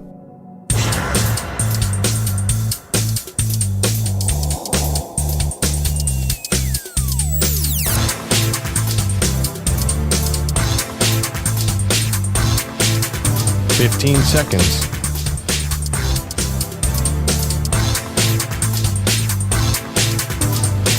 Break ends in 5 seconds.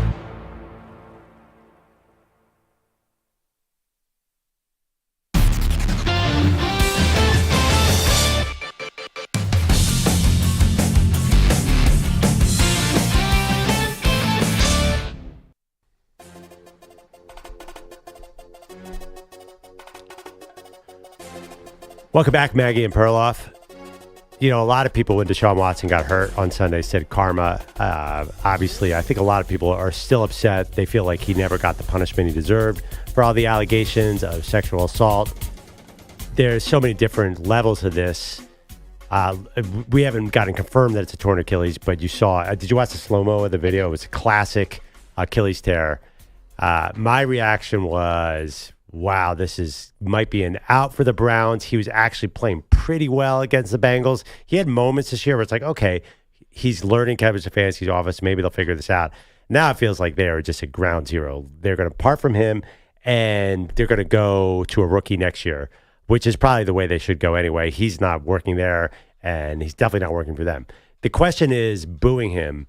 I have to be honest, like, normally you don't boo an injured player. I think most of us understand what's happening here. So this is not the first time he's gotten hurt, though. And so I was wondering is this the first time he's gotten booed with an injury? Was it so much about the injury? Because no one knows in the moment how serious it is. Obviously, he got carted off, but no one knows how serious it is.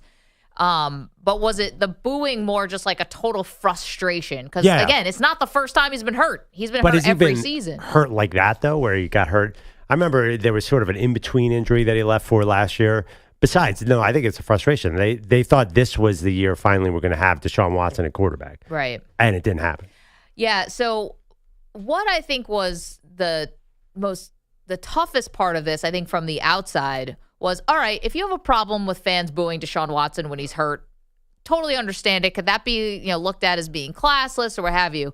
But the full throttle defense of Deshaun Watson from teammates Jameis Winston and Myles Garrett, it went too far over the top. You can totally be there for a teammate and you can be upset with the booing, but you don't have to go as far as Garrett and Jameis Winston did. And we'll tell you what we mean. Manny, can I hear cut 19? So here's Myles Garrett defending Deshaun Watson and doing so in a way that just doesn't fit. Man does pretty much everything right. He's been a model citizen through college and most of the pros. He plays the game as hard as anyone I've seen. I'm sorry, what? Surely you jest. Does Myles Garrett not have a New York Times subscription or live in the world? Like, again, Perloff, you can be supportive as a teammate to a guy who's hurt. I totally understand that. But to say he's been a model citizen, that is just false. Yeah, you think? Yeah. I don't even know. Normally this would be a situation where you criticize a player, but it's so over the top ridiculous that he's saying that it feels like almost a waste of our energy to criticize him. It's the stupidest comment ever. I don't understand it. Now here's some from Jameis Winston. How about cut 22, man? He says that no one should get the Deshaun Watson treatment, meaning like booing while he was hurt, especially if you know him as a person. I do not want the treatment that Deshaun Watson has received from these passionate fans. I know you love this game. When I first got here, I knew these were some amazing fans. But Deshaun was treated badly. And now he has to overcome another obstacle. So I'm going to support him. I'm going to lift him up. And I'm going to be there for him. Because I see the way he fights. I see the way that he works. And I know who he is as a person and as an NFL quarterback. Okay, let's expand on those other obstacles that you kind of yada-yada'd over there. What were those about? Was that the fans? No. Was that anybody except for Deshaun putting himself in a bad situation where 22 women are accusing him of misconduct? Again, you can support a teammate, but miss me with the shaking the finger at the Browns fans like, you guys are doing something really wrong. It's like, well, he's not exactly easy to root for. Let's put it that way. Yeah, come on. And especially Jameis. Talk about the imperfect messenger. Go back to Jameis's college experience. You want to talk about that? He got asked about it the night he won the Heisman. Feels like Jameis is always performing nowadays. Like he knows it's going to be a viral clip. So I don't even know if he's even thinking about what he's saying. He's sort of just like, I got to say something interesting. I'm Jameis Winston. I believe he's still banned from Uber because he groped a driver, allegedly. I don't think he can take a ride share right now, like to the airport. Is that true? I believe he was banned for a certain amount of time. I don't know if it was a lifetime ban. These are not the people to be telling us, okay, you're in the wrong here. I get it. You want to support a teammate. You don't have to go so over the top to try to gaslight us that Deshaun Watson is a model citizen. Okay, what about your hero, LeBron James, though, sticking up saying you shouldn't boo a man when he's down? I do think I think that's right. I don't think you should boo somebody when they're down. Did he say man? Because did he actually say boo a man when he's like, I don't know. Cleveland fans, this is LeBron. Yeah. You know how much we've been through the years, both good, bad, and indifferent. With that being said, booing anyone that's down with an injury, let alone your own player, is lame AF to the ones who didn't. I don't know that message is so different. Like you're saying, like, oh, the fans can't judge Deshaun Watson. I think that read the comments if you want to see a murder scene. Read LeBron's comments on that one. It is 2.3 thousand comments and 2.2 thousand are saying LeBron. You're being disgusting here. Like he's getting killed. For some reason, P. Diddy is in every third tweet here. Oh, boy. I wonder if LeBron said something nice about him or something. I don't know why. I think it's the connection that Watson's like Diddy, right? Yeah, It's absolutely. the sexual misconduct. I do think that athletes probably have a delineation. That's why the Myles Garrett and the Jameis stuff is so ridiculous. If you don't say don't boo a man while he's down, I can get behind that. Don't boo somebody while they're down and hurt. But it was the sticking up for him as a man. It's like, no, he's a good guy. He's a model citizen. You shouldn't be booing him because he's the best dude ever, not football stuff. They took it beyond football, and that's just silly to me. I think that's something that, quite frankly, I feel like, I don't know if this happens, Maggie, with women, but I feel like men, for whatever reason, we kind of talked about it, right? Like, we only know what we know, right? We don't go beyond really, personal lives or things like that. So I think for Watson and Garrett, I think these guys and a lot of men are like this where, look, they see the guy work hard. He's nice to them. They don't see this monster, right? So for them, there's a detachment from these allegations and how fans see it.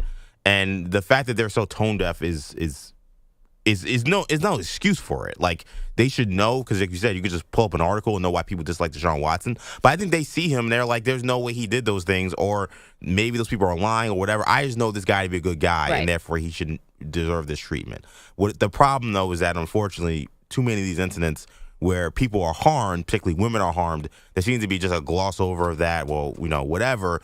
I know him to be a good guy, right. And you guys don't really know him. So why are you booing him when he's hurt? Right. Don't attack my guy. Right. Yeah. It's just this idea that you know the person personally, so you feel like, I didn't see him grope any women. He seems like the nicest guy. Maybe he didn't actually do those things. Like I think that's where they're coming from. But it's just unfortunate again that they don't really see what everyone else does, right? Because we're not that close. And in fact, that makes us, in some ways, a little less partial because we don't know him well. We only know what has been reported, what he's been accused of. Oh, I've interviewed Deshaun a couple times. He was the nicest person I've ever interviewed. Yeah, you said that. Yeah, I mean, also, too, we don't know these people. The two messengers here are kind of screwed up. Jameis, in particular, although I can't even remember, Myles Garrett's been in some sort of trouble, right? Oh, it was on field, though, no? With the helmet. Are you sure he has no off-field issues? He got into a car accident once, but I think that was about it. Anyway, let's get to some headlines with CeeLo as we unpack the rest of the... I'm sorry, Perloff, did you have something else you want to say? No. CeeLo, what do you got, sir? Well, glossed over a bit this morning because it is the day after an NFL Sunday. You do have the Dodgers heading back to the World Series for the fourth time in 8 seasons. Teo takes a small lead. Another 1-2 pitch. Edmonds swings, hits a high fly ball. Left field and deep. Nimmo is back on the warning track. At the wall. Gone! Tommy Edmonds sends Dodger Stadium into a frenzy. That's on Dodgers Radio. 2-run homer made it 4-1 LA last night on their way to a 10-5 win over the Mets as they took Game 6 and the National League pennant. You heard the home run from Edmund there. He also doubled and drove in 4, so he ends up with 11 RBIs for the series, which tied a franchise record, named NLCS MVP for his manager, Dave Roberts. It's a crazy trajectory. I can't say enough about the front office being able to acquire him at the deadline. It's just amazing, and I never imagined, once we acquired him, he'd be hitting fourth in a postseason game and contributing the way he did amidst the lineup that's obviously chock full of stars and big names. But he had quite a few big swings for them along the way, and now they will get set for the Fall Classic and stay right at home for games 1 and 2 against the Yankees on Friday and Saturday. WNBA Finals went the distance and then needed overtime in a Game 5 with the Liberty outlasting the Lynx 67-62 to capture their first championship in franchise history. Jonquel Jones led New York with 17 points and was named Series MVP. On the other side, some sour grapes after this one from Minnesota Lynx head coach Cheryl Reeve. She took issue with the officiating, especially in the final seconds of regulation, a call that they felt should not have been a foul. Challenged. It wasn't overturned. Breanna Stewart ends up making the free throws to send the game into overtime. So after she finishes kind of going through the specifics of that, her thoughts on it, the challenge system and everything that comes with it, she went in this direction. I know all the headlines will be Reeve cries foul. Bring it on, right? Bring it on, because it was stolen from us. Bring it on. So she says the championship was essentially stolen from them based on the way that not just that play, but how she felt the officiating was called throughout the course of the series. Yeah, I get it, but you still had an overtime. It wasn't one in regulation. You still had an extra period there to win it, right? That call was brutal. It was I had to tune out after that. I mean, maybe technically it was the right call. Just like the foul on Breonna Stewart at the end. Because there's the same call from earlier in the series too.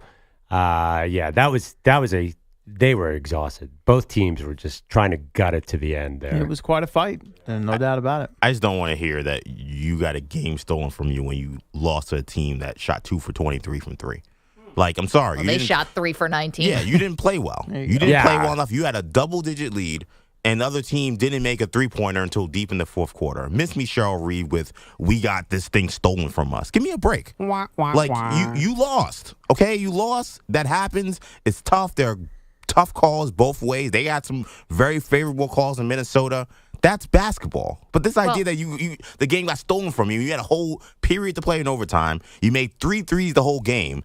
And did they tighten the rims too? Like what else happened at Barclays? Did they slip the floor up underneath your bench so the guys like what was going on? Like they scored 2 points in overtime. EJ, did they call that call in Minnesota? No. Of course not. I don't know. The refs are weird. Refs suck. Let's just be real. I thought the NBA are were bad. so bad. Every time that a replay goes for more than 45 seconds, I'm like, oh, something weird's coming. Yeah, it's happening. It's like, I'm not here to... Look, they missed a terrible travel in that play. To me, the foul was way more bang-bang than the travel. The travel was because she traveled. And they're not calling that. Which is ridiculous.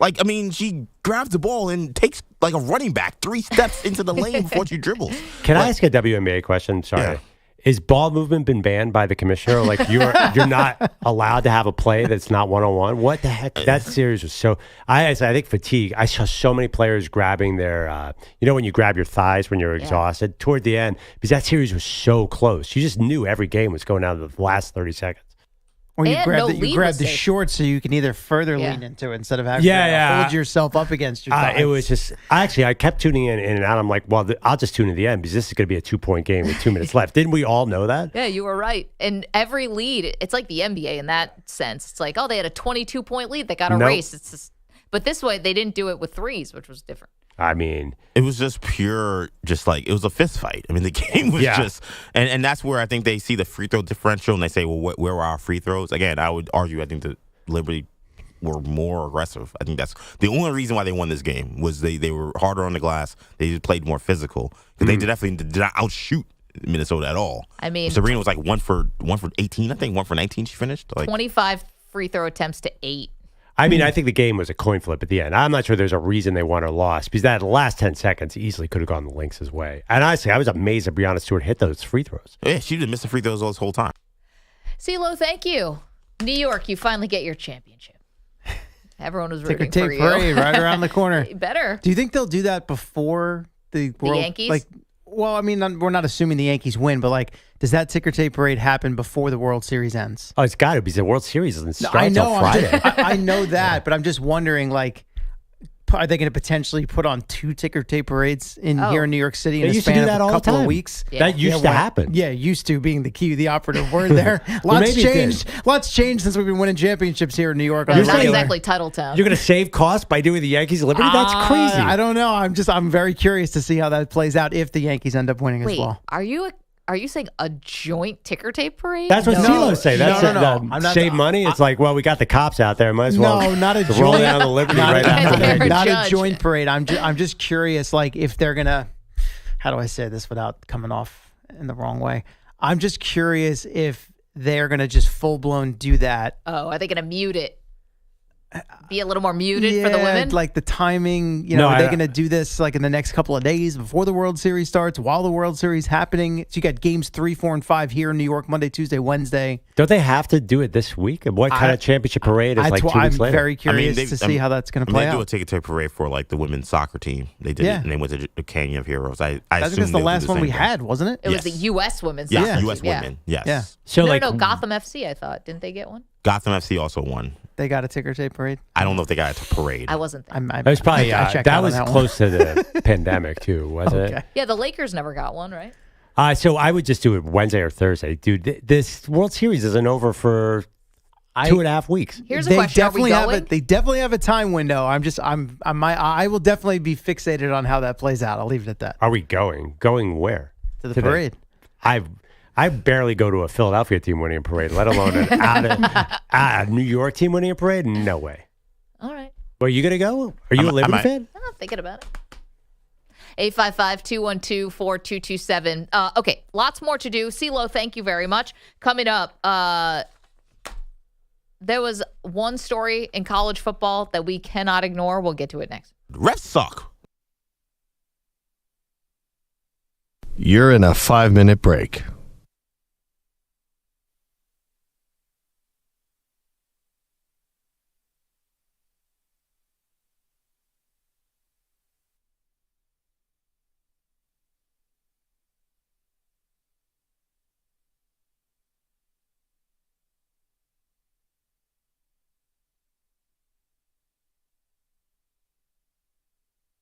Four minutes, 30 seconds remaining.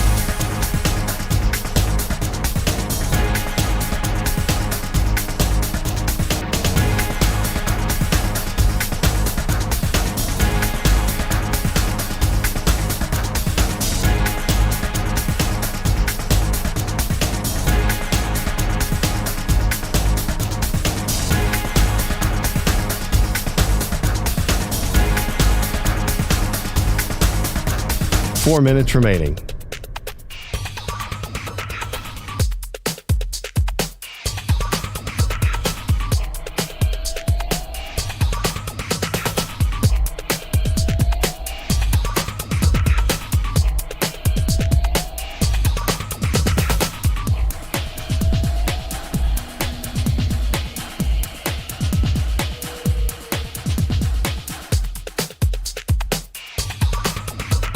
Three minutes, 30 seconds remaining.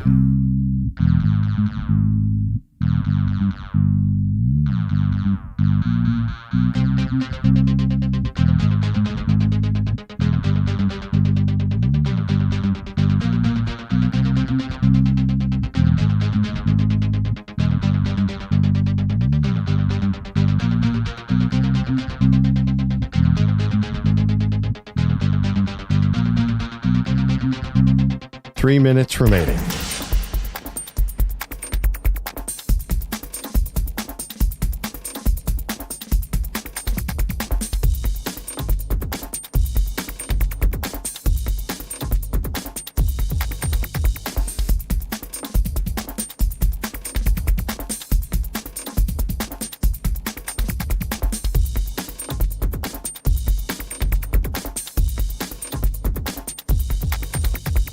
Two minutes, 30 seconds remaining.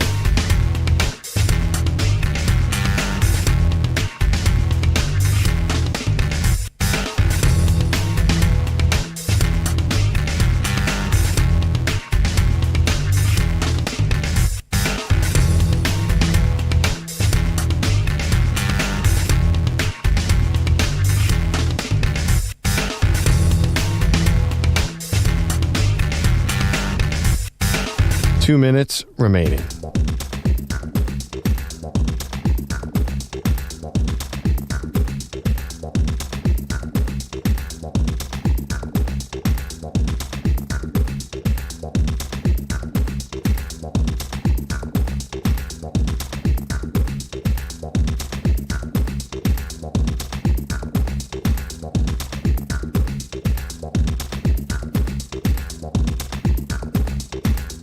One minute, 30 seconds remaining.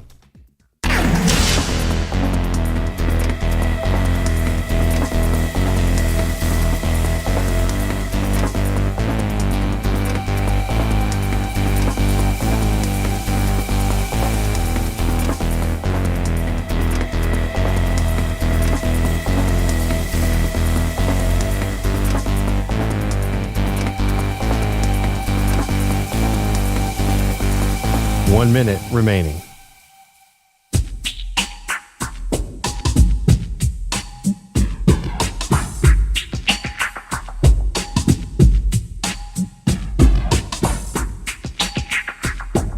.45 seconds remaining.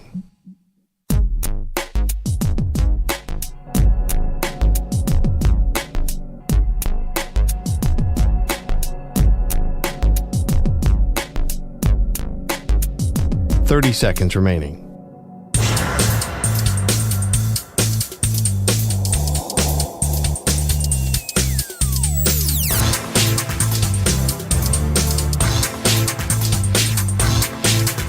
15 seconds.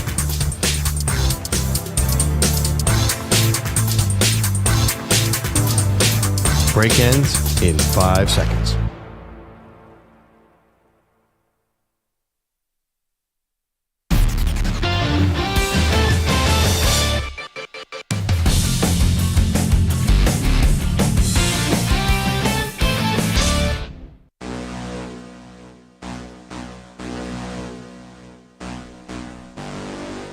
Welcome back.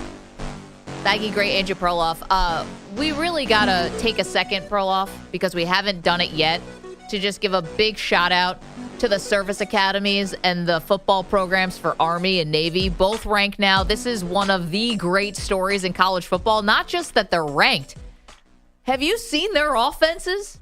Awesome. They are killing it out there. They're dropping 50 and 40. And these are not what we're used to when we're usually talking about Army, Navy teams and games.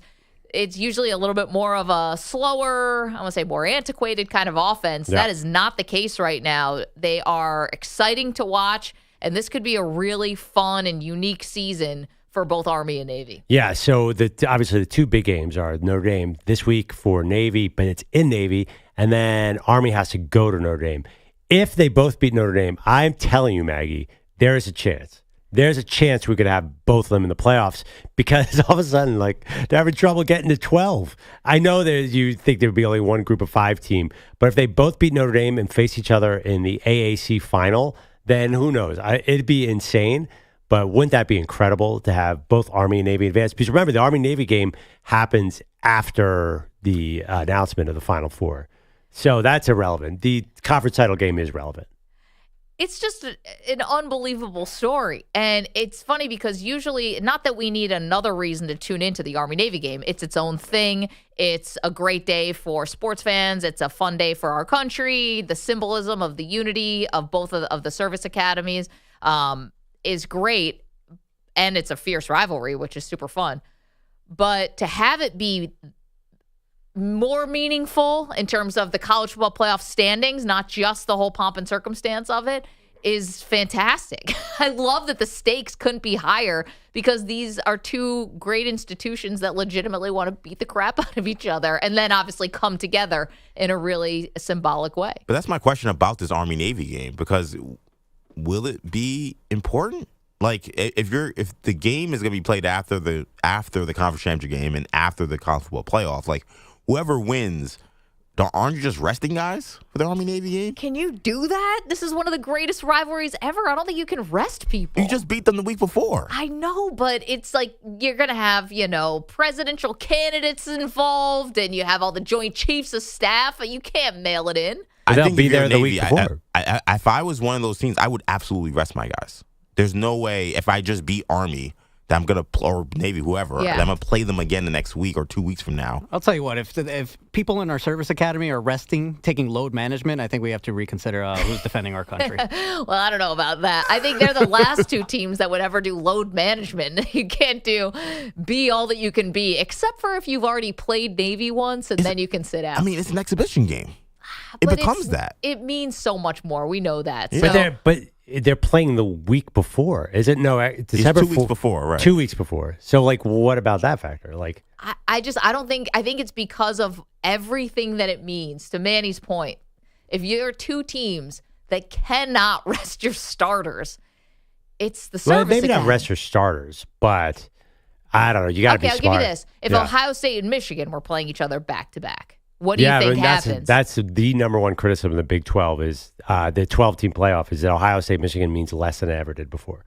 Right, because they're playing both teams to get in. That's not usually that would be a bad thing. Okay, but I'm asking you in real time, what would happen if Ohio State and Michigan were playing each other one week and then playing each other the next week? 100% they'd rest their players in the second game. Ohio State, definitely. I think you have to. Yeah, I mean, Ohio State, Michigan, much more so than this game, I think. I can't believe we're talking about the service academies going through load I gotta management. tell you, it's how good they are. I know. Boise State's got a tough game coming up. America. If Boise State loses to UNLV, it's only a 3-point spread, then it's pretty much Army and Navy fighting. They say they both lose to Notre Dame. They're still going to be the highest ranked group of 5. It's amazing. We're going to have one of them, hopefully. Well, actually, I want all three. I want Boise State, too. Yeah. Genty's a big star, so that'd be great. But can you imagine? I mean, come on. You've seen Alabama, Tennessee. These teams aren't good, Maggie. Time we've... Yeah, right. Sure. Thank you to EJ Stewart, Manny Rodriguez. Congratulations to your New York Liberty WNBA champs for the first time ever. Excited to see you guys at the Ticker Tape Parade. Thank you to Chris Lopresti, Andrew Kaplan, Weedos and coffee drinkers. You guys are the best. See you tomorrow.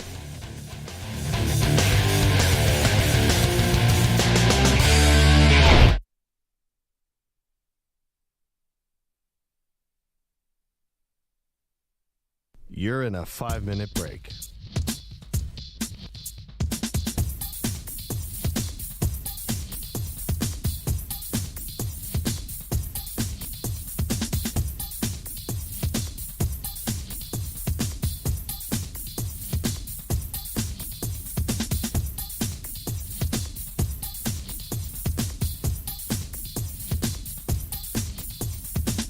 Four minutes, 30 seconds remaining.